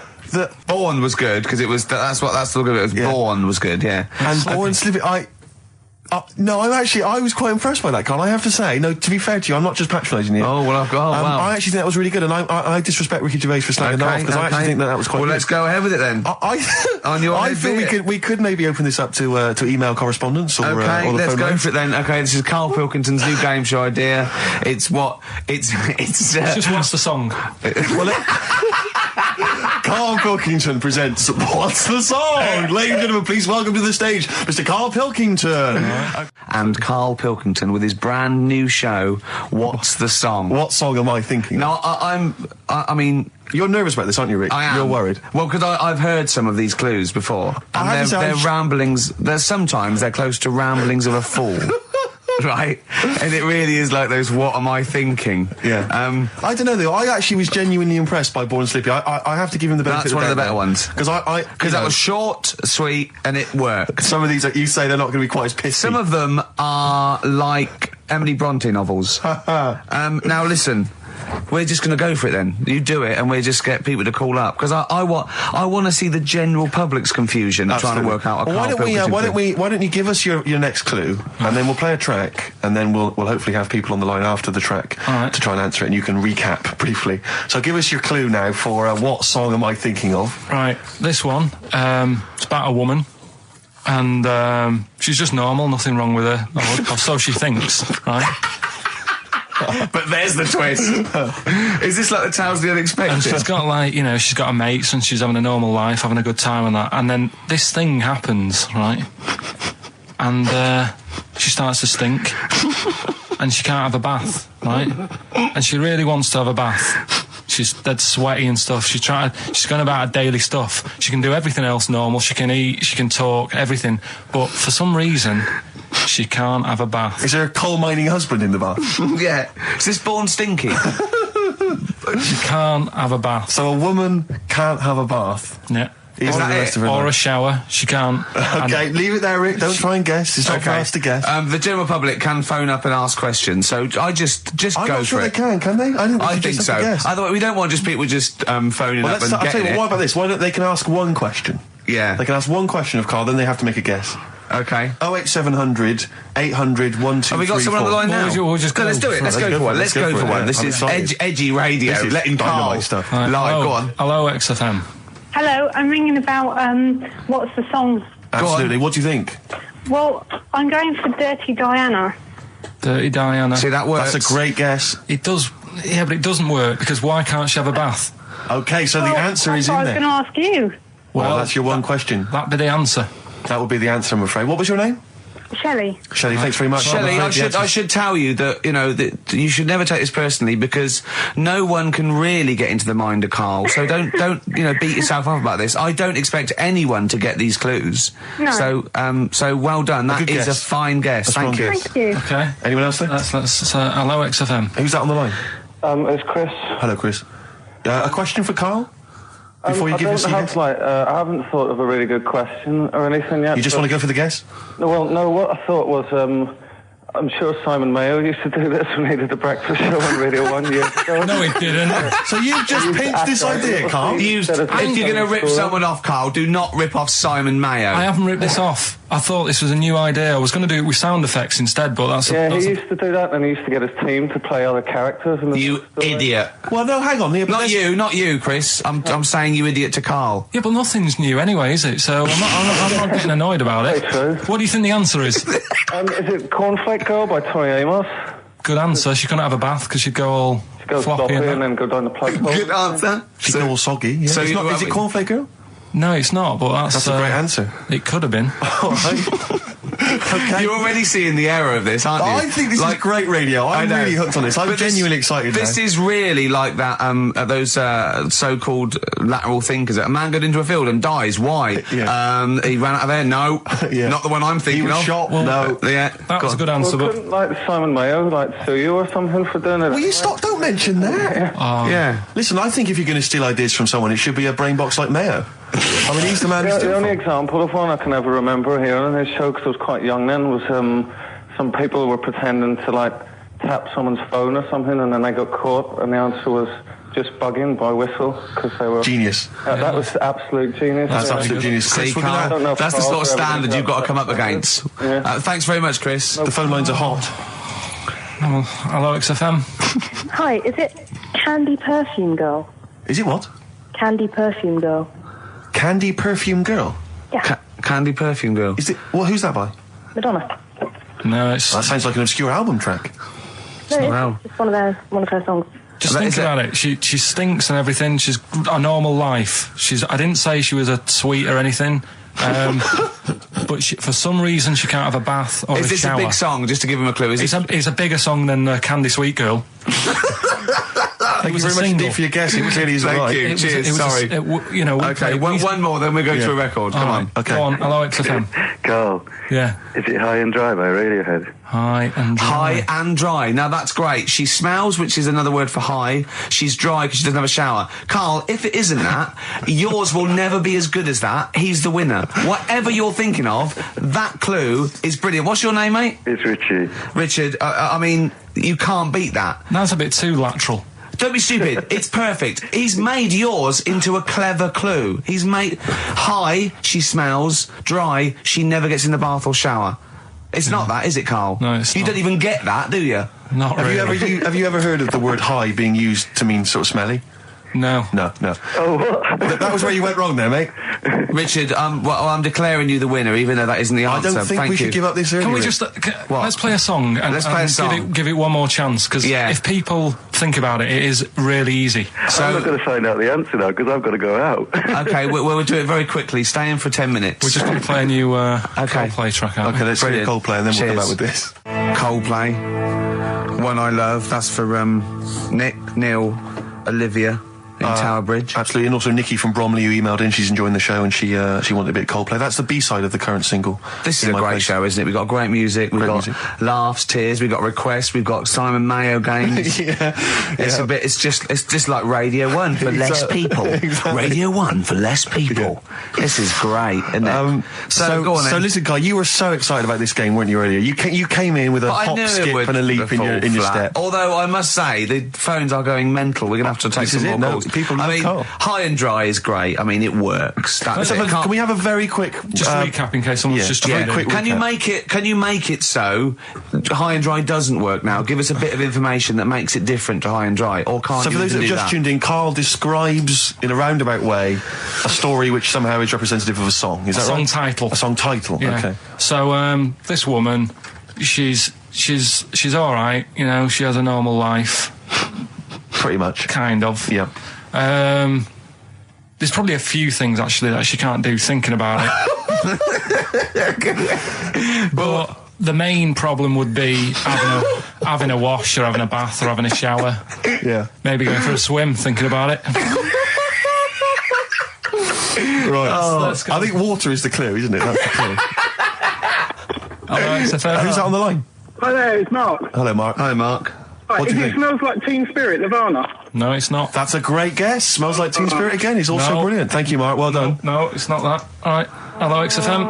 Oh, that's a dodgy mobile. Oh, that's a bit of a clue. A dodgy mobile. XFM. Oh, they've just given up. They've all been going for Smells Like Teen Spirit. They just hung up. Hello, XFM. Hi, is it She's Electric? Excellent. She's Electric. It makes sense. That's fantastic. Oasis, She's Electric. Why does she smell? Because she doesn't have a bath and that. Because she can't have a bath or a shower. What's your name? Neil. Neil got it. Neil got it. So, did you get it straight away? No, only during the song. A process of elimination from all the other wrong answers. Yeah, basically. So, She's Electric. Rick, I have to say, you're holding your head in your hands, and it looks like you want to shoot off. But I have to say, I thought that was quite good. I genuinely thought that was quite good. But it's not a cryptic clue, is it? Because it's not. She smells. There's a few things you can't do. She's electric. Yeah, but do you understand what I'm getting at? She's electric. I always understand what you're getting at, Karl. That's never been a problem in the years I've known you. Neil got it. Yeah. I have to say, Rick, I think you're down on this idea. I could definitely see that ITV1 replacing I'm a Celebrity, Get Me Out of Here. Karl Pilkington hosting. Simon Mayo on the phone exactly to the lawyers. Well, Neil, there's no prizes or anything, but well done. Well done. That was well worth it. Right. Well, you go away with the award in the knowledge that you've beaten Karl. Yeah. You can secure the knowledge that you thought how Karl does. Absolutely. Well done, Neil. So let's take us back a few steps, Karl. What's the story? Right. So I did some research. Right. Let's just recap again. There was a guy you read about who had his head chopped off. He was guillotined. Yeah. He had said to the people around him, I am going to blink once I've had my head cut off to show the brain that life can still... Or the brain can continue to work after death. Okay, so we queried that. So you weren't having any of it? Well, no, possibly for a few seconds till the oxygen stops being fed to the cells because the blood has drained away. But, nothing spectacular. So go on. Well, along the similar sort of lines, right? This is quite a few years ago.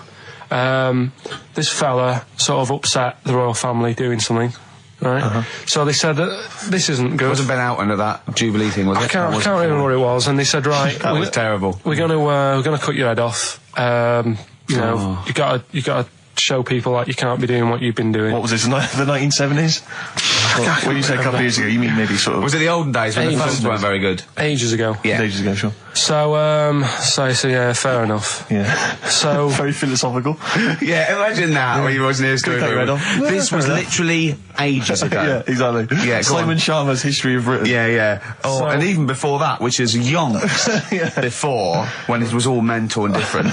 Sorry, Karl, go on. So he's having his head cough, and he's resigned to it. It's the day before. He's kind of got it into his head now that I'm not going to have my head much longer. Sure. So he said, let's make use of this. Yeah.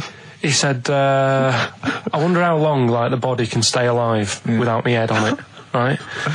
So they were like, oh, I don't know. So, who were? So... The jailers? Whoever he was asking. These jailers with one eye. Yeah. Get out, pal. So he said, no, wait a minute, I've got an interesting scientific experiment, jailer. Well, fair enough. What is it?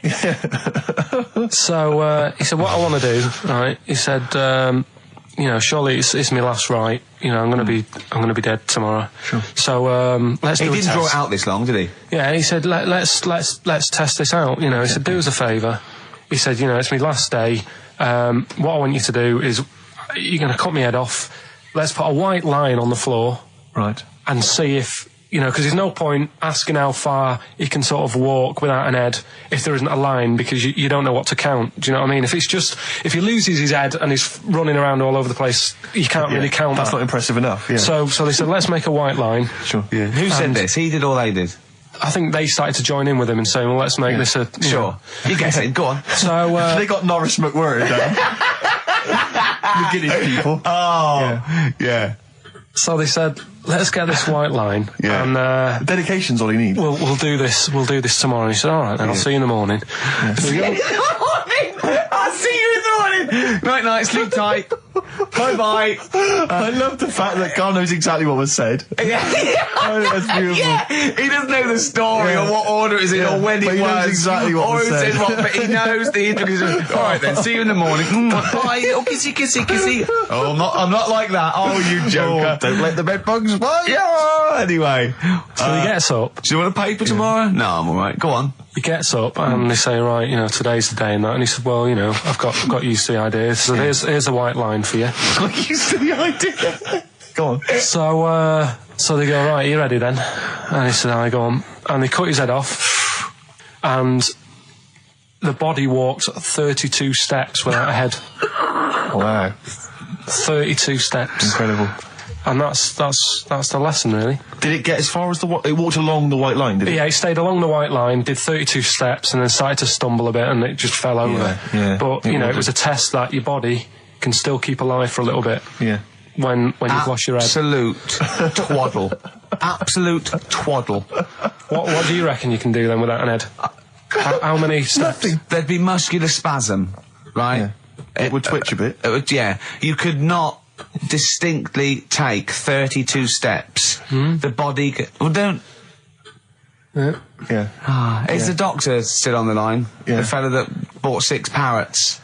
Yeah. And, you could have got 32 steps. Right, so you don't believe that. Doing a bit of line dancing. Right, you don't believe that, but something that you do believe that a cockroach can live a week without an head. It can. Slightly different kettle of fish there.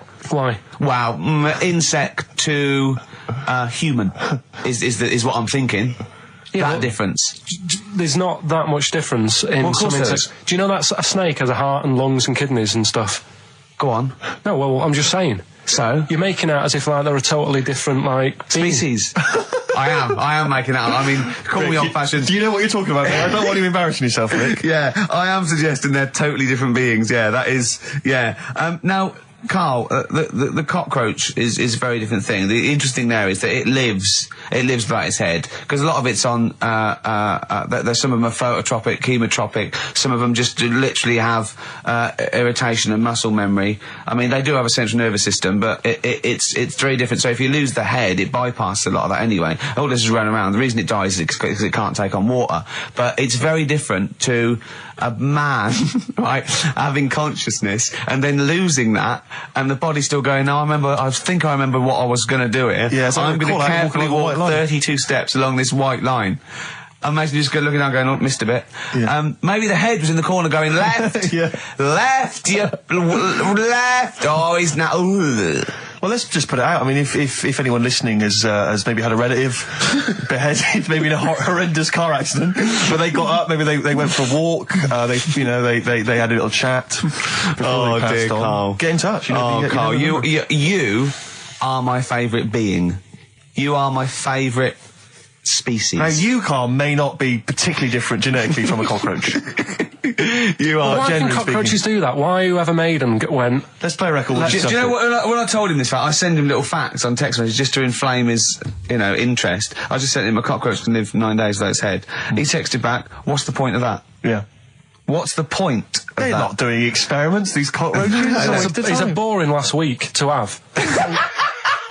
And he went, and on top of all that, you're thirsty. So it's the worst week of your life, isn't it? That week without your head. Play a record. Karl. Competition time next. Oh. Look at his little face. Look at his little face. You've not heard Karl's competition. Oh, he could live without an head. You've got a real problem with Rick Wallow, haven't you? He turns my stomach. I know, but don't... Because he's arrogant as well, Exactly. though. That's the problem. Don't explain to people that... No, he is a bit arrogant. It's his whole thing, that it's the whole package, so to speak, that you don't there's another thing in this quote, because it's not just the fact that he eats too much. He tried, apparently, to lose some weight, and he said, the first month I lost 11 pounds, the next I lost a stone, but in the third my body did somersaults and I put on 9 pounds. I had a slip-up. I can't say when, why, or how, but it just sneaked up on me. Yeah. I don't believe it. Yeah. Don't believe it just sneaked up on him. That body's never done a somersault in its life. No. It just sneaked up on him. Me, yeah. It was the cakes again. Yeah. It was the same old cakes as before. It was exactly the same problem. Sleep eating. Yeah. It's called. It was the KFC bucket again. It was the family-sized KFC bucket for breakfast. Dear. Poor man. The other thing is that I don't think that's a very good shock tactic for a doctor to tell a 20-something, well, to be honest, you've got 20 years to live. Yeah. That's not... and when I was 20... The thought of dying at 40 was fine. Yeah. I didn't want to live to 40. Yeah. I just thought, what can you do when you're 40? Yeah. Just laying around doing nothing. Eating cheese. And then you got there and you discovered... No, but someone said... The dream came true. Sophie here sent me something and she says, I realise you're not Graham Norton, but I had to send you this. And she sent me the top of a little cream cheesy thing. And it's the brand name is Gervais. How odd that is. Have you been... They've named a cheese after you. I think it's a big French company, and this is from the Czech Republic. It's all over Europe, and so that would be a dream come true, wouldn't it? If they named a cheese after you. No, I think it's probably ancestors, and so I've cheeses in my blood. Sure, quite literally. It literally is. Yeah. Another heavy Friday night, was it? It comes out of pores like those Play-Doh things. Yeah. I can squeeze out different shapes. Jane, bring the Stilton in. It's Friday night. This isn't fried. Exactly. But yeah, so we can't really have a go at Rick Wallow. I eat too much, but you're not big. I mean, one of the other contestants on the Fat Club, Celebrity Fat Club, is another one is Jono Coleman. Oh, we love Jono. Now Jono, I don't know, you know Jono, he's that guy who does, he used to be on TV, and I think he does a breakfast show on a rival station, doesn't he? He's happy, isn't he? He's so trivia, and he's a really nice bloke, Jono. It's funny because he does a breakfast show on Heart, which is wrecking his own. There's a bit of irony. Oh, I love Karl. Thanks, Karl. Do you know what I mean? Yeah, I love you. I can see where you're coming from. Yeah, that's good. But we've met Jono a couple of times. We saw him at a couple of, not wishing to say not to show off, but a couple of awards dues. Yeah, like that's showing off. But like people would have seen dead there. Well, yeah, but we went to one where everyone was in like tuxedos or suits and ties. Not Jono. Jono was wearing a pair of Bermuda shorts, big Bermuda shorts, knee-length Bermuda shorts with just these little. But I saw him again another time, and he had shorts on at a similar event, and I've seen him since in the street, and he's all. I'm wondering if he can wear trousers. I don't think he can actually wear trousers. I don't know if there's a medical reason for that, whether he's just, his legs are too fat. I think the material is a waste of money. I think it's just that you can get shorts that big and they're comfortable, and, I mean, to be quite honest, I don't want to squeeze into a tuxedo anyway. So, if you can go, I'd love to turn up those things in Bermuda shorts. Well, of course. Flip-flops. But do you think he started off by wearing, maybe he just had the upper half was a tuxedo with the tie and then the shorts and the shorts underneath, and he would just have to come in, kind of sneak behind, a sideboard. Potted plant. Or a potted plant, or bring his kids ahead of him. Yeah. You are wearing trousers, aren't you? Of course I am, yeah. In you go. Kids move a bit. Well, no. Exactly. Of course I'm wearing trousers. Why would I? Wearing trousers. And they just thought, this isn't fooling anyone. So now I'm going to make a wacky effort to sort of, The next zone is, I've heard he's going in a grass skirt and a garland around his, and he's going to come in limboing. But you did ask if you could go to the BAFTAs in a dressing gown, didn't you? Just for ease. Yeah. Yeah. But, right, is this talking about diets and stuff, right? Go on. They've come up with a drug that they tested it out on a mouse, right? They said, you know, it's a problem that weight is a big issue in the world, and, you know, a lot of people are depressed, and that, probably like Rick Waller. Well, right? I'm depressed looking at Rick Waller. Well, you know. Oh. I mean, you could sort out Rick by, you know, Jono is an old man, he's got loads of money. He's not old. No, but he's getting on a bit, right? He's about no, but my hang on a age, minute. What I mean is he does his own shopping, right? So I bet it's hard. What do you mean? Because he's like, how old is he? 35.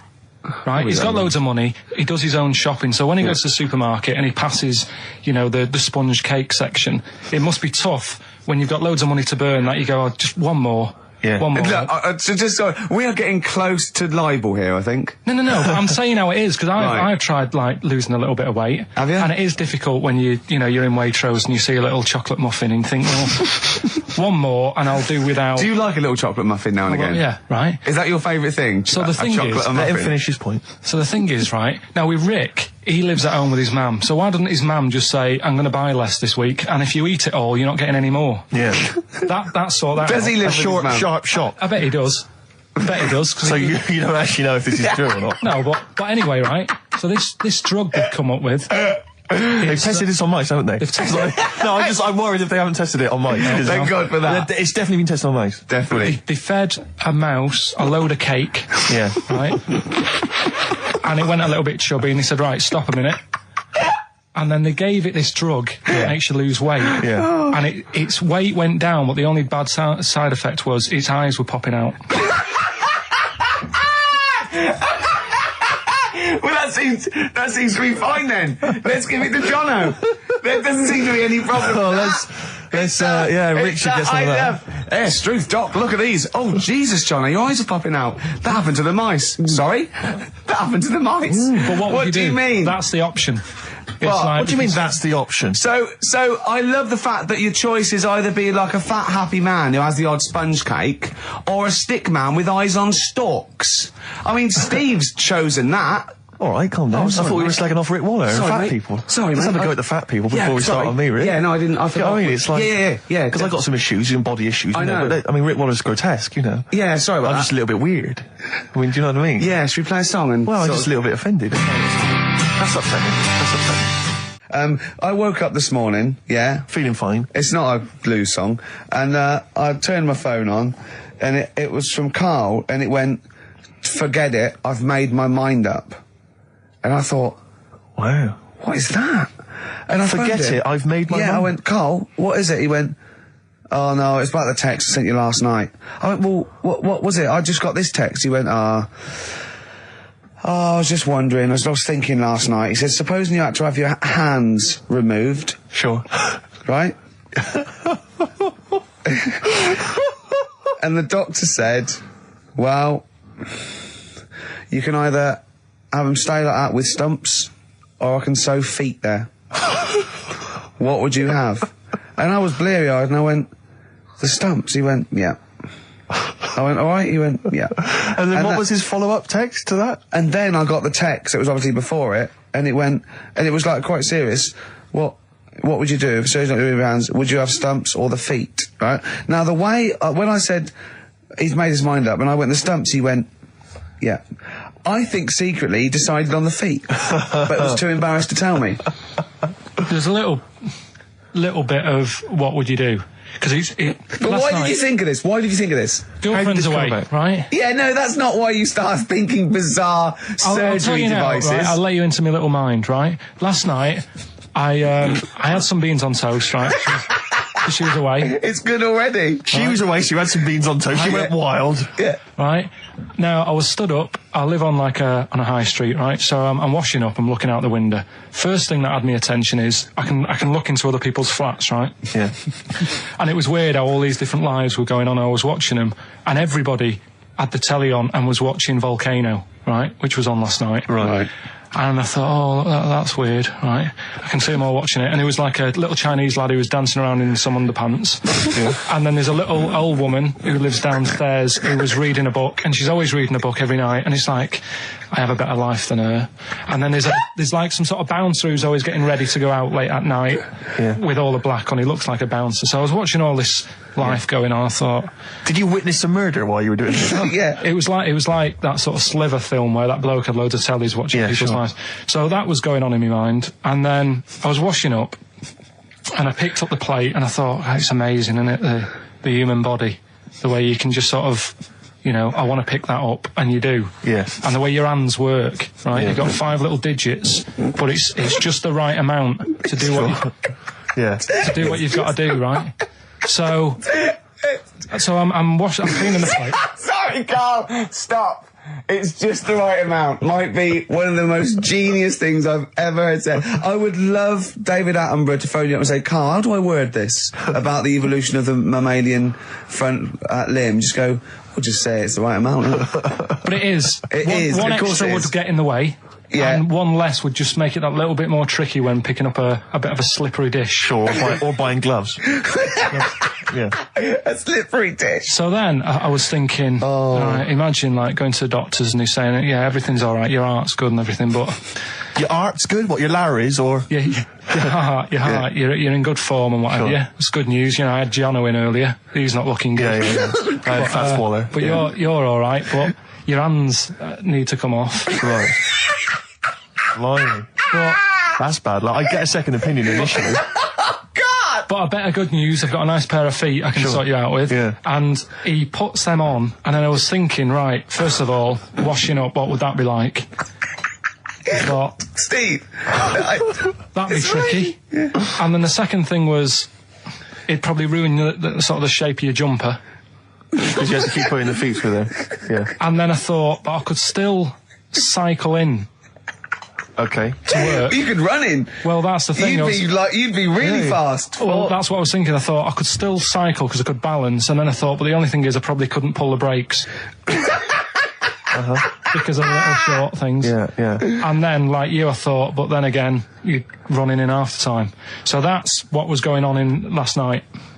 Right. That's what I was thinking about. Sure. Did you? How long did this take? Well, how long does it take to wash up? Right, because I imagine you just being there for, like, all night. Probably 25 minutes. How long did the little Chinese fella dance for in his pants? He's always doing it. Last night he was at it for, like, 10 minutes. Yeah.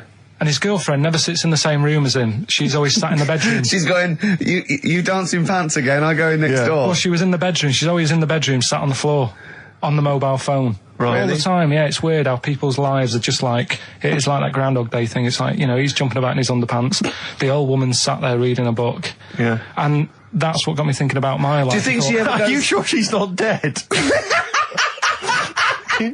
Every time you look down there, she's just flicking through she's just reading this book. The pages never turn. She never seems to finish it. She never moves from her chair. Are you sure the Chinese her girl's cats going... are dead around her. I'm going into next door again. That little round-headed fella's looking in. He's looking in at me. The bouncer goes, don't worry, love, I'll go and beat him up. And he's always getting ready. That's true. They see you staring at him, washing up, going, I could have feet here, and they get scared. The old woman's dead. Oh, Karl, can you tell us roughly which neighbourhood you live in, so that we know? It's central. Central, is it? Yeah. Wow, imagine if that little... Was he a Chinese fella, did you say? Yeah. Imagine if he was listening now. I'd love him to call in and explain his actions. Well, he might be on some other radio station talking about a lad who's always washing up and looking at his hands in a mysterious way. But do we know this doctor that would go, well, all right, Karl, you can either leave them as stumps or I've got a lovely little pair of feet. Why? I mean, I told Jane this, and Jane went, is that the only choice? Could you say, could I have some dead man's hands? Have you got any? Where do you get the feet from? Where do you get the feet from? Can I have? What would you rather have then? Human feet or monkey paws? Well, I mean, that wasn't an option last night. That if the doctors said... No, it wasn't an option last night, but don't forget, it's in your head, Karl. This didn't happen. I'm just saying, at the time, that's all the doctor had to offer. But, you know, it's your head. You can go anywhere. No, it wasn't a real doctor to offer. It's in your head. You can go anywhere. You're not trapped. Yeah, but if you can do anything, then you'd say, we'll sort us out some other hands. Fair point. Let's play record. We gotta come back to this. It was my birthday, right? Went home after working with you a couple of Saturdays ago, right? Girlfriend was like, open your card. And I said, no, it's my birthday on Monday, I'll open it then. You obey by the rules, certainly on birthdays. Birthday rule. Well, there's no point. Well, exactly, chaos leads that way. Yeah, right, so... not an anarchist, never has been. So anyway, she was kept going on, and it was doing me head in, so I said, all right, I'll open it. Yeah. So I opened it, ticket fell out. Surprise holiday to one of the Canary Islands. So... And what was your reaction? I mean... The first one was, we haven't got enough money. Right. For this, but I didn't want to ruin it, so no. So I didn't go on about that, and I said, "Oh, it'd be great." So I can't wait. So, did you say it in that tone of voice? Well, it was good timing because I was tired and everything, and I'm not a big holiday fan, but the timing was right. Yeah. Do you know what I mean? It's the same as last night. I don't always like a curry, but last night you're in the mood. You get that sort of curry. You had a feeling. Yeah. You thought, and then lo and behold, like you were eating the curry. It's weird, isn't it? Isn't it weird? The paranormal. Isn't it weird? Isn't it weird? They work in mysterious ways. Yeah. Ghosts. Yeah. So anyway, right? The island. If I was on with you here, I'd probably say it's a bit barren. Okay. Not much there, but if you get a hotel, you guarantee good weather. Right. Are you? No, what I mean is, it'll be a good holiday. If you get a hotel, right, the weather's always good, so you'll have a nice time. Yeah, that was a comma. Yeah, it was a Go on. And all that, and the food was all right, and everything was going all right. I was just having a nice, relaxing time. And how do you sort of spend your time on a holiday? You just lie around? Is that sort of holiday, just lying around. I bought a book. You bought a book? Yeah. Okay, ghosts? No, it was short stories, right? About it was ghosts? it was about like special days in our time and time before me and stuff. Oh, yeah. And it was like, it was telling you about how in, I think it was 1814, the Thames frozen up. Yeah. And all these stories are told by eyewitnesses. Yeah. Right? So there's some fella who was around in 1814, and the Thames was frozen, and people used to put market stalls on there, and they'd do the shopping. It was like an Oxford Street. Was that Mad Liar Charlie? No, because he's famous for that. Well, I'm sure, you know. No, I think that was Mad Liar Charlie. Right. Yeah. So I was reading that, and then after a couple of days was a bit like, boring. Yeah, you can only do sort of so much lying around and so much reading. So Suzanne said, let's go on the beach, have a walk. You ain't gone on the beach? Where had you been up to this point then? In your room? No, just like around the pool, just relaxing and having a swim and that. Yeah. So she said, let's go on the beach. I said, all right then, yeah. So wandered down to the beach, and first impressions are, it's all right, it's clean. Your criteria is so basic, it's brilliant. Hotel, yes. Roof, good. Food, adequate. Beach, clean. Next. So I'm walking along, and everything's good, and, there's a woman feeding fish bread, which I thought that's different.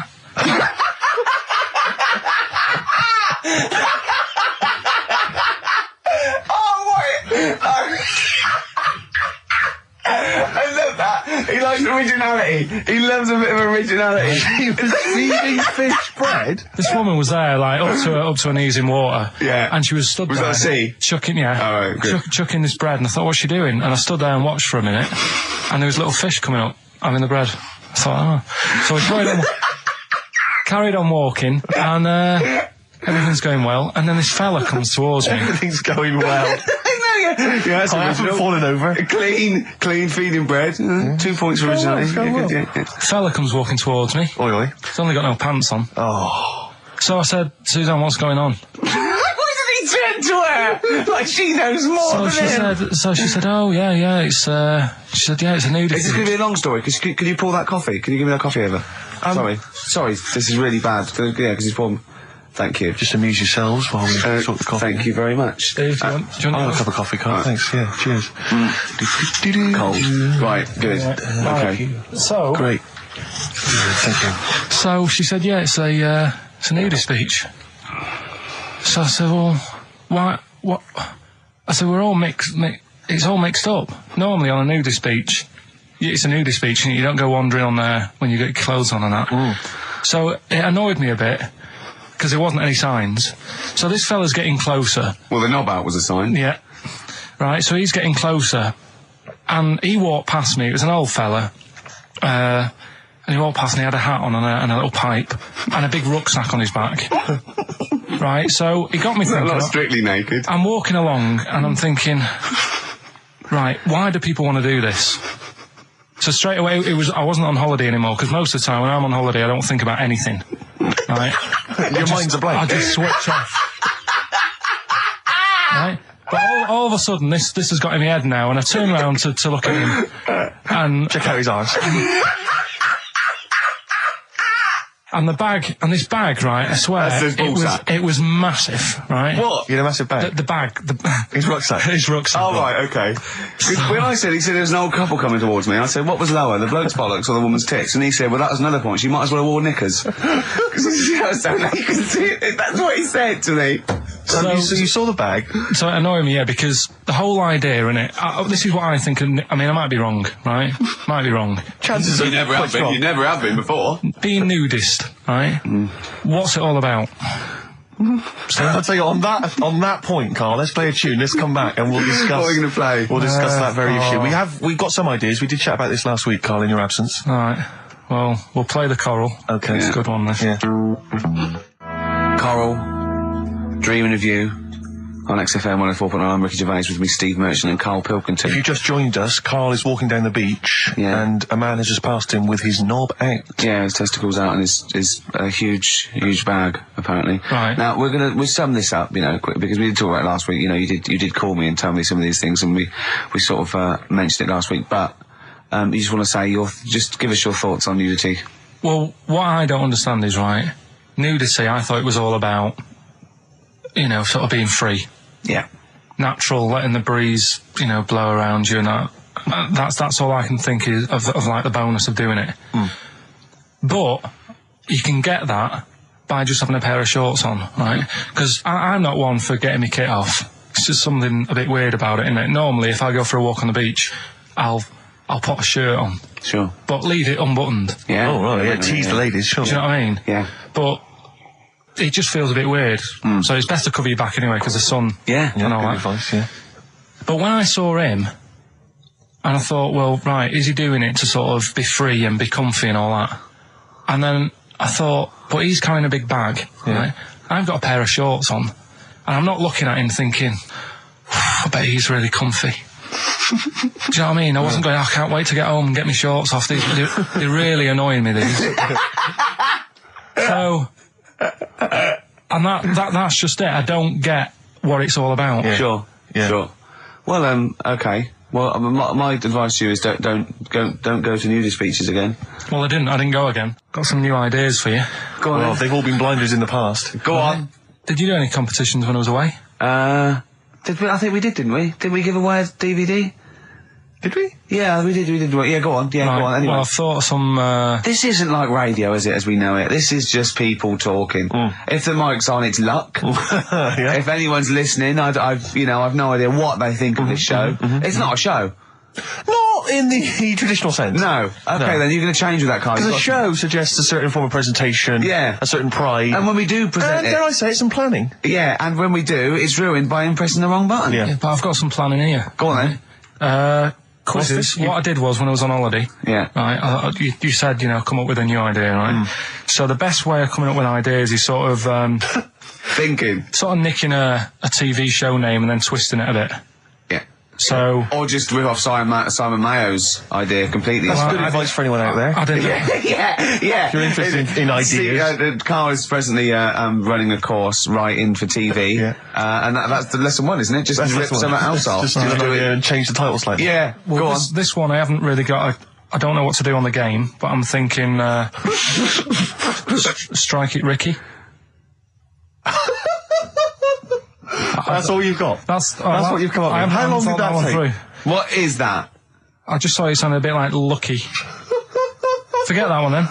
Yeah, forget that one. Okay, yeah. Well, no, good. No, we all have hits and misses. Even Spielberg's, not all his films, you know, can hit the. Go on. Right. No, okay, no, it's a good. Go on. Yeah. Do you remember Big Brother? Yeah. Do I remember Big Brother? No, go on. Big Mother, right? You call in. If your mum's heavy, you win a CD. What do you mean? How can you prove that? All right, forget that. Right, ER. Here's one. Right, ER. Good one. No. Yeah, no. The Price is Right. Remember that? Yeah. Right. The Price is Ricky? No. The Rice is Right. And what I do, I read from an Indian menu and a Chinese menu. You tell me whether you have pilau or egg fried. He's a genius, isn't he? He really is a modern... that one. Go on then. Let's go into this one. Let's not cross this off right away. Go on then. You read from what? Well, I'll get a couple of menus from like an Indian and a Chinese takeaway. Yeah. And I'll go like, chicken korma. Well, could I just suggest that as it's an Indian, it'll be pilau, and anything you read out that is... Yeah, but you don't know which one I'm reading from. What, the chicken korma's Indian, isn't it? Yeah, so you go pilau. But then Well, you might as well say Indian or Chinese. No, because then the name wouldn't work. The rice is right. Okay, yeah, I forgot you was working for the title backwards, aren't you? Okay, yeah. I'm so confused. I don't know where I am or what day it is. A programme that they've been in on Channel 4, right? Can you cross that out? We're not doing the Rice is Right either. I don't understand the Rice is Right. No, go on. I'll tell you that later. We'll have a game in the office, right? A game that they've been in on Channel 4, but has got really big viewing figures. Well, obviously not. Right. Or they wouldn't be binning it. Go on. Do you know 15 to 1? Yeah. They're getting rid of that, right? Are they? I'm thinking 15 Taiwan. Get some items that are made in Taiwan, right? Get 15 items, and I say what they are, and then you go, oh, I bet it's the vase. Or something. That's the one that's made in Taiwan. Yeah. Can you just explain that again very quickly? No, don't, Karl. Alright, forget that. Cross it out. 15 Taiwan. Right. Go on. This is the one that I've prepared for, because I think this is daft. This is good. Let's play a tune and let's hear it after that. Oh, God. I'm very excited. Are we going to play it after that, or are we going to say... No, you can explain it after it. I'm very excited. Good to hear that again, isn't it? Oh, fantastic. Waiting on a Friend by the Rolling Stones. Yeah? Go on then, Karl. On XFM 104.9, Ricky Gervais, Steve Merchant, Karl Hilton. Go on. Right, this one. Remember Blockbusters? Uh-huh. Right, this one is good, and we'll do this one. Rockbusters. And remember how Bob Olmos used to give you a letter? Yeah. And it'd give you a question, and the answer to that question is that letter. Yes. Right, well, it works like that. So if I said to you, we'll test it out on you, Steve, right? Right, welcome to the show and that. Hello. Let's play, right? And I say, right, your first one is W. Mm-hmm. And the cryptic clue, because it's done like crosswords. Okay. So not quite like Blockbusters. Well, this young man prepared for his death. And it's a W, so the answer... And it's not always going to be like our sort of music, it can be any sort of music that's out there. So the W is the name of... Of the answer. I understand that, but is the answer always the band name, or is it... Yeah. It's always the band name, is it, or the artist? Yeah. And so would the W be the surname, or would you have both the initials if it was someone's name? Would Elvis Presley be EP? Don't get annoyed, Karl. No. These are questions that I knew would be asked. I know because you tested it on me. So you've got to tell them. We That's need the to know point. the rules. If it was Elvis, I'd probably do E. No. Give him the answer. Give him the Right, answer. did you hear the clue? No, give me the clue again then. So the letter is It is a W. cryptic clue. It's The clue's W. fine. Listen, but- and the go on. clue is, this young man prepared for his death. This young man prepared for his death. Yeah. This young man prepared for his death. And it's a W. And it's his first name. That's what he needs Well, to see, know. that's the... Yeah. Yeah, but I don't... Well, shouldn't we have the initials? Wouldn't that make it easier? I mean, Yeah, but it didn't do that on Blockbusters. It just had one letter. They did. If it was if The gold run they often had us for 3 or 4. Did they? Letters, yeah. but it was normally just one word. It wouldn't have been a name or something. All right, then. W. W-Y. W-Y. Will Young. Excellent. I Right, didn't so understand it. What was this the young Will man... prepared for this young man. So he's sort of mixed, sort of cryptic. Yeah. But I mean, that was a good effort. That's better than usual. No, it's that is better than It's usual. not bad, is it? So do you want to play? Let's play Rockbusters. Yeah, Rockbusters. How many of these have you got? No, because let's just clarify a couple of rules here, Karl. Let's just make sure we thought everything through, because I'm pretty certain when they get these things on TV, they at least have a go at them in the office first before they put them straight on there. I'm sure that's how it works. I'm sure Bob Ollis just didn't turn up the first day, and he goes, "Don't worry, we'll wing it. It'll be fine. Bring the students in. Let's have a go." I'm sure they did a bit of preparation. So let's just check. We've got every base covered. Yeah. Firstly, how many questions have they got? I'll to get tell you right? what. Let's do this off air then. Should we play a great tune? Well, yeah. Well, people need to call in, don't they? Because we're doing it, aren't we? Yeah. It'll be all right. And there's good stuff. I've got CDs, right? I've got some compilation stuff and a couple of videos and that, so that's what they're playing for. Call up now, 08700 800 1234. Get them on the air, play the game. Brilliant. What's going on? I don't know.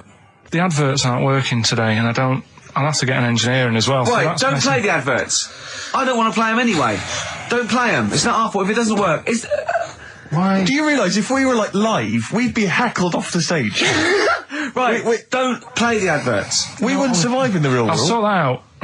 Right, get the people on the air now. Just Rick, calm down. Play a record then. Do something, for Christ's sake. All right. Sam? Hello? Is it sounding all right today? It is. It's just about. All right. Cheers. That is worse. Right then. Yeah.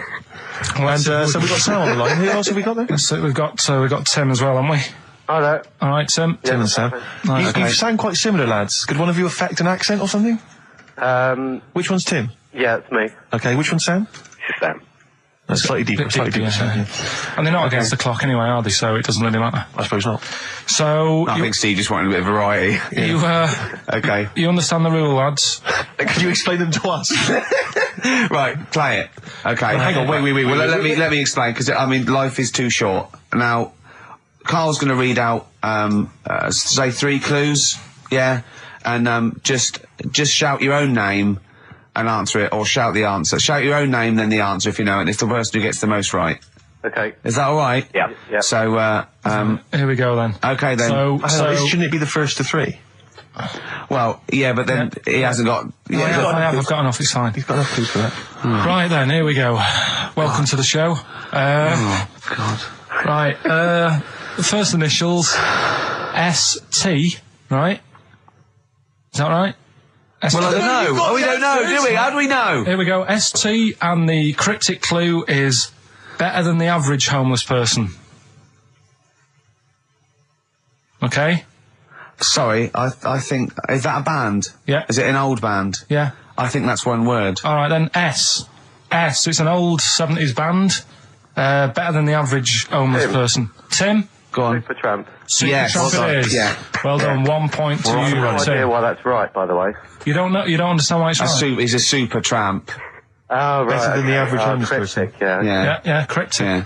Okay, second one. Come on, Sam, you got it. That's actually quite good for Karl. Trust me, Tim. Take that as a good clue. Because, yeah, okay. We won't do this again.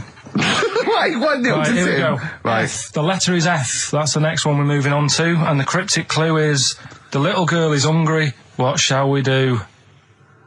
The S or F? I've got it. F. Freddy. Sam. Peter. Yes, 1-1. Feed her. He's pulled out of Feed her. Yeah. Feed her. Okay. Yeah. So that's 1 each. So this is the decider, isn't it? Wait a minute, ITV are on the phone. Well, you said first to 3, so no, it's not, is it? That's what I said. Just do the 3 clues and who gets the most. Okay, well, we can do that now. So, here we go. I love this. This is rubbish. Go on. So, here's the last one. The initials are AK, right? And the cryptic clue is exploding pet. Shout out your name if you know it. Last orders at the bar, please. Last orders at the bar. Exploding pet. AK. You're tuned to XFM 104.9, Carl Pilkington's quiz, Rockbusters. The format is still available. The highest bidder, please give us a call, or you can email ricky.gervais@xfm.co.uk. Is it a band or a singer? I'll give you a bit more of a clue. It's a pop band. Okay, we wouldn't... Tommy Kissam. Yes! Hey. Oh, this is amazing radio. So who was that won? That was Sam who won. So it's 2-1 to Sam, so he wins... What does he win, Karl? He wins some CDs and some videos. No, he's got... And obviously now, Sam, if you're ready, take the spot, you're going to do the gold run. Away you go, Karl. I haven't got any more. You're a fool. Right, stay on the line. We're giving both some presents. Play a record for... Rick, I'm going to shoot off. Not come!